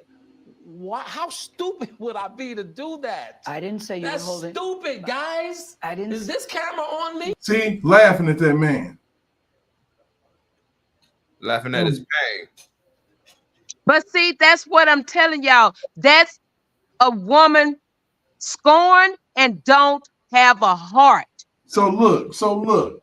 At this point in this interview, man, people don't even understand. You look at a person and you realize that you've been played because this person offered you money and never gave it to you. And they never gave it to you. And you realize this is what they're doing. She's a part of the setup. The jig is up now at this point. Just check it out. Yes, that's stupid. Use your common sense. Don't forget the blogs. Forget how you feel about me. Hate me if you want to, love me if you want, but just use your common sense. This is the reason why I'm like, whoa, Lord have mercy. Like this is it for me. This was it for me. It was Derek. It was it for me, and I broke down. I couldn't do it no more. This was it for me. I was like, this is 100% an innocent person. This person right here. Just listen. Stupid. Use your common sense. Don't forget the blogs. Forget how you feel about me. Hate me if you want to, love me if you want, but just use your common sense. How stupid would it be for me to, with my crazy past and what I've been through, right now I just think I need to be a monster and hold girls against their will, chain them up in my basement and don't let them eat and don't let them out unless they need some shoes down the street. Say it again, baby. Stop. Now, no. Who in the fuck holds a person hostage and then lets him go? Well, R. Kelly, obviously. I mean, shit. Isn't that what we're building up to here? Unless they need some shoes. Yeah, if they gotta have shoes, they gotta have shoes. You literally kidnapped a woman and her uncle lived down the street, and you gonna send her there and be like, you better come back? Well, now, in his defense, though, I mean, who in their right mind would have a woman chained up in the basement who's not wearing high heels? Thank you. Oh my Just goodness. saying. Yeah, that's absolutely ridiculous, man. And then on top of that, that because he don't say it on here, all these hookers getting $5,000. Low ball numbers. A month. And they thought a month. So look, yes. check this out. Who's paying the tab? The reason why they took this $5,000 little payoff is because some of them kind of knew or thought that he was going to get charged for this, and they got told about restitution a long fucking time ago, and they thought that they were going to get paid. So they got paid, or they thought they were well, going to they get thought paid? they were. Only after they realized, when this man said on this interview, not this interview, but a longer version, that he went to the bank and all he had was $300,000. Then every female that was in Surviving R. Kelly 1 didn't want to do it no fucking more. Go figure. All right. So, but none of these chicks got $5,000. They did, yes. They did. They got $5,000 a month. Who paid the tab? No. You talking about the people in the relationship with him? Whoever was paid to lie on R. Kelly, where did they get the $5,000 from? Who paid that? They worked for him. They were an assistant for him, and he paid them. Okay, so they were on his payroll. Yes. You talking about what's her name? Cheryl. No, Derek, no. You Okay, go read the transcript. No, these women got paid. Oh, the $5,000 a month, the $10,000 on the birthday. Yes. Yeah. His girlfriends was on payroll, basically. Okay, so he's paying all of the girlfriends, and then for whatever reason, they had actual jobs. Okay. But they ain't got no jobs now. So all of these women that accused him were on his payroll? Yes, they were getting they were getting paid. For the most part, yeah. $5,000 a month, $10,000 on. Well, the only thing that occurs to me in that specific situation is that it doesn't seem like it's in their best interest, unless they're all completely stupid, to turn on R. Kelly. Well, when he break up with you, all that shit go away. But they're still getting paid. By who? But let me tell you how this. That was my question. Are they still getting paid even after they break up? No, they're not getting paid. It's over. That paycheck is gone. All right. See, I was under the assumption that the $5,000 they were getting paid to not R. Kelly. No. That paycheck is over. That's done. He's talking about to narc on them, to tell on them. Oh no, he didn't pay them for because he was the one said take it to trial because he knew they was if anybody was saying because some of the women he was like, who are they? Right. So let's clear it up. When he did Surviving R. Kelly, these women that did Surviving R. Kelly, the names that she was naming Gayle King in this interview, they got paid $5,000 a piece, except for Drea Kelly got paid the most. All of these women were probably told beforehand that they could take this to trial and they can get restitution. But all of their stories didn't add up to a hill of beans. So they couldn't take them and put them on the case because most of it turned out to be straight up horse shit. Now, you turn around and the next Surviving R. Kelly, all of those females whose names that she named, they wasn't on the second one. Nope. They used people that was part of his that was fighting for him in this in the Surviving R. Kelly. They wasn't they not a name she named. They used old footage from the last one. They had already got from him. And then they got one girl that used to date him and they twisted her shit all the way, cock, ace, deuce. You didn't know what she was talking about. Walked off crying and shit. And then you had the one lady that walked off laughing. And then you had two of them that was on there. They changed their whole story. Yeah. The Lanita Carter claimed that this man, oh my God. And this is why I'm shocked that the video that we watched earlier is 2 years old. You'd think they would have made progress by now with that. Well, the justice system is thoroughly against this man. Well, yeah, I get that. And they set dates out that are just crazy. Everything is 9 months away, you know. Well, everything is when you say timing, it's all about election.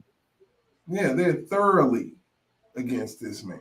So when you look at that, when you look at like around 2018, 2019, you had, it was election season and people running and we're gonna get who we gonna get, and R. Kelly was on the get list. Okay. Yeah.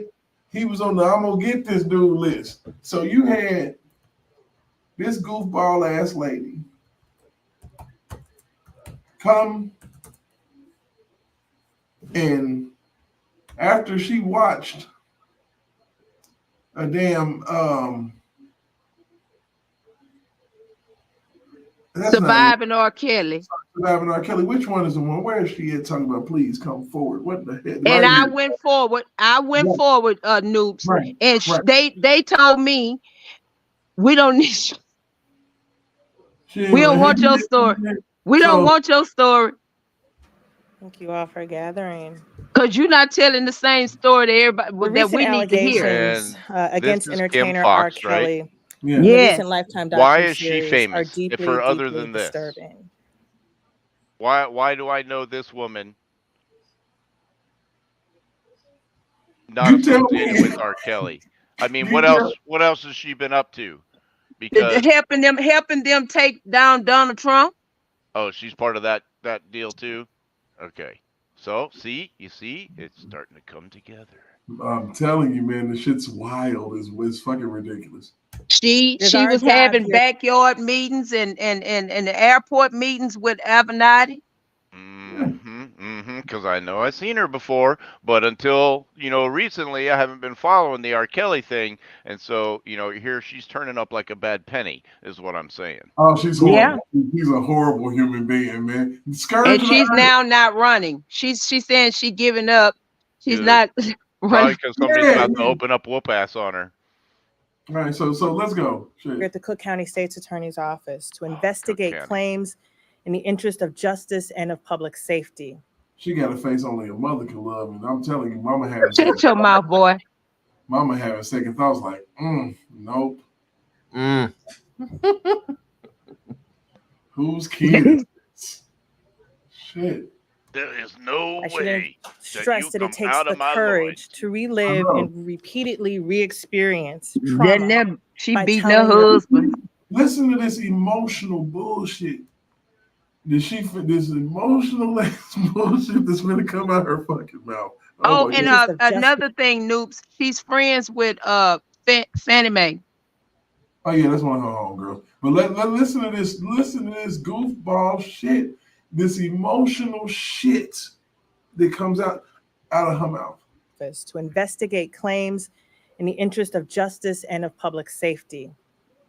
I should stress that it takes the courage to relive and repeatedly re-experience trauma by telling your story of sexual victimization. But we rely heavily on victim accounts and witness statements to prosecute cases involving sexual assault and domestic violence. Me too. You are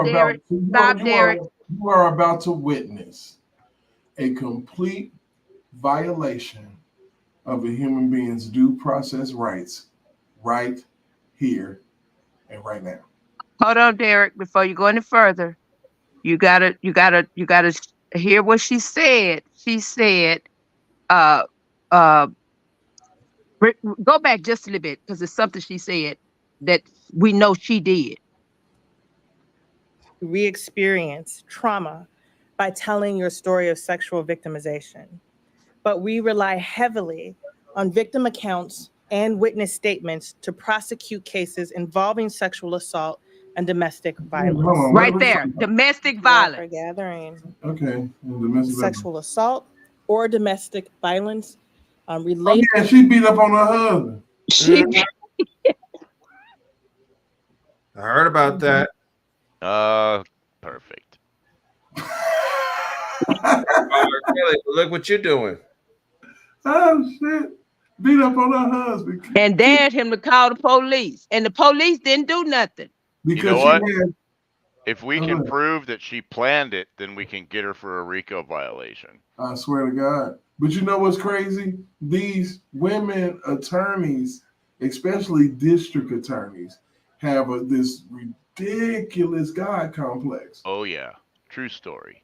You look at Fonnie Willis. You know, they think that they're gonna definitely be a judge one day. And Letitia James, exactly the same thing. God, and I hate to say it, but it's the black ones. Yep. Yes. And Mayor, what's her name? Tiffany. Mayor Tiffany. She's another. And then one black girl to be in Congress with the crazy eyes. She kind of young. Y'all know the sad part about it is that I have to call it what it is. You can't blame another race for your own demise. This is Willie Lynch. Well, and you know what, though? You also can't take responsibility for these stupid people because, you know, you're the same race that they are. This is Willie Lynch indoctrination. All the way. At its finest. You know, not for nothing. I don't feel like the racism is like this big ass thing now. But in order for you to enslave a people, you gotta hold them down. You just got to. But we are enslaving our own. Yes. Starting with Kamala Harris. Yeah. I can't forget when Pence and her was debating and they cut him off when he asked her what was she going to do about all these people that she had incarcerated for drugs, and these people have literally got life in prison behind an ounce of drugs that's now legal. Yeah, that's her and Biden, Senator Biden. Oh yes. Yeah, Mr. Lock him up. I don't want him in my neighborhood. I don't want no jungle. Still, they voted for Joe Biden.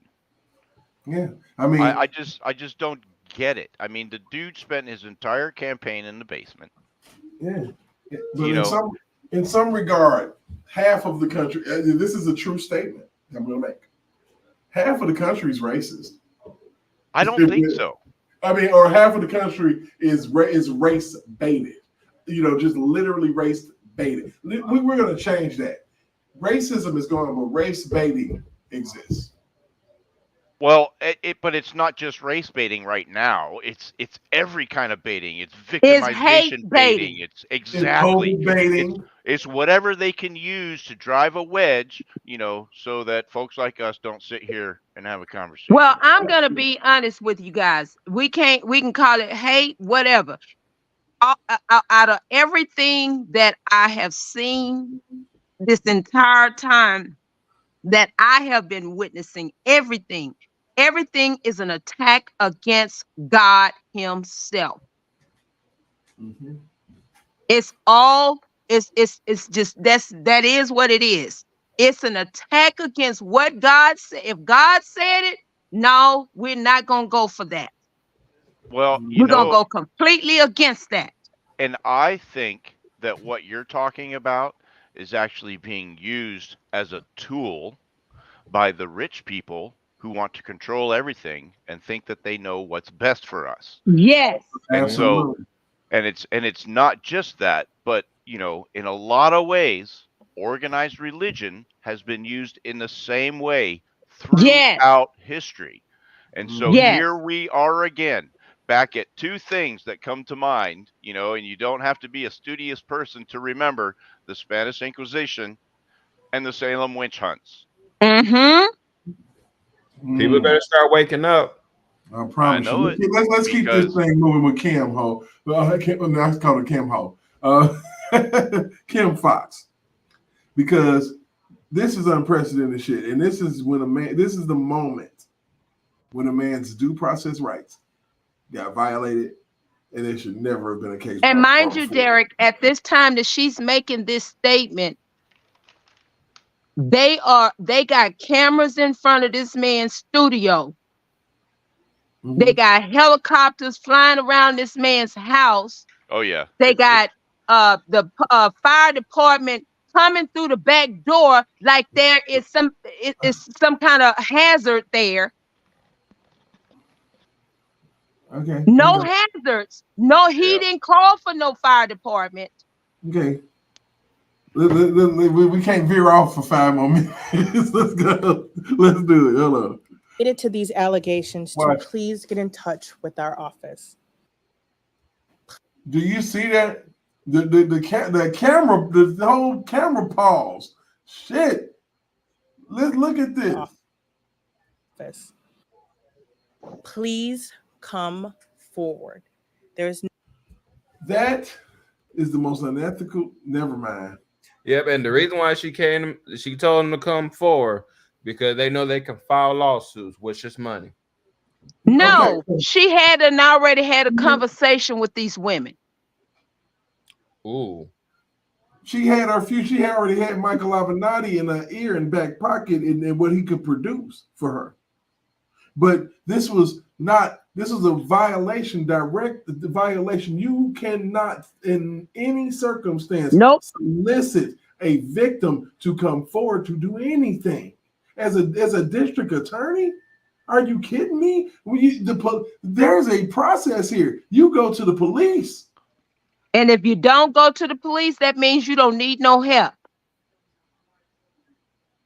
And when your husband called the police, you told him he better go sit down. All right, so let's go ahead and continue. Nothing that can be done to investigate these allegations without the cooperation of both victims and witnesses. We cannot seek justice without you. Really didn't have no case then, sugar. Yeah, nothing. Yes, concerns from family members regarding contacts, their family members with Mr. Kelly over the his current girlfriends. Both of them grown. And they dumbass parents. My baby. But you let your baby No, go. I'm trying to make my millions. Yeah, but you fronting. I'm talking about the front. I'm talking about the overplay. We know. But the underplay. Yes. Oh, my baby. Where's my daughter? It's acting like you're going to kick somebody ass. And you know where your daughter at because you're going straight to the studio. Trying to act like you're trying to fight somebody that you're really cool with in Daryl Johnson. Thank you. Mm-hmm. Your daddy say the phone is up under Boy, y'all don't cut it out. Y'all going to hell. I really want to find. People better start finding God for themselves. I really want to find so I can thoroughly entertain news about Asante McGee and Tim Savage in front of that damn house. Mm-hmm. J-Rod or anybody or who in here? Shit, I'm in here still. I mean anybody. I need to. I'm about to look for this. What is it called? When he was coaching her to say what she got to say. Yes. Coaching her to lie. What's her name? And when he said 3 years, she said 3 years. Coaches, hold on, coaches. Oh, it's on there. Yeah, I think it's Asante McGee, Tim Savage press conference, I believe. And then John talking about how Joycelyn was brainwashed and all this bullshit they put out here. And when the Clarys asked R. Kelly to do a deal as far as a sex toy with him singing on it. A deal though. And he said no. And that's when they got mad. That's when the chicken hit the fan. I heard about that before or something about it. Yeah, they wanted him to put a dildo out there that had a Bluetooth on it and sung R. Kelly songs. But the mama kicked the daddy off of the text messages. He was reported. Okay, I'm trying to find this press conference, man. The mama say you got to go because I'm trying to get me a R. Kelly. That press conference was crazy as hell. It was so well staged. R. Kelly. And Derek, do you have the video when Rob was on stage singing and the mama and the daughter was behind him with his dancers. They was back there. Rob didn't know what the hell going on. The dad is sitting over there on the side, looking like goofball. And they back there dancing, and she drinking with her mama. Drink that. Where is? I need that press conference, man. Where? I need. What is the girl's name? Asante McGee. Asante McGee. Asante. I'm trying to find a particular press conference where they were literally in front of R. Kelly's house, and who else? That one was a juicy one. And Tim Savage has a history of scamming too. Oh yes, that was 2017. It popped off, and because he was on a Tyra Banks show talking about him and his wife's sexless marriage, and he had was trying to sue a restaurant for allegedly having food poisoning. Mm-hmm. And he had told the one of his co-workers that he getting ready to leave selling cars because he finna go make he about to make some millions. YouTube got and then he right back selling cars again. I know, because he said the other day, talking about y'all need a car, come see me. Yep, he should have just stuck with that. Because I wouldn't buy a car from this. I gotta filter this search. I gotta go back because that happened like what, 7 years ago? Because that was in 2018, Derek. No, that was 2017 when they had that. That was 2017. I remember that press conference. That was okay, so it was after his house got broken into. Get broken into 2018. No, his house got broken into in 2017. And in November 2017. Yeah, man. Yeah, I do remember now. I've seen a video around that time, and man, I felt bad for my boy, man. And that means that interview was in 2018. But look, I'm gonna tell you something. You know, you can go back. They start working on you. You know, they really start working on you early. Yeah. And, you know, they already had this going. Literally, they put this man in a situation in interviews before all of this shit happened. You remember foreigner when this woman attacked this man. And this was 8 years. This was like 4 years before. She attacked this man. And I don't know if you ever seen this. I've seen this interview. He was promoting the buffet at the time. Yes. And she should have never brought up that question. What made her bring that up? Because they was working on it. Absolutely your prerogative. If you ever want to leave, you can certainly leave. Yeah, Another thing, thank you. If the next question is something negative out of your mouth, with all due respect, that's exactly what I'm going to do. Okay, a couple of things. And you got every right to do no that, negativity. baby. I'm just asking you questions. Well, I sir. know the difference between a negative question and a positive one. So if I think it's negative, I'm going to walk. I'm not going to ask you questions. With all due respect to all of you guys here. I won't know ask you got a job to do. The man trying to be nice and everything. Hey, you giving him a hard time. And then the first thing you'll say, he just being difficult. Yeah, and I saw her Twitter, and the first thing I saw was her pin about R. Kelly, and she was talking about the industry knew about it. How you gonna say something about that? Like she was a part of it. Right. Sort of framed in a specific way, one way or another. I'm asking, yeah. I understand this is your job. So let's talk about your lyrics for a moment, okay? So would you say that you have a healthy relationship with sex? Sex is mentioned frequently in your lyrics. In many What of the the hell is supposed to be talking about? They don't just talk about sex. And he talking about sex with women, hooker. Attack. Look at this. Having sex with women, multiple women.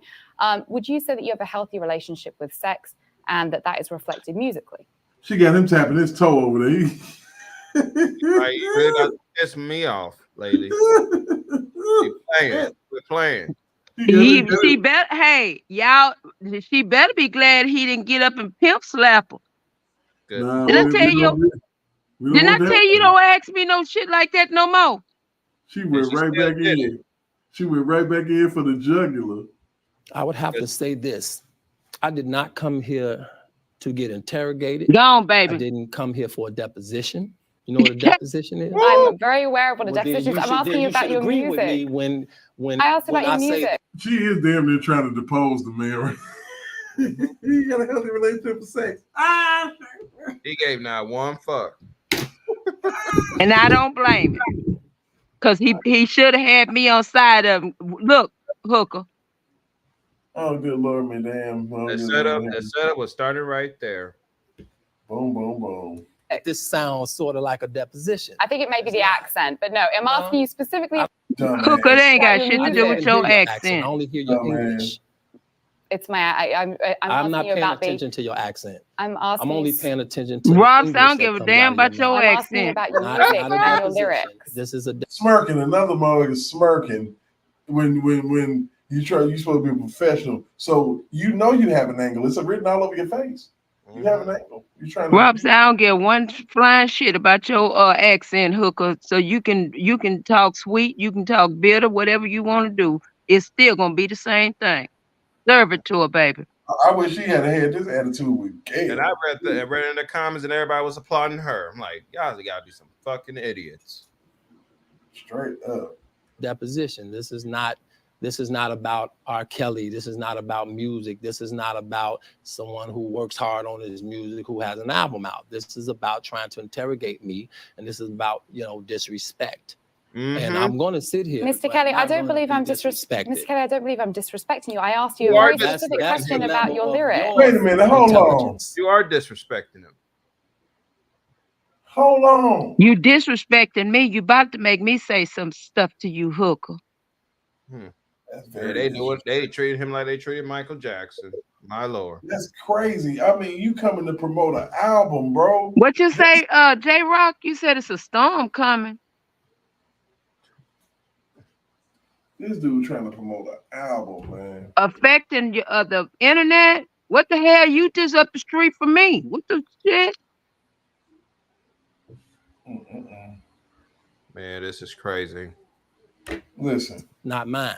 I asked you a very specific question about your music and your lyrics. Well, if you don't think you're disrespecting me, then that's just, like I say, the level of your intelligence, not mine. Baby, go on, serve it to her. Killer. He was a killer on that one.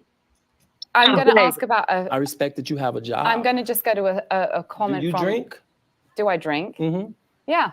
Do you get drunk? Yeah. You fall all over and not know it yet?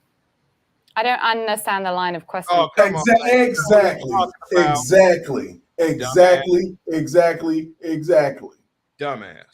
I don't understand your line of questioning. Yeah, she knows she gets drunk, falling on the floor and shit. Stop playing. And do threesomes and foursomes. Why you asking me some shit like that? Let's see what she about. So I mean, for real, bro. What's good for the gander is good for the goose. I mean, but they can't handle it when you turn it back around. No, because they think you just being difficult. Watch. But no, I say exactly. But it ain't positive. It has nothing to do with your job, does it? But I'm asking you specifically about your music and your lyrics. No, you being Why you so worried about his lyrics? Dang. That's very much about your job. My personal life, which has started started with all due respect. Actually, no, this is a great point. No, it is. Your personal life has started to interfere with the way that people consume your lyrics. Right, I sent you some messages there about ratings and understand it. You hear that, Noops? You hear that, Noops? Mm-hmm. Listen to that again. We're gonna run that back because that was deep. My personal life, which has started started with all due respect. Actually, no, this is a great point. No, it is. He said you ain't got no damn due respect. Your personal life has started to. That's what he said. How is it that you're going to determine my lyrics? Who goes through Sony Music? Sony has to check, verify, validate, update, redate, and everything else. But you saying my lyrics is starting to affect my personal life. How are you going to sit there and say That was that? an attack. I mean, that's attack. He said in the 2004 interview on ABC that whatever I do on stage is entertainment. That's attack. And let me tell y'all, he's not the dude y'all seeing right here. That's why he got them shades on. The man is such a oh my God, he's a big teddy bear. I believe it. And he showed that throughout the years. Let's keep going. No signs of a monster, nothing. Yeah, let's go ahead and keep moving. With the way that people consume your lyrics. Right, I but sent you're you here some to do a messages job. there about that. You're here to get ratings, and I understand it. I respect He getting ready to snatch that mic off. that. No, but sir, you won't be getting them off me if you're going to interrogate. I'm not rather than sit here and interrogating talk you. about something positive. Let's bring in one of. I'm in New York. I'm having a great time. I'm finna go visit some friends. I'm finna do some more business. I'm finna have a great time. I didn't come here for you to spoil that. We're getting ready to go to the club. I ain't for you to spoil my shit. Leave me alone. A couple. Well, this is a. Look at that. Oh, God. You're here to promote your album. Have one more question. I have one more question. Yeah. What do you say to the multiple fans, the many fans who are watching and listening that say there have been multiple accusations against you, against young women in Chicago, and they are concerned about your past and that's impacting them from purchasing your music? All. Why don't you want me to sock the shit out of her? Lord have mercy. You know what? I'm gonna tell y'all something. These are the same hookers they try. That's why they mad, because they can't get Donald Trump hemmed up. And this is what Nora O'Donnell is mad about, because she can't get him on an interview to ask these same damn dumbass questions. What do you say to the women that has all the allegations about? Yeah. Because that's all she good for. Doesn't matter who. So listen to it, man. It's crazy. Who they are. If they hate me, they love me, they want to destroy me, whatever. I love them all. And I love you too. You don't need to give me any of your love, love sir. Everybody. You really don't need to give me your love. I just want. She was just, he ain't give you shit. Girl, trust me. That was just a cliche, because trust me, Rob could give one fine shit about your dumb ass. What do you say to the? What do you say to the fans? Your fans who don't want to buy your music. If they don't want to buy music, they're not fans, you dummy. That was the stupidest shit I ever heard. Fans buy, and let me tell you what I do know. Even the non-fans are buying his music. How about that? Man, that shit crazy. It was the dumbest shit she ever said, man. If they ain't buying his music, they're not a fan. Man, that's a fact. I'm sick of stupid shit. I'm not going to allow you to do that, but I love you. I love my Okay, fans, I have a everybody. video question for you from a fan. If you video questions for me, because this interview is over. Okay, well, Mr. K, thank you very much for coming to our first. I'm not answering my questions, Thank you so much. but thank You're so you for beautiful. being Thank here. you so much. Thank You don't have to comment on my appearance, sir. While brushing your hair. Bitch, don't nobody give a damn about your appearance. You ain't all that. Look, watch this. While brushing that goofy ass hair back. Thank you so much. But thank you for being here. You don't have to comment on my appearance, sir. Girl, let me. You want him? You glad he looked at you? You glad girl? You over there drooling, and it's just wet. He said, "You ain't got no video question for me, because this interview is over." You don't need to give me your love, sir. They killing it. That's crazy. Yeah, you want that love, honey. We know. Oh you, my you just like Gayle King. That's crazy. That is ridiculous. You don't need to give me your love, sir. I can't stand these people. These people ain't shit. Like Colbert. Colbert ain't got shit to talk about now, because Donald Trump ain't in office. Okay, let me see how The View acted today. Because I know think that they video that you're looking for has been scrubbed, because a lot of the places that I find that points to it, they lead back to CNN, and CNN has scrubbed that video. What? The Asante McGee press conference, R. Kelly house, 2017, 2018, and I followed these links, and I keep ending up on to where the video is just no longer available. Fucking shit, me. That was one of the times I'm like, they finna set this man up. Yeah, I've been all over the place. A couple of different search engines, and a lot of them go back to a story that originated on CNN, but the video is not there. Let me see what malicious conspiracy got to say about that shit. Let me see. We're gonna scroll and go back a few years. Oh, I saw your face in there. Scroll up. I saw your face in there. Where the fuck was Keep that? going, keep going, keep going. Oh, look at that. Oh yeah, I'm live right now, baby. Oh, you're on malicious conspiracy. There you go. You made it now. We're gonna find out. Let me see. We gotta go back some years, man. I wish they regulated how do you get it to where it goes to last to first?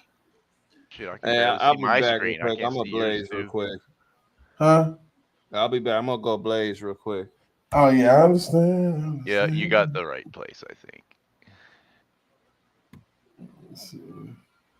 Fucking malicious conspiracy. Let's see. We don't do the videos and shit. I mean, they got so many, and I'm going to. Yeah, enter some more search terms.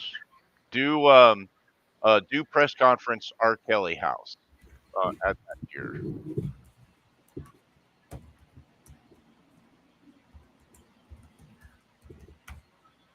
Because I'm telling you, they probably scrubbed the shit out of it. You probably ain't lying.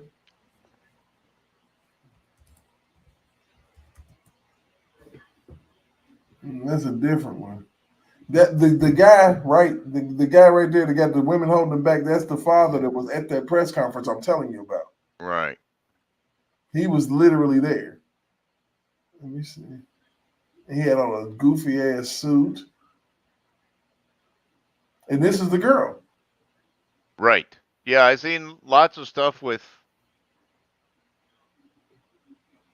But that was so obviously incriminating. I think that they decided to get rid of it. Well, that's what I'm starting to think, because I searched outside of YouTube as well. And it exists. Right. And it so existed. And then the ones that I followed, they just ended up where the video is not there.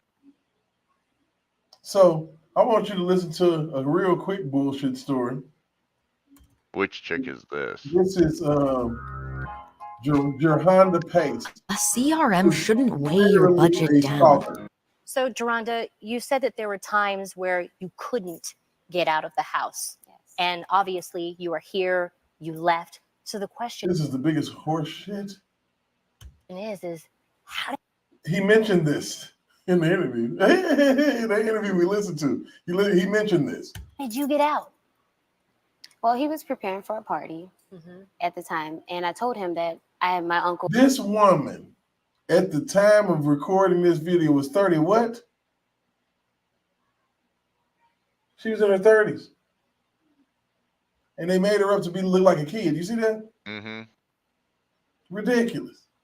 Who lived a few doors down, and I wanted to go to my uncle's house to grab some shoes. And he was like, okay, well, when you get there, you get the shoes and you come right back. And at that moment, when I knew I got out the house, I was like, I'm not going back. I refused. I wasn't going back. So you had to lie to get out of the house. I lied and I got out. Everything behind. I left everything behind. Only thing I had in my hand was the cell phone. That's because, of course, you need to communicate. Oh, with of him course. Yeah, you couldn't call anybody until Wait a minute. It made a lot of sense. The narrative was they were not allowed to have cell phone. Right. So how the hell you get a hold of a cell phone? Well, if you got a cell phone and you're, trapped in the basement, why can't you? So she was the one that stated that she needed the shoes from down the street from her uncle's house. Right. Derek, I sent you the video. You found it. You know what? You are the bomb.com. I needed that in my life. I needed that in my life. Hold on. All right. We can keep her around. Oh, man, okay, noobs. She good to go, man. For real. I ain't know anybody trying to. Let me go ahead and get this forwarded to myself in email land. And while you're getting that set up, I'm going to take a quick break. I'll be right back. Everybody going to smoke weed and shit. What the fuck? Yeah, I need to send me some down the street.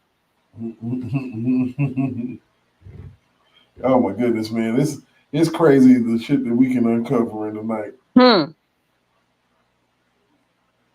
But what we gonna do, Derek, we're gonna get all of this stuff and we're gonna start labeling this stuff and making sure that we got stuff in safekeeping. Yeah, since they want to scrub the internet and shit. Yeah. We're gonna start putting it on thumb drives. We know how they act. They're trying to scrub the internet. They tripping. You can scrub all you want. We still got it.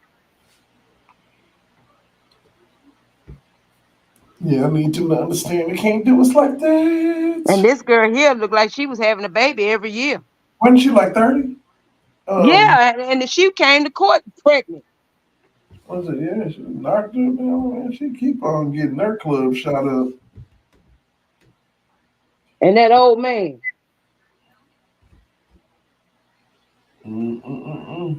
That man she married to is old. I think he older than Rob. Possibly. And he was telling her, you need to leave that shit alone. She started trying to go after Rob, and he looking at her sideways like, if you go after this man, hell, what would you do to me? I'm back. Yeah, he was looking at her like, something's unstable with you.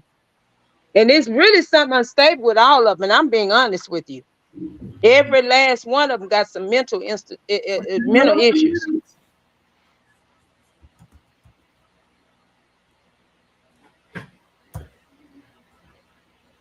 And AZ, I don't know, baby, she looked like death on a cracker. First off, I want to thank everybody for coming. No, that ain't the one. That ain't the one. That ain't the one? No, I'm talking about the one with Ashanti McGee when she had the chalky white lips. I thought that was it. Let me see. Is it more footage? No, this is the 30-minute one when the daughter called him a whole pedophile. I don't know whether y'all know. Oh, I thought that was it. Oh, okay. It might cut me off. I'm gonna go back and find. I know it's in there. I'm gonna go find it. Jocelyn family hosts press conference to address R. Kelly's interview, but it's not that one. Boy, I think it's gone. I think it's gone because that was incriminating. But people did lives and they saw it and they boy, man, it was the crazy. I'll bet his lawyers have it. It was the craziest shit I've ever seen. The dude said 3 years and she said 3 years. I was like, oh, wait a minute. I'll bet Jennifer Bonjean has it. Oh my God, Miss Bonjean. Oh yeah, she says, no, we're not gonna do all of that. Those glasses, man. She must have some serious bank. No, she's been reading with her face in a book for so long, her eyes are just jacked. Oh yeah, them glasses. Well, yeah. I'm telling you, she's an awesome dresser too. That girl get clothes. Like she Yeah, she looked like a 12-year-old too. She come to court, boy. When she come to court, she come to court. Man, how she escaped? This shit is hilarious. Bro, look at her, man. They dressed her up to be a kid And made her look like a 13-year-old. People don't see the play here. Yeah. And she was in her late 20s at the time. But literally, she said it. She was like, "How I left." Somebody said she was 30. Get out of the house. And obviously you are here, you left. So the question is how did you get out? Dang, they were so He was into preparing it. for a party at the time. And I told him that I had All my I had uncle was lived a his few cell doors down phone. and I wanted to go to my uncle's house to grab some shoes. A few doors down. So how can you be kidnapped a few doors down? Yep. And so I MacGyvered the cell phone and dialed 911. She didn't dial nothing. She said she left and didn't come back. Man. Bro. Man, yeah. She was bringing it to this man's house. Bro. Bro, that shit ridiculous. It's This like man was overseas in Africa. no, you had one that said she cured her own herpes by changing her diet, yeah. Oh, perfect. No, wait a minute, hold on. What was her name? What was it? Faith Rogers. Yeah, Faith Faith Rogers. Rogers. Yeah, with her line Rogers. dance. Hold on, Faith Rogers. Should include her mama too. Shit. No, hold on. Faith Rogers, Dr. Oz. And look what happened to Dr. Oz. Got his ass beat. You heard about that? He did. Oh yeah, yeah. the election. Mm-hmm. Yep. Spitting fires. So Yeah. you get these goofball women out here, and it was so ridiculous in the beginning news. You had females coming out saying he did some shit, and you got Gloria Allred coming out holding up a fucking picture of LL Cool J. Yep. Baltimore women on top of that. Let me see.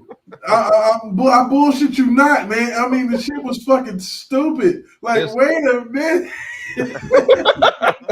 I'm like, who the fuck is these bitches? You can't make this shit up. Like, I'm like, right now, but man, I'm so glad. I'm so glad I came back in on time for this. Oh man, it was so fucking stupid. These ladies, man, they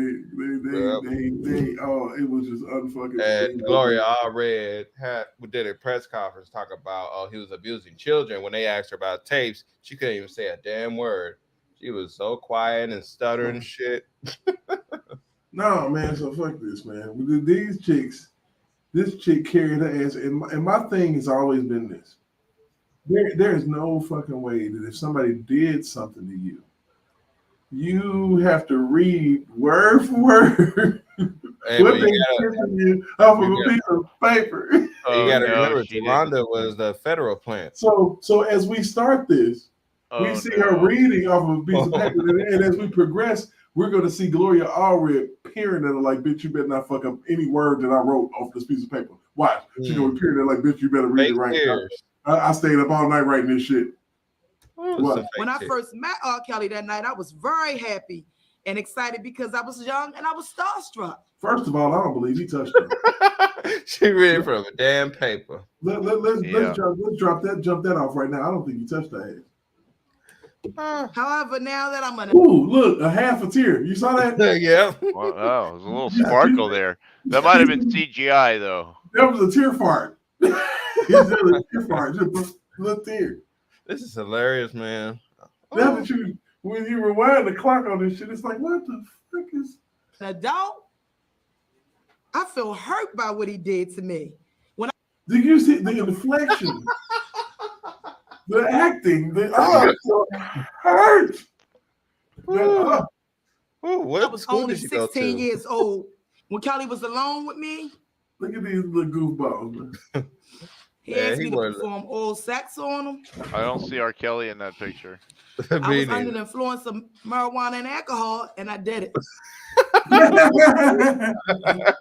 Marijuana, alcohol. That goddamn weed. Yeah. The devil's lettuce, baby.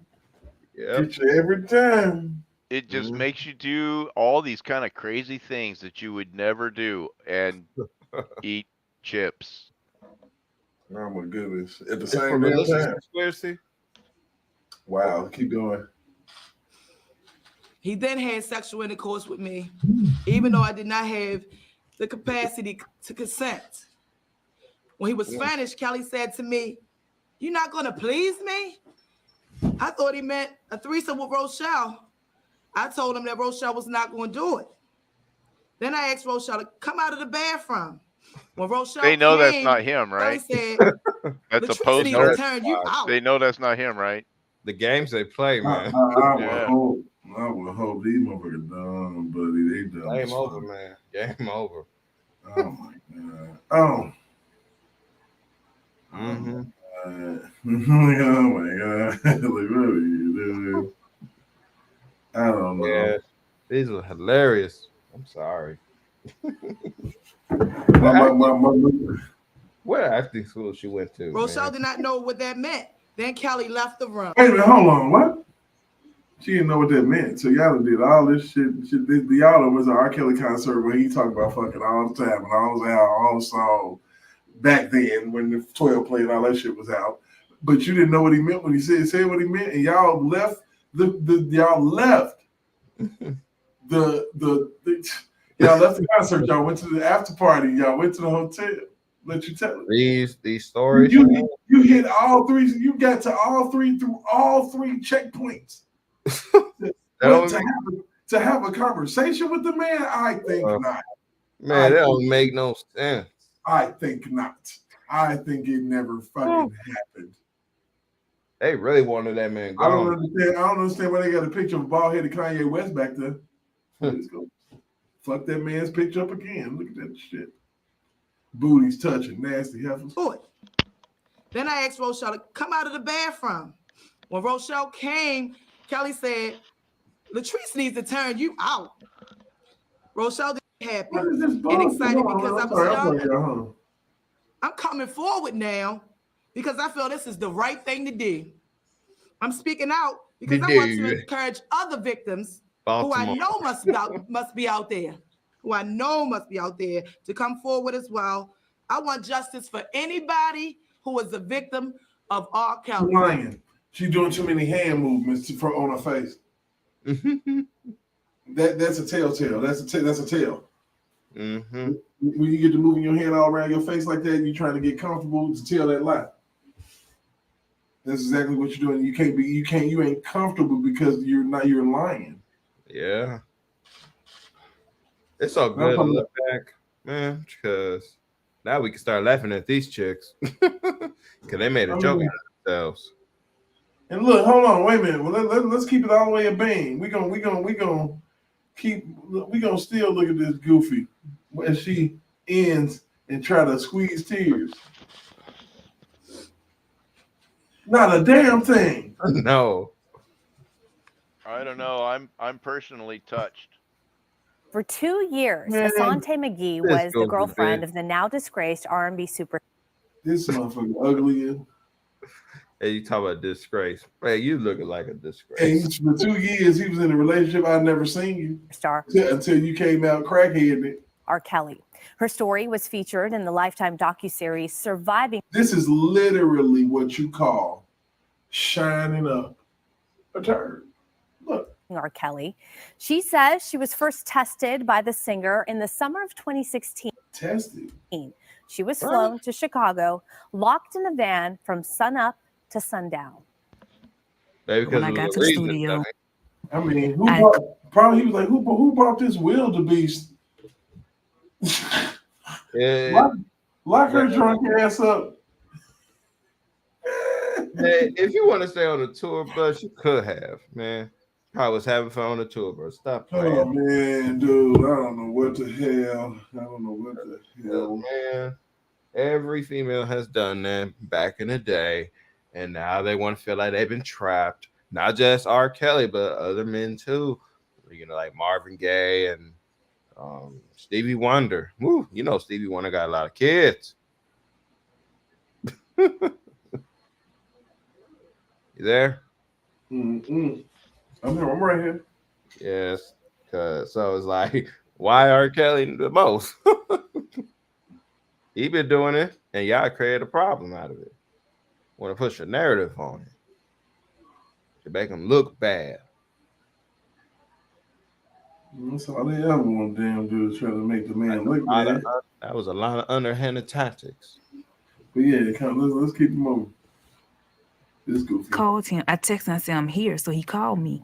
Okay. She sounds like it's slow as fuck. When I got to the studio, I called him. I texted him and said I'm here, so he called me. Okay, my is going to come and open the sprinter.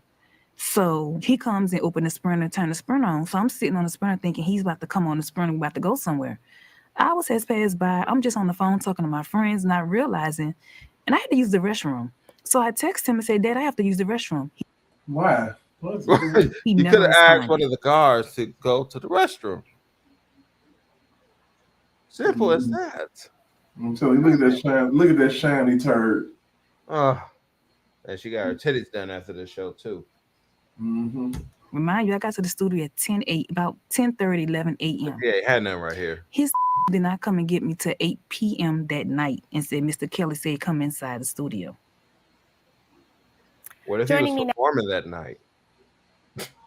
She got on a hair hat and everything. I was going to ask you what was on her head. And she got on a whole what's that? What they call it? What's that cat name? That big ass cat. A Maine Coon. She got a Maine Coon on. Ah, shit. Man, the government really played. Man, they didn't put off the biggest scam in history, bro. Oh my God! Look at that ass looking at the camera, looking stupid. Man. Now is Asante McGee. She's written a book about her experience. It's called "No Longer Trapped in the." And it's so funny about this, man. They are naming their books based off of everything R. Kelly created. Surviving the Pied Piper, Lisa Van Allen, Lioness. That's the only way they can sell it. That's the only way they can. Yep, that's the only way they can sell it, sir. Really, honestly. And Lizette Martinez with her blatant ass lies. Right. So shit, let's go ahead and try to get stomach this in here, and then we're going to try to get it out of here. So much to talk to you about. Good morning. Thank you for being here. That particular incident that you're speaking of, something caught my attention right away. You said you texted him and said, Daddy, can I use the restroom? How did it caught your attention what you right called away? him? Was that a common thing to ask permission to even use the restroom? Yes. That's the narrative. In the beginning, that was something that he told me that I had to address him as Daddy. And so anytime that I would call him or text him, I always had to say Daddy before asking. That ain't what she asked your stupid ass. Oh man. She asked you. Man, she got 5 mug shots. She asked this crackhead. Did he always? Let's go back. Did he always ask you for? Did you always have to ask for permission to go to the bathroom? She talking about he always used to make me call him Daddy. Hey, you know the fun. Okay. Just look, listen, and we're gonna go. So much to talk to you about. Good morning. Thank you for being here. That particular incident that you're speaking of, something caught my attention right away. You said you texted him and said, Daddy, can I use the restroom? Was that what you called him? Was that a common thing to ask permission to even use the restroom? Yes. In the beginning, that was something that he told me that I had to address him as Daddy. And so anytime that I don't believe that. Call him or text him, You got a woman on this screen that got 5 mug shots. Yep. Lifetime never looked at these women's backgrounds. They didn't give a damn. They just want some ratings. Yep. You're right. Shoot. For real. I ain't Derek, stupid. check the last one I just sent you. The last one that I just sent you. Shoot. Got a lot of criminals. Hey, and this one here doing doing 5 more Katrina. shots. Doing Katrina. Mm-hmm. She went to jail for fraud because she said she was living in New Orleans. Oh shit, noobs for real. Yeah, we finna get it now. Hell yeah. Exactly what I need. And she also went to jail for extortion. Yes. And yes. stalking. And yes. Mm-hmm. Yep. And she tried to put her mama in jail. Yep. Mm-hmm. Oh yeah, I've looked at them. I looked all of them up. Hey, they tried to scrub it. They tried to scrub us. Well, we got a team of people that's foolish around this camp. You can't do us. Man, this is And how we bad ain't gonna keep letting you do us. And this is how bad they really. It's so sad. That's how bad they really wanted this man. And every last one of them got criminal records. All of them. Mm-hmm. Yep, Lisa Van Allen got one too. Geronda Pace, fake ID, fake nursing IDs. Even some of the ones that claim that they for him. That yeah, they got they. I'm sorry, and Faith Rogers. Oh, she got a background of jaywalking and marijuana possession and some other crimes. And don't forget the one that she got when they was her boyfriend was trying to run her over for giving him herpes. And that was way before she met R. Kelly. Oh yeah, because her friend named Summer Bunny talked about it. And she got another friend that nobody. I keep trying to tell these people. I've looked at these people's information, and they tried to remove their names, and I'm like, nah, baby, I got you. I got you. Yep. But every time I tell people, but they ain't hear me. Cause they can't handle what I'm saying. Hey, some of us know the truth. Yep. They know I'm right. Everybody gonna be mad when he get out of jail. Everybody gonna be mad. There you go, And Jennifer ain't leaving him, period. Nope. And she ain't doing no interviews either. Nope. She ain't got time to play games. Nope. Ain't time to play. She is one dogged attorney. Yeah. Coming March 18th. Woo! Come on, and she already no, she said she knows she got that one. She said that's already a wrap. Yep. Text messages. Yeah. The world gonna know about all these information. And they're gonna have to hold this man an apology. But the only thing that I hate about Illinois that a lot of people don't know, Illinois, because of the amount of time that he's been in, like if he was in Texas and because he was wrongfully, incarcerated, they would have to pay him. But in Illinois, they don't pay you. They don't pay you nothing. Let's do this. Let's go ahead. There's a conversation. So Noobs, if you're with me, I need you to see because this is the all I'm here, man. I'm with you. I'm with you. Here's the on her. Apparently, Asante McGee's daughter said that her mother is lying on R. Kelly. There is a conversation between Asante McGee's ex-boyfriend and Asante McGee's daughter from May 2018, where she straight up says that her mom is lying. Not only is she saying that her mother is lying on R. Kelly, she claims that her mother is actually in cahoots with Jocelyn Savage's father to extort R. Kelly. If you don't, that's the interview right there. They're gonna show that. Yep, they're gonna show it. That's the one. Make sure you get hold of that video. You need to have a copy of that before it disappears. I might get it right now. Might as well. Go ahead, snap. don't remember, Jocelyn Savage is one of the first. You want me to hold on? You gonna screenshot this? Oh no. I'm on No, download. he's gonna get a downloaded Download local copy, copy of okay. that video before it goes bye-bye. Okay. First victims whose parents were in the media heavy, letting everyone Look at know that that head. they really want to get their daughter back from R. Kelly. They have made claims that R. Kelly has been holding their daughter hostage along with other girls in a sex cult. The woman that they talking about is now his current fiance. Hostage, huh? Okay. daughter ended up making a statement saying that that one right there, that lady right there.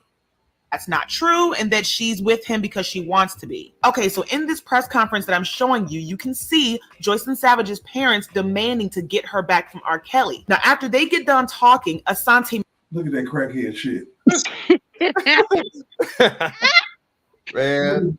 That's Pookie, baby. We're gonna point out all the crackhead shit. Y'all better start playing with Mr. Kelly. That's Pookie. You see them crack lips? Shit. R. Kelly would not, man. He wasn't caught dead with you, baby. Blow that up all the way. He weren't into you. Oh, shit. You were mad enough. Hold on, we gotta blow it up. We're gonna blow this up all the way. We got to blow it up They all the way. lie. This is the type of ugly you got to look at it close. Oh yeah. Look at this shit. Now, I'm gonna blow my screen up now on StreamYard. Fuck it. Oh God, it gets worse. Whew. Got it. I got it now. So, whew. I'm good. Damn, homie. And look, this is Mr. Timothy Savage. Lipping and telling her what to say. And you know what? He got his just desserts because his daughter is still in R. Kelly's life and engaged to him. You stupid bastard, and she still won't talk to you. It's been 5 fucking years and she ain't said a But you're going to make your millions. You're going to make a fucking word to your stupid ass. Yep, and people better start looking into Timothy Savage. that part. Say that one more time for me, my baby. And they need to start exposing Timothy Savage for who he really is. Thank you. That's why that girl was jumping. It was literally 2017, and this man had a truck driver Bluetooth. Everybody didn't really wear earpiece anymore. Truck driver Bluetooth in his ear, and judging, this is not even speculation. Absolutely, because she there's a Bluetooth earpiece right here. Yep, that's true. Yep. There's a Bluetooth. That's why she was able to say what she can say. Hidden right here. And that's the boyfriend right there, man, because he like, you got me up here with your line ass. Promoting this bullshit. It's some bullshit. I want to be with I need to be over my other chick house. You can see. I can go eat me some soul food right now. Right. So check it out. We're gonna go ahead and do this. With him because she wants to be. Okay, so in this press conference that I'm showing you, you can see Joycelyn Savage's parents demanding to get her back from R. Kelly. Now, after they get done talking, Asante McGee, this woman right here with the this way get good braids, she comes up to speak about her experience with R. Kelly. Hold on, right here. It's a Bluetooth back there. It's a Bluetooth back there. Watch this shit. Now, that's her boyfriend behind her. Well, her ex-boyfriend. He is the one in the audio that I'm about to play for you talking with her daughter, and they both are saying that she's lying on R. Kelly. Not only are they saying she's lying on R. Kelly, they claim that she's actually working with the Savage parents and that they actually coached her on what to say and how to say it. And when you watch the press conference, guys, it does appear that Joycelyn Savage's father is coaching her on what to say. You can see that she's answering questions, and then Joycelyn Savage's father is in the background telling her what to say. Okay, so you can hear someone say, how long were you with R. Kelly? And then when you look at Joycelyn Savage's father, he goes, 3 years. Like he says it real low. He goes, 3 years. And then she says 3 years. And then the reporter says 3 years. And then Joycelyn Savage's father goes, yes. And then Asante says, yes. She literally copies what he tells her to say. And then the reporter asks, how did you meet him? And then she goes, and then Joyce. Oh, I ain't seen that. We need to get on Michelle Kramer as well. What in the? I mean, that's one of those WTF the fuck moments. Like the fuck, man. And Andrea Kelly. Yes. With her line. I hope she ain't moved to Houston. Woo! That shit right there is motherfucking insane. Yep. And I know his kids been talking to him too. Thank you. And she think they don't know. Thank you. They know the whole truth, nothing but truth. So help me God. Yeah, let me take J. Rob message off of there. Because R. Kelly was always there for his kids. Okay, so I need for you to see this. Okay. All right. This shit is for real, for real.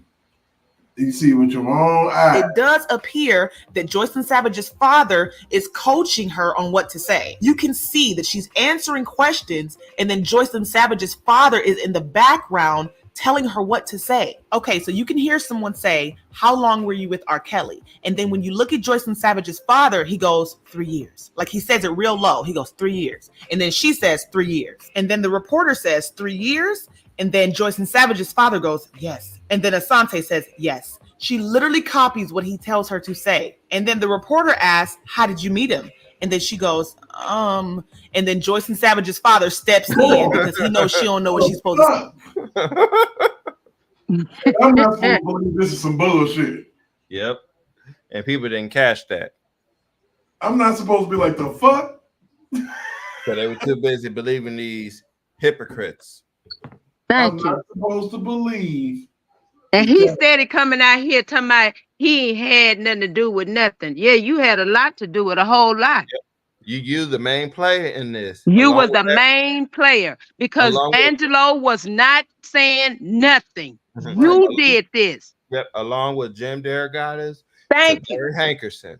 And that's why your daughter won't talk to your goofball ass. And Barry Hankerson is the puppet master of this. Thank you. And Sparkle as well. And Sparkle. Okay. With her fugitive butt trying to run. See, Barry Hankerson and Derek Greasy and Sparkle were the first three trios. So check it out. We're gonna go even a step further because they give you full-fledged. Was this house here? No, I've never. This is my first time being at this house. I was always at the main location, and this I really don't know the address offhand, but it's another location. Wait a minute, you're not gonna know the address. You get your Ubers and shit to the man, huh? Oh man. She said it. Yeah, she said the address. Oh my God, she can't remember. Yeah, she didn't even know the address, so she ain't even been to his house. I can't recall. Did she say address or address? Hold on, we're gonna get it back.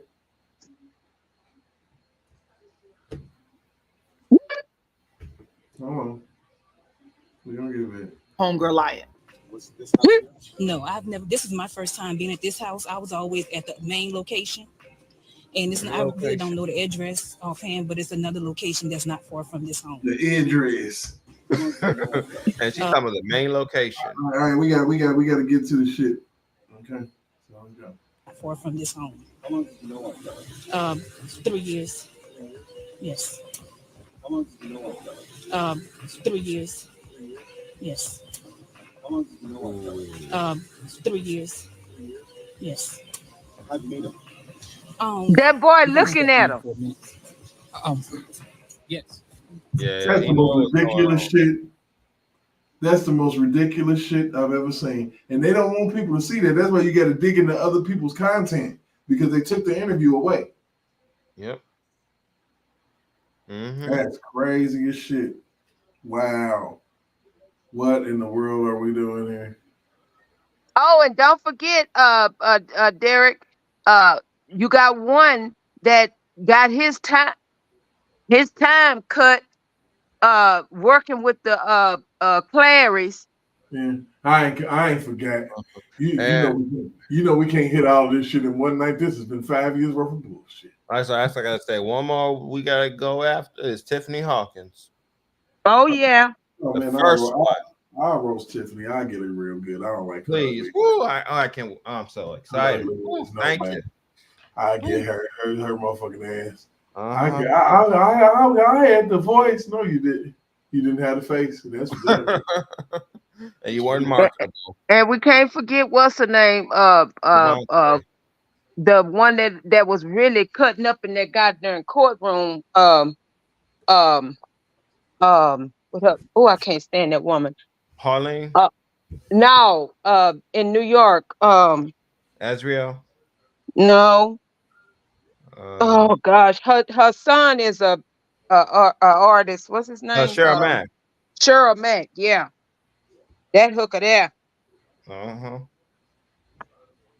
She played a very and y'all can't forget what's her name? She played a lot of people forgot about her.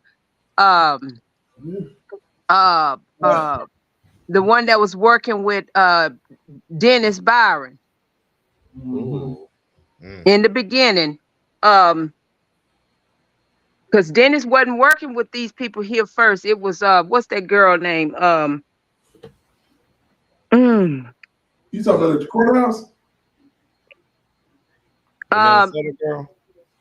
No. Howard, Cash Howard. Oh shit. Oh yeah. Well, I tell you what, we got so many more lives to do. And Barry Hankerson. Hey, we got so many more lives. We got so many more lives to do, and I'm falling asleep on y'all asses. So we're gonna revisit because I got shit to do in the morning. Well, you know Barry's in Atlanta. And Barry Hankerson is also into politics. Exactly. So how you think he was able to put these people out here? I don't know. Yeah, I believe James Derrick Goddard and Barry Hankerson came together one day and decided, we're gonna really take him down now because I got people that I'm connected with.